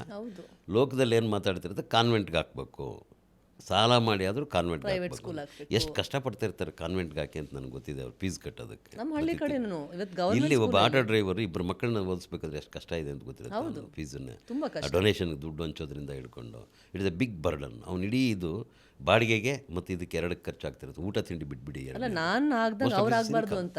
ಕರೆಕ್ಟು, ಆ ಥರ. ಬಟ್ ನಾವು ಕಳಿಸ್ತಾ ಇರೋ ಶಾಲೆಯಲ್ಲಿ ನಾವು ನಿರೀಕ್ಷೆ ಮಾಡ್ತಾ ಇರೋವಂಥದ್ದು ಸಿಗ್ತದಾ ಇಲ್ವಾ ಅಂತ ಅವ್ರಿಗೆ ವಿವೇಚನೆ ಇಲ್ಲ. ಹೌದು. ಅವ್ರಿಗೆ ಚೆಕ್ ಮಾಡೋಕ್ಕಾಗಲ್ಲ. ಅವ್ರೇನು ಅಂದ್ಕೊಂಡಿರ್ತಾರೆ, ತಗೊಂಡೋಗಿ ಫೀಸ್ ಕಟ್ಟಿದರೆ ಕಾನ್ವೆಂಟ್ಗೆ ಹೋದರೆ ಬರ್ತಾರೆ, ಓದ್ಕೊಳ್ತಾರೆ. ಅವರು ಯೂನಿಫಾರಮ್ಮು ಮತ್ತು ಅದೆಲ್ಲ ಸ್ಮಾರ್ಟಾಗಿರ್ತದೆ. ಅವ್ರ ಬಿಲ್ಡಿಂಗುಗಳು ಸ್ಮಾರ್ಟಾಗಿರ್ತವೆ. ಏನೋ ಒಂದು ಬಸ್ ಬರ್ತದೆ, ಕರ್ಕೊಂಬಂದು ಇವ್ರನ್ನ ಬಿಡ್ತದೆ.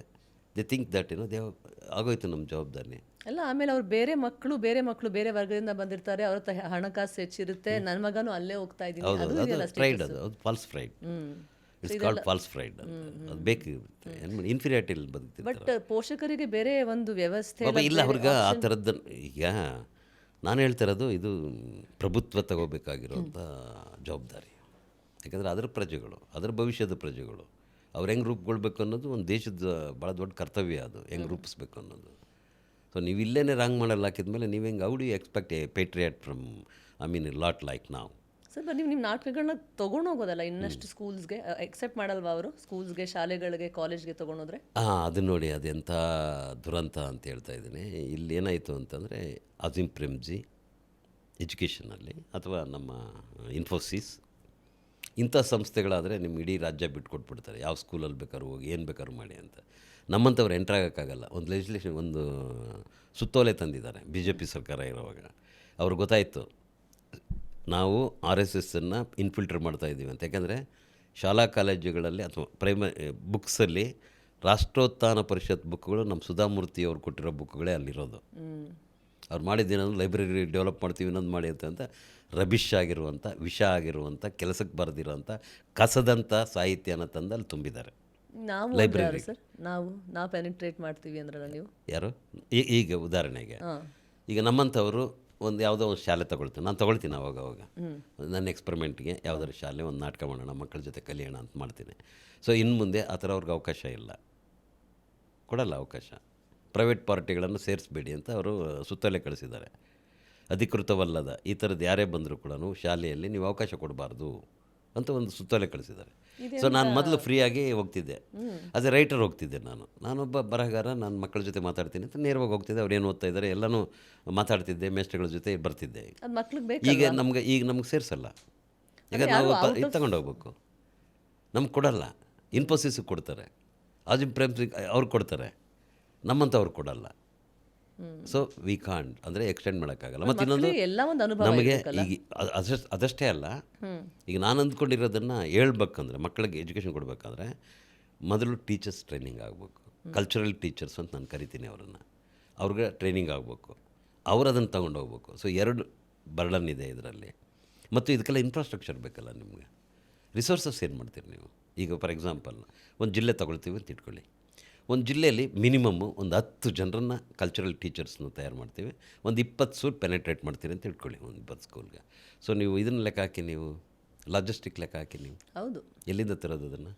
ಯಾವ ಥರ ಅದರಲ್ಲಿ ಮೆಷಿನರಿನೇ ಬೇಕಿದ್ದಕ್ಕೆ. ಹೌದು, ಅವಾಗ ಏನು ಮಾಡಬೇಕಾಗುತ್ತೆ, ನಾವು ಫಂಡ್ಸ್ಗೋಸ್ಕರ again we have to go to these corporate with ಅವರು ಎಂಪ್ಟಿ ಬೌಲ್ಸ್ ಲೈಕ್. ಅವ್ರ ಹತ್ರನೇ ಹೋಗ್ಬಿಡ್ಬೇಕು. CSR ಇದೆ, ಅವ್ರು ಮಾಡಲ್ಲ. CSR ಯಾಕೆ ಮಾಡಲ್ಲ ಅಂದರೆ ಎಂಥ ಟೆಕ್ನಿಕ್ ಅಂದ್ಕೊಂಡಿದ್ದಾರೆ ಅಂದರೆ, CSR ಅವರೇ ಒಂದು ಟ್ರಸ್ಟನ್ನು ಮಾಡಿರ್ತಾರೆ. ಹೌದು, ನೀವು ಯಾವುದೇ ಕಾರ್ಪೊರೇಟ್ ಕಂಪ್ನಿ ಅವ್ರದ್ದೊಂದು ಟ್ರಸ್ಟ್ ಇರುತ್ತೆ. ಆ ಟ್ರಸ್ಟ್ಗೆ ಅಲ್ಲಿ ಟ್ರಾನ್ಸ್ಫರ್ ಮಾಡ್ತಾರೆ. ಮತ್ತು ಅವ್ರು ಅಂದ್ಕೊಂಡಿರೋದನ್ನು ಅವ್ರು ಯಾರ್ಯಾರಿಗೆ ಬೇಕೋ ಯಾವ ರೀತಿ ಬೇಕೋ ಕ್ಯಾರಿ ಔಟ್ ಮಾಡ್ತಾರೆ. ಅದಕ್ಕೇನೊಂದು ಏನಂತೀವಿ ನಾವು, ಅಕೌಂಟಬಿಲಿಟಿ ಎಲ್ಲಿದೆ ಅದಕ್ಕೆ ಅದು ಹೊಸ ಮೆಕ್ಯಾನಿಸಮ್. ಸೊ ಹಂಗಾಗಿ ಅವ್ರದ್ದೇನು ಪ್ರಾಫಿಟ್ಸು ಮತ್ತು ಎಕಾನಮಿ ಇರುತ್ತಲ್ಲ, ಫನಲ್ ಎಕಾನಮಿ ಅಂತೀವಲ್ಲ, ಕೆಳಗೆ ಬರೋದೇ ಇಲ್ಲ.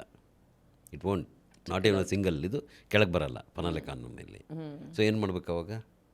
ಬೇರೆಯವ್ರಿಗೆ ಅವಕಾಶನೇ ಇಲ್ಲ, ಅಲ್ಲಲ್ಲೇ ಸಾಧ್ಯನೇ ಇಲ್ಲ. ಇದು it's nothing but sanctions of America policy. ಹೆಂಗೆ ಸ್ಯಾಂಕ್ಷನ್ಸನ್ನು ಯೋಚನೆ ಮಾಡುತ್ತೋ ಹಂಗೆ ಸ್ಯಾಂಕ್ಷನ್ಸ್ ಇವು ಇಂಡಿಯಾದಲ್ಲೇ. ನಿಜವಾದಂಥ ಸ್ಯಾಂಕ್ಷನ್ಸ್ ಇರೋದು ಇಂಡಿಯಾದಲ್ಲಿ. ಸಾಮಾಜಿಕವಾಗಿ ಯಾರು ಯೋಚನೆ ಮಾಡ್ತಾ ಇಲ್ವಾ? ಇಲ್ಲ, ಯೋಚನೆ ಮಾಡ್ತಾರೆ ಅವ್ರಿಗೆ. ಈಗ ಗಾಜಾ ಬಗ್ಗೆ ಮಾತಾಡ್ತೀವಿ ನಾವು. Everyone talks about Gaza. Yes, we have to speak about Gaza. ಅಲ್ಲಿ ನೀರು ಕೊಡ್ತಾ ಇಲ್ಲ, ಮುಟ್ಟಿಸ್ತಾ ಇಲ್ಲ, ಅಲ್ಲಿ ಮಕ್ಕಳು ಆಮೇಲೆ ಆಕ್ಸೆಸ್ಸೇ ಮಾಡೋದಕ್ಕೆ ಅವ್ರಿಗೆ ಅವಕಾಶ ಕೊಡ್ತಾ ಇಲ್ಲ. ಇದ್ರೂ ಇಂಡಿಯಾ ದೇಶದಲ್ಲೂ ಪ್ರತಿ ಹಳ್ಳಿ ಕೂಡ ಗಾಜಾ ಫಾರ್ ದಲಿತ್ಸ್. ಯಾರು ಯೋಚನೆ ಮಾಡ್ತಾರೆ ಇದು ಗಾಜಾ ಅಂತ? ಇಂಡಿಯಾದಲ್ಲಿ ಇವತ್ತಿಗೂ ಅವ್ರು ಹಳ್ಳಿ ಹಳ್ಳಿಯಲ್ಲೂ ಕೂಡ ಗಾಜಾನೇ. separate ಯಾಕಂದರೆ colony ನೀರು ಮುಟ್ಸಲ್ಲ, ಕಟ್ತಾರಲ್ಲ. ದೇವಸ್ಥಾನಕ್ಕೆ ಬಿಡಲ್ಲ, ನೀರು ಮುಟ್ಸಲ್ಲ, ಸಿವಿಲ್ ರೈಟ್ಸ್ ಇಲ್ಲ. ಅಯ್ಯೋ, how can we expect 25% population not even accessible to fundamental rights as such?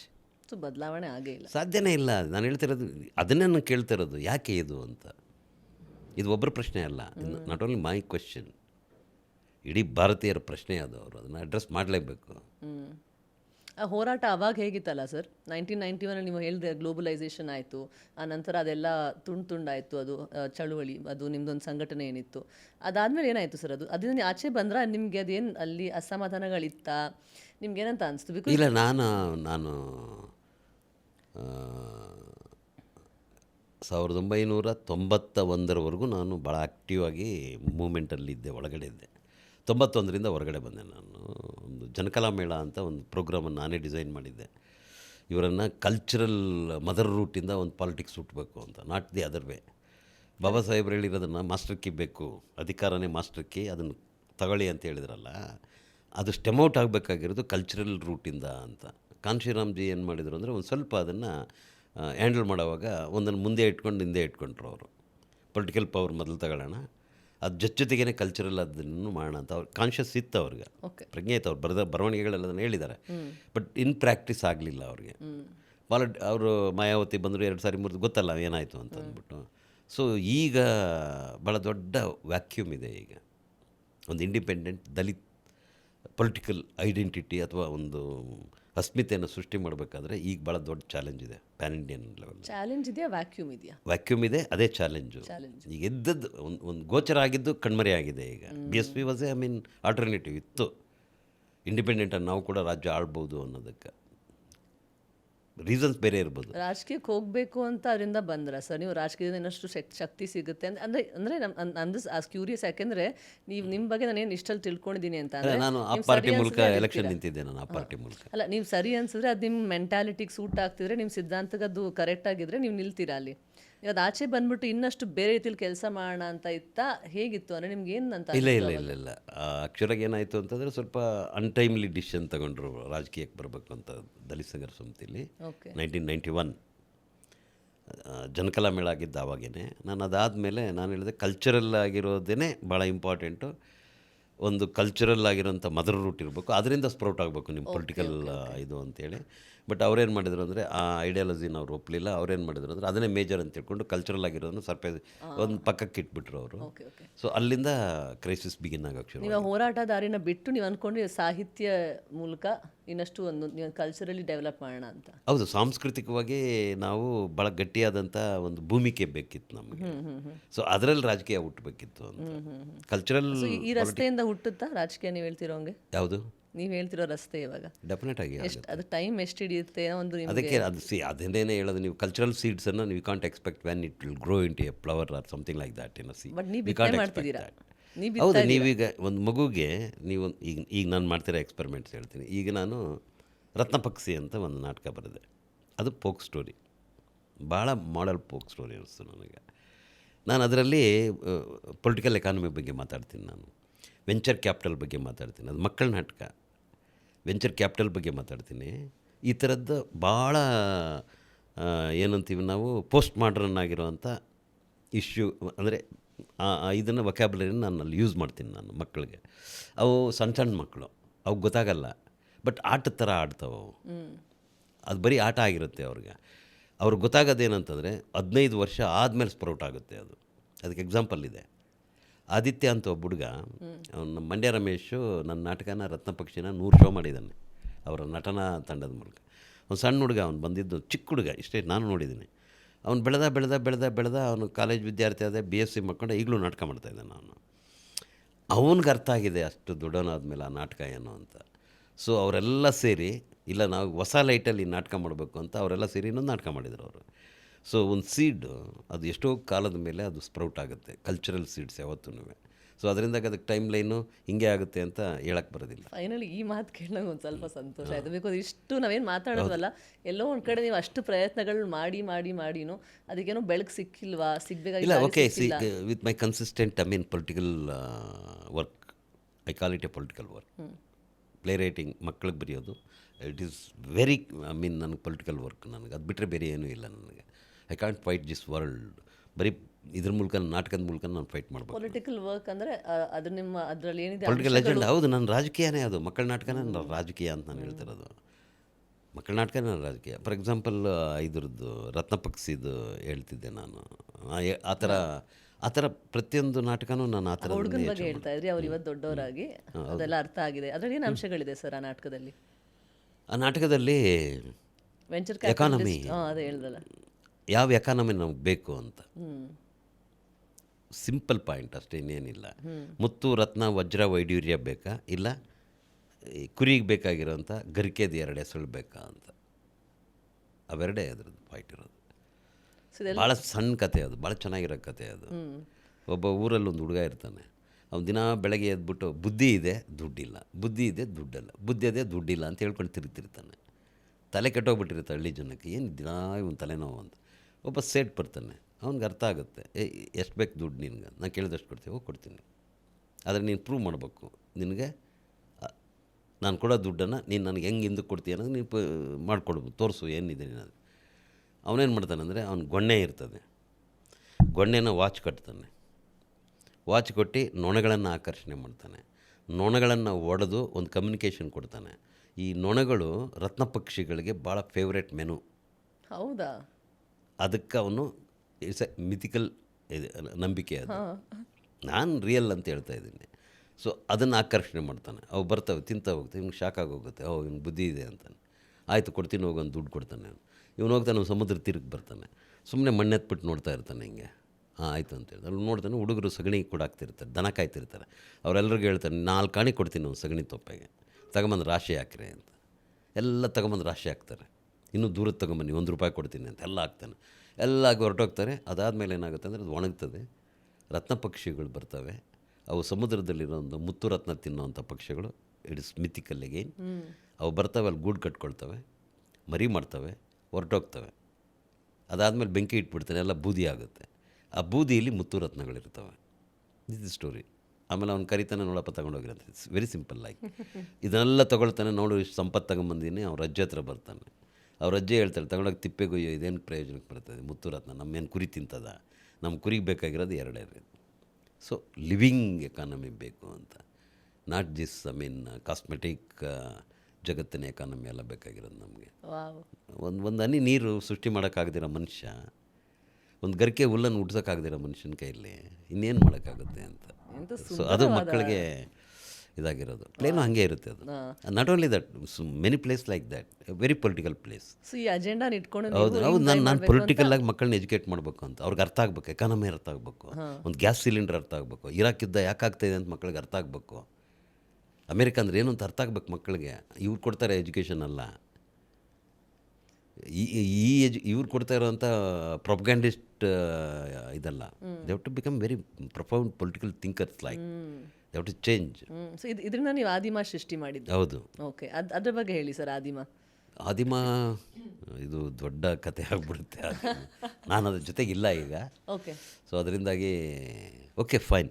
ಆದಿಮ ಹುಟ್ಟಿದ್ದು ಯಾಕೆ ಅಂತಂದರೆ, ನನಗೆ ಆ ಪದ ಭಾಳ ಇಷ್ಟ ಆಗಿತ್ತು, ಆದಿಮ ಅಂತ. ಅದರಲ್ಲಿ ಏನಿದೆ? ಅದರಲ್ಲಿ ಪ್ರಿಮೈವಲ್ ಅಂತ, ಆದಿಮ ಒಂದು ಸೌಂಡ್ ಇದೆ ಅದರಲ್ಲಿ. ಆದಿಮ, ಮಾ ತಾಯಿ ಇದ್ದಾಳೆ, ಆದಿಮಾತೆ ಇದ್ದಾಳೆ ಅಂತ ಅನಿಸುತ್ತೆ ಆ ಪದದಲ್ಲಿ. ಆ ಸೌಂಡಲ್ಲೇನೋ ಒಂದು ಮ್ಯಾಜಿಕ್ ಇದೆ ಅನಿಸಿ ನಾನು ಆ ಪದನ ಏನು ಮಾಡೋದು ಅಂತ ಅಂದ್ಕೊಂಡಿದ್ದೆ. ನಾನು ಸುದ್ದಿ ಸಂಗಾತಿ ಪತ್ರಿಕೆಯಲ್ಲಿ ಚೀಫ್ ರಿಪೋರ್ಟರ್ ಆಗಿದ್ದೆ. It's was a weekly, it very popular weekly those times. So ಅವಾಗೇನಾಯಿತು ಅಂದರೆ, ನಾನು ನಮ್ಮ ಫ್ರೆಂಡ್ ಒಬ್ಬರು ಸುದೇಶ್ ಮಹಾನ್ ಅಂತ, ಒಂದು ಆರ್ಟಿಸ್ಟ್, ಒಳ್ಳೆಯದು, ತುಂಬ ಒಳ್ಳೆ ಕಲಾವಿದ ಅವನು. ಇನ್ನೊಬ್ಬರು ಸರ್ಕ್ಯುಲೇಷನ್ ಮ್ಯಾನೇಜರು. ನಾವೇನು ಯೋಚನೆ ಮಾಡಿದ್ವಿ ಅಂತಂದರೆ, ಆ ಕಾಲದಲ್ಲಿ ಟಿ ವಿ ಮಾತ್ರ ಇತ್ತು, ನಮ್ಮ ಬೆಂಗಳೂರು ದೂರದರ್ಶನ ಮಾತ್ರ ಇತ್ತು, ಇನ್ನೇನು ಇದೆಲ್ಲ ಯಾವುದೂ ಇರಲಿಲ್ಲ. ಆ ಟಿ ವಿ ಒಳಗಡೆ ಸಣ್ಣ ಸಣ್ಣ ನಾಟಕಗಳು ಮತ್ತು ಇವೆಲ್ಲ ಬರ್ತಿದ್ವು ಒಂದಷ್ಟು. ಅವಾಗ ತಾನೇ ಈವನ್ ಮೆಗಾ ಸೀರಿಯಲ್ ಅನ್ನೋ ಕಾನ್ಸೆಪ್ಟ್ ಬಂದಿರಲಿಲ್ಲ. ಯಾವ ಇಸ್ವಿಲಿದು? 84 ಅರೌಂಡ್ ದಟ್ ಟೈಮ್. ಓಕೆ. 84 ಮಧ್ಯೆ. ಎಸ್, 84 ಮಧ್ಯೆ. ನಾವೇನು ಮಾಡಿದ್ವಿ ಅಂದರೆ, ನಾವೇ ಒಂದು ಕಂಪ್ನಿ ಮಾಡೋಣ, ನೀವು ಮಾಡಿದಿರಲ್ಲ ಹೀಗೆ, ಆ ಥರ ಒಂದು ಕಂಪ್ನಿ ಮಾಡೋಣ ಅಂತೇಳಿ ಆದಿಮ ಕ್ರಿಯೇಷನ್ಸ್ ಅಂತ ಒಂದು ಕಂಪ್ನಿ ಮಾಡಿದ್ವಿ. 84 ಮಾಡಿದ್ದು. ಆದಿಮ ಕ್ರಿಯೇಷನ್ಸ್ ಅಂತ ಮಾಡಿ ಏನು ಮಾಡೋದು ಅಂತಂದರೆ, ಕನ್ನಡದಲ್ಲಿ ತುಂಬ ಚೆನ್ನಾಗಿರುವಂಥ ಕಥೆಗಳಿದ್ದಾವೆ ಈ ಜೀತದ ಬಗ್ಗೆ. ಕುವೆಂಪು ಬರೆದಿದ್ದಾರೆ, ಬೆಸ್ಗರಳ್ಳಿ ರಾಮಣ್ಣ ಬರೆದಿದ್ದಾರೆ, ಕಾಳೆಗೌಡ ನಾಗವರ ಬರೆದಿದ್ದಾರೆ, ಭಾಳ ಚೆನ್ನಾಗಿದ್ದಾವೆ. ಅದು ಭಾಳ ಇಂಪಾರ್ಟೆಂಟ್ ಅನ್ನಿಸ್ತು ನನಗೆ. ಇವನ್ನೇ ನಾವು ಕತೆಗಳನ್ನು, ಸಣ್ಣ ಸಣ್ಣ ಕತೆಗಳನ್ನು ಚಿತ್ರೀಕರಣ ಮಾಡೋಣ ಅಂತ ಸ್ಕ್ರಿಪ್ಟೆಲ್ಲ ರೆಡಿ ಮಾಡಿ ತಗೊಂಡೋಗಿ ಕೊಟ್ವಿ. ಅಲ್ಲಿ ನಮ್ಮ ಫ್ರೆಂಡೇ ಇದ್ದಿದ್ದೊಬ್ಬ. ಆ ಫ್ರೆಂಡ್ ಹೇಳ್ದ, ಇದೆಲ್ಲ ಆಗೋದಿಲ್ಲ. ಅದು ಯಾಕೆ, ಕಾನ್ಸ್ಟಿಟ್ಯೂಷನಲ್ಲಿ ಈ ಬಾಂಡೆಡ್ ಲೇಬರ್ನ ಕಿತ್ತಾಕಿರೋದ್ರಿಂದಾಗಿ ನಮಗೆ ಮಾಡೋಕ್ಕೆ ಬರಲ್ಲ. ಅದನ್ನೇ ಮಾಡೋಕ್ಕೆ ಬರಲ್ಲ. ಮಾಡೋಕ್ಕೆ ಬರ್ತಿತ್ತು, ಯಾಕೆ ಮಾಡೋಕ್ಕೆ ಬರೋದಿಲ್ಲ. ಬಟ್ ಅದು ಗೊತ್ತಿಲ್ಲ ಯಾಕೆ ಹೇಳ್ದ ಅಂತ. Maybe to avoid us also ಇರ್ಬೋದು. ಓಕೆ, ಲಾಸ್ಟ್ ಅಂತ ಅಲ್ಲೊಂದು ಮುಗಿದೋಯ್ತು. ಆಮೇಲೆ ಇದು ಮತ್ತೆ ಸರ್ಫೇಸ್ ಆಗಿದ್ದೆ ಯಾವಾಗ ಅಂತಂದರೆ, ದಲಿತ್ ಮೂಮೆಂಟು ಕ್ರೈಸಿಸ್ ಅನುಭವಿಸ್ತಾ ಇದೆ ಅಂತ ಕೋಲಾರ ಡಿಸ್ಟ್ರಿಕ್ಟಲ್ಲಿ. ಅದರೊಳಗಡೆ ಒಂದು ಲುಂಪನೈಜೇಷನ್, ಒಂದು ಟೋಕನಿಸಮ್, ಈ ಥರದ್ದು ದೋಷಗಳು ಶುರುವಾಗಿದೆ ಆರ್ಗನೈಜೇಷನಲ್ಲಿ.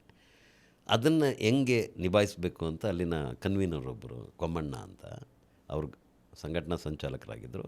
ಅವರೊಂದು ಸಭೆ ಕರೆದಿದ್ರು, ನನ್ನ ಕರೆದಿದ್ರು ಅವರು. ಹೋದೆ, ಆ ಸಭೆಯಲ್ಲಿ ಹಿಂಗೆ ಮಾತಾಡ್ತಾಯಿದ್ವಿ. ನನಗನ್ನಿಸ್ತು ಇದು ಬೀಟ್ ಆ್ಯಂಡ್ ಟ್ರ್ಯಾಕ್ ಸಿಕ್ಕಾಕ್ಕೊಂಡಿದ್ದಾರೆ ಇವ್ರು, ಥಿಂಕಿಂಗು ಅದನ್ನು ಚೇಂಜ್ ಮಾಡಬೇಕು ಅಂತ.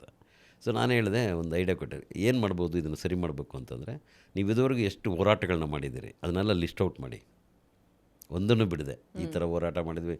ಅವಾಗೇನು 80 may be around that time.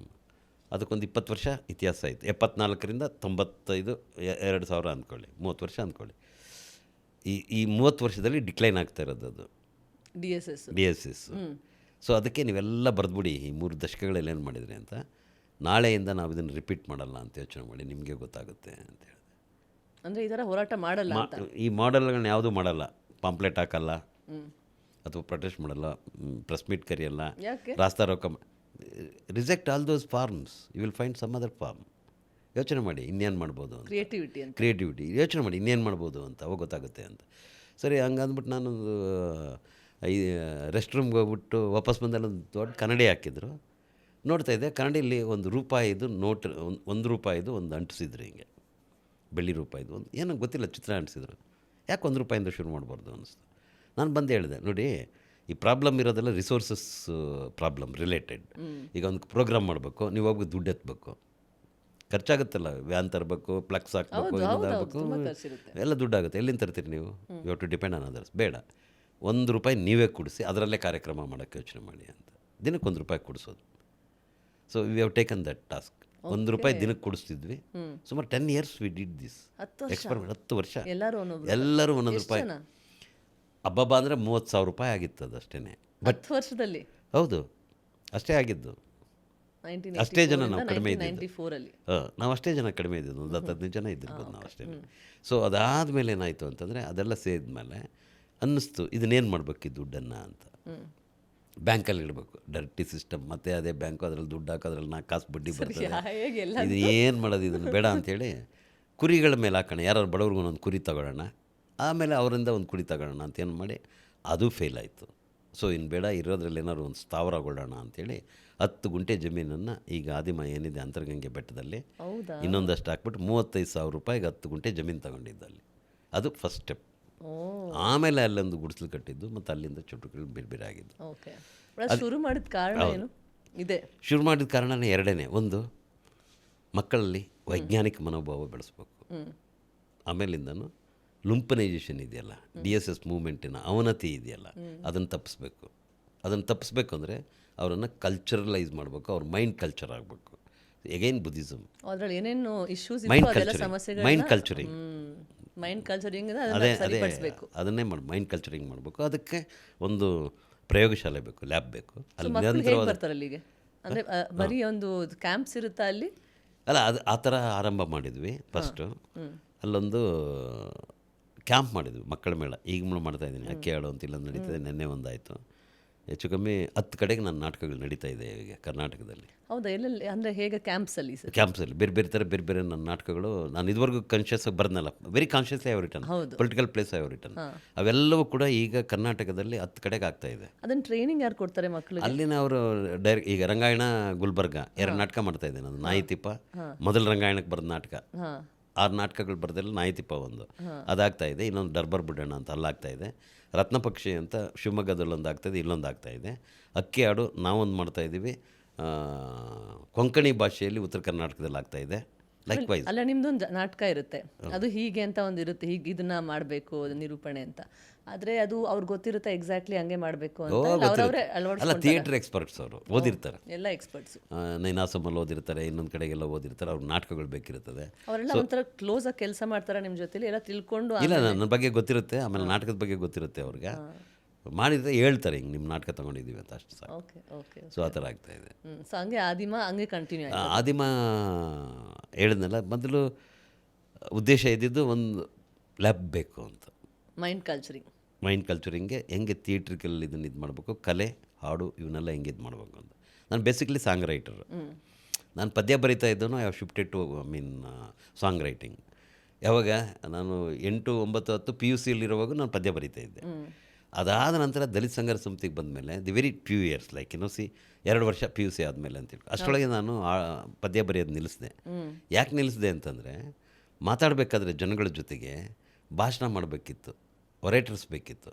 ಅವಾಗಿದ್ದು doctor Siddalingaiah ಒಬ್ಬರೇ, ದ ಲೆಜೆಂಡ್ರಿ ಸ್ಪೋಕ್ಸ್ ಪರ್ಸನ್ ಅವರು, ಅದ್ಭುತವಾದ ಮಾತುಗಾರ ಅವರು, ಅವರೊಬ್ಬರೇ ಇದ್ದಿದ್ದು. ಸೊ ಅವರೆಲ್ಲ ಕಡೆಗೂ ಹೋಗೋಕ್ಕಾಗ್ತಿರ್ಲಿಲ್ಲ. ಏನು ಮಾಡೋದು ಅಂಥೇಳಿ ಹಾಡುಗಳ ಮೂಲಕ ಮೆಸೇಜಸ್ನ ಪಾಸ್ ಮಾಡ್ಬೋದು ಅಂತ ಗೊತ್ತಾಯಿತು. ಅಟ್ ದಿ ಸೇಮ್ ಟೈಮ್ ಆಂಧ್ರದಲ್ಲಿ ಜನನಾಟ್ಯ ಮಂಡಳಿ ಮೂಲಕ ಗದ್ದರ್ ಎಕ್ಸ್ಪೆರಿಮೆಂಟ್ ಮಾಡ್ತಿದ್ರು. ಸೊ ಇವೆರಡೂ ಕೂಡ ಒಂದು ರೀತಿಯಲ್ಲಿ ಒಟ್ಟಾಗಿ ಹಾಡುಗಳು ಬರೆಯೋಕ್ಕೆ ಶುರು ಮಾಡಿದೆ ನಾನು. ಅಲ್ಲಿಂದ ಆಚೆಗೆ, ಎಲ್ಲಿಂದ ಆಚೆ ನಾನು ಹಾಡುಗಳು ಬರೆಯೋಕ್ಕೆ ಶುರು ಮಾಡಿ, ನಾನು ಮತ್ತೆ ಪದ್ಯ ಬರೆಯೋಕ್ಕೆ ಶುರು ಮಾಡಿದ್ದು 2010. ಓಕೆ. ಆ ಗ್ಯಾಪಲ್ಲಿ ಬರೀ ಹಾಡು ಬರೀತಿದ್ದೆ, ನಾನು ಪದ್ಯ ಬರೀತಿರ್ಲಿಲ್ಲ. ಅದಾದಮೇಲೆ ಹಾಡುಗಾರರು ಡಿಸಿಂಟಿಗ್ರೇಟ್ ಆದರು, ಅವರು ಹೋರಾಟನ ಬಿಟ್ಟರು, ಇನ್ನೆಲ್ಲ ಹೋದರು, ಅವ್ರ ಸರ್ವೈವಲ್ಗೆ ಎಲ್ಲೆಲ್ಲೋ ಹಾಡೋಕ್ಕೆ ಶುರು ಮಾಡಿದರು, ಎಲ್ಲ ಪ್ಲಾಟ್ಫಾರಮು ಉಪಯೋಗಿಸೋಕೆ ಶುರು ಮಾಡಿದರು. ಸೊ ಇವ್ರನ್ನ ನಂಬ್ಕೊಂಡು ಹಾಡು ಬರೆಯೋಕ್ಕಾಗಲ್ಲ ಅಂತ ನಿಲ್ಲಿಸಿ ನಾನು ಮತ್ತೆ ಪದ್ಯ ಬರೆಯೋಕ್ಕೆ ಶುರು ಮಾಡಿದೆ. ಸೊ ಎಲ್ಲ ನೋಡಿ ಇವತ್ತಿಗೆ ನೀವು ಹೇಳ್ತಿರೋದು ಕಲ್ಚರಲ್ಲಿ, ನೀವು ಹೇಳೋದು ಮೈಂಡ್ ಕಲ್ಚರ್ ಮಾಡಬೇಕು ಅಂತ. ನೀವೆಲ್ಲ ಹೋರಾಟಗಳನ್ನ ಮಾಡಿ ನೋಡಿ, ಬೇರೆಯವ್ರನ್ನ ನೋಡಿ, ಇವತ್ತಿನ ಯಂಗ್ಸ್ಟರ್ಸ್, ಇವತ್ತಿನ ಯುವ ಜನತೆ ಏನಿದೆ, ದಲಿತರಾಗಲಿ ಯಾರು ಆಗಲಿ, ಯಾವುದೋ ಒಂದು ವಿಷಯದ ಕುರಿತು ಹೋರಾಟ ಮಾಡ್ತಿರ್ತಾರೆ. ಅವ್ರಿಗೇನು ಹೇಳೋಕ್ಕೆ ಇಷ್ಟಪಡ್ತೀರಾ ಸರ್? ನಿಮ್ಮ ಅನುಭವದ ಎಲ್ಲ ನೀವು ತಿಳ್ಕೊಂಡಾದ್ಮೇಲೆ ನೀವೇನು ಹೇಳ್ತೀರಾ ಅವ್ರಿಗೆ? ಅಲ್ಲ, ಅವ್ರಿಗೇನು ನಾವು ಹೇಳೋದಕ್ಕೇನು ನಮ್ಮಂಥ ಅದ್ರ ಅಗತ್ಯ ಏನು ಬೇಕಾಗಿಲ್ಲ ಅವ್ರಿಗೆ. ಅವ್ರು ಕಂಡ್ಕೊಳ್ತಾರೆ ಅವ್ರಿಗೆ ಬೇಕಾದ್ದನ್ನು. ಬಟ್ ಹೋಪ್ ಅನಿಸುತ್ತೆ ನನಗೆ, ಯಾಕಂತಂದರೆ ಈಗಿರೋಂಥ ಪರಿಸ್ಥಿತಿಗಳು ಇನ್ನು 15 ವರ್ಷಗಳ ನಂತರ ಬೇರೆ ಸ್ವರೂಪ ಪಡಿಲೇಬೇಕಾಗುತ್ತೆ, ಇಲ್ಲಾಂದರೆ ವಿ ಕಾಂಟ್ ಸರ್ವೈವ್. ಹೀಗಾಗಿ ಇನ್ನು ಮುಂದೆ ಆಗೋವಂಥ ಇದು ಈಗಾಗ್ತಾ ಇರೋಂಥ ವಾರ್ ರಿಫ್ಲೆಕ್ಷನ್ಸ್ ಆಗ್ಬೋದು.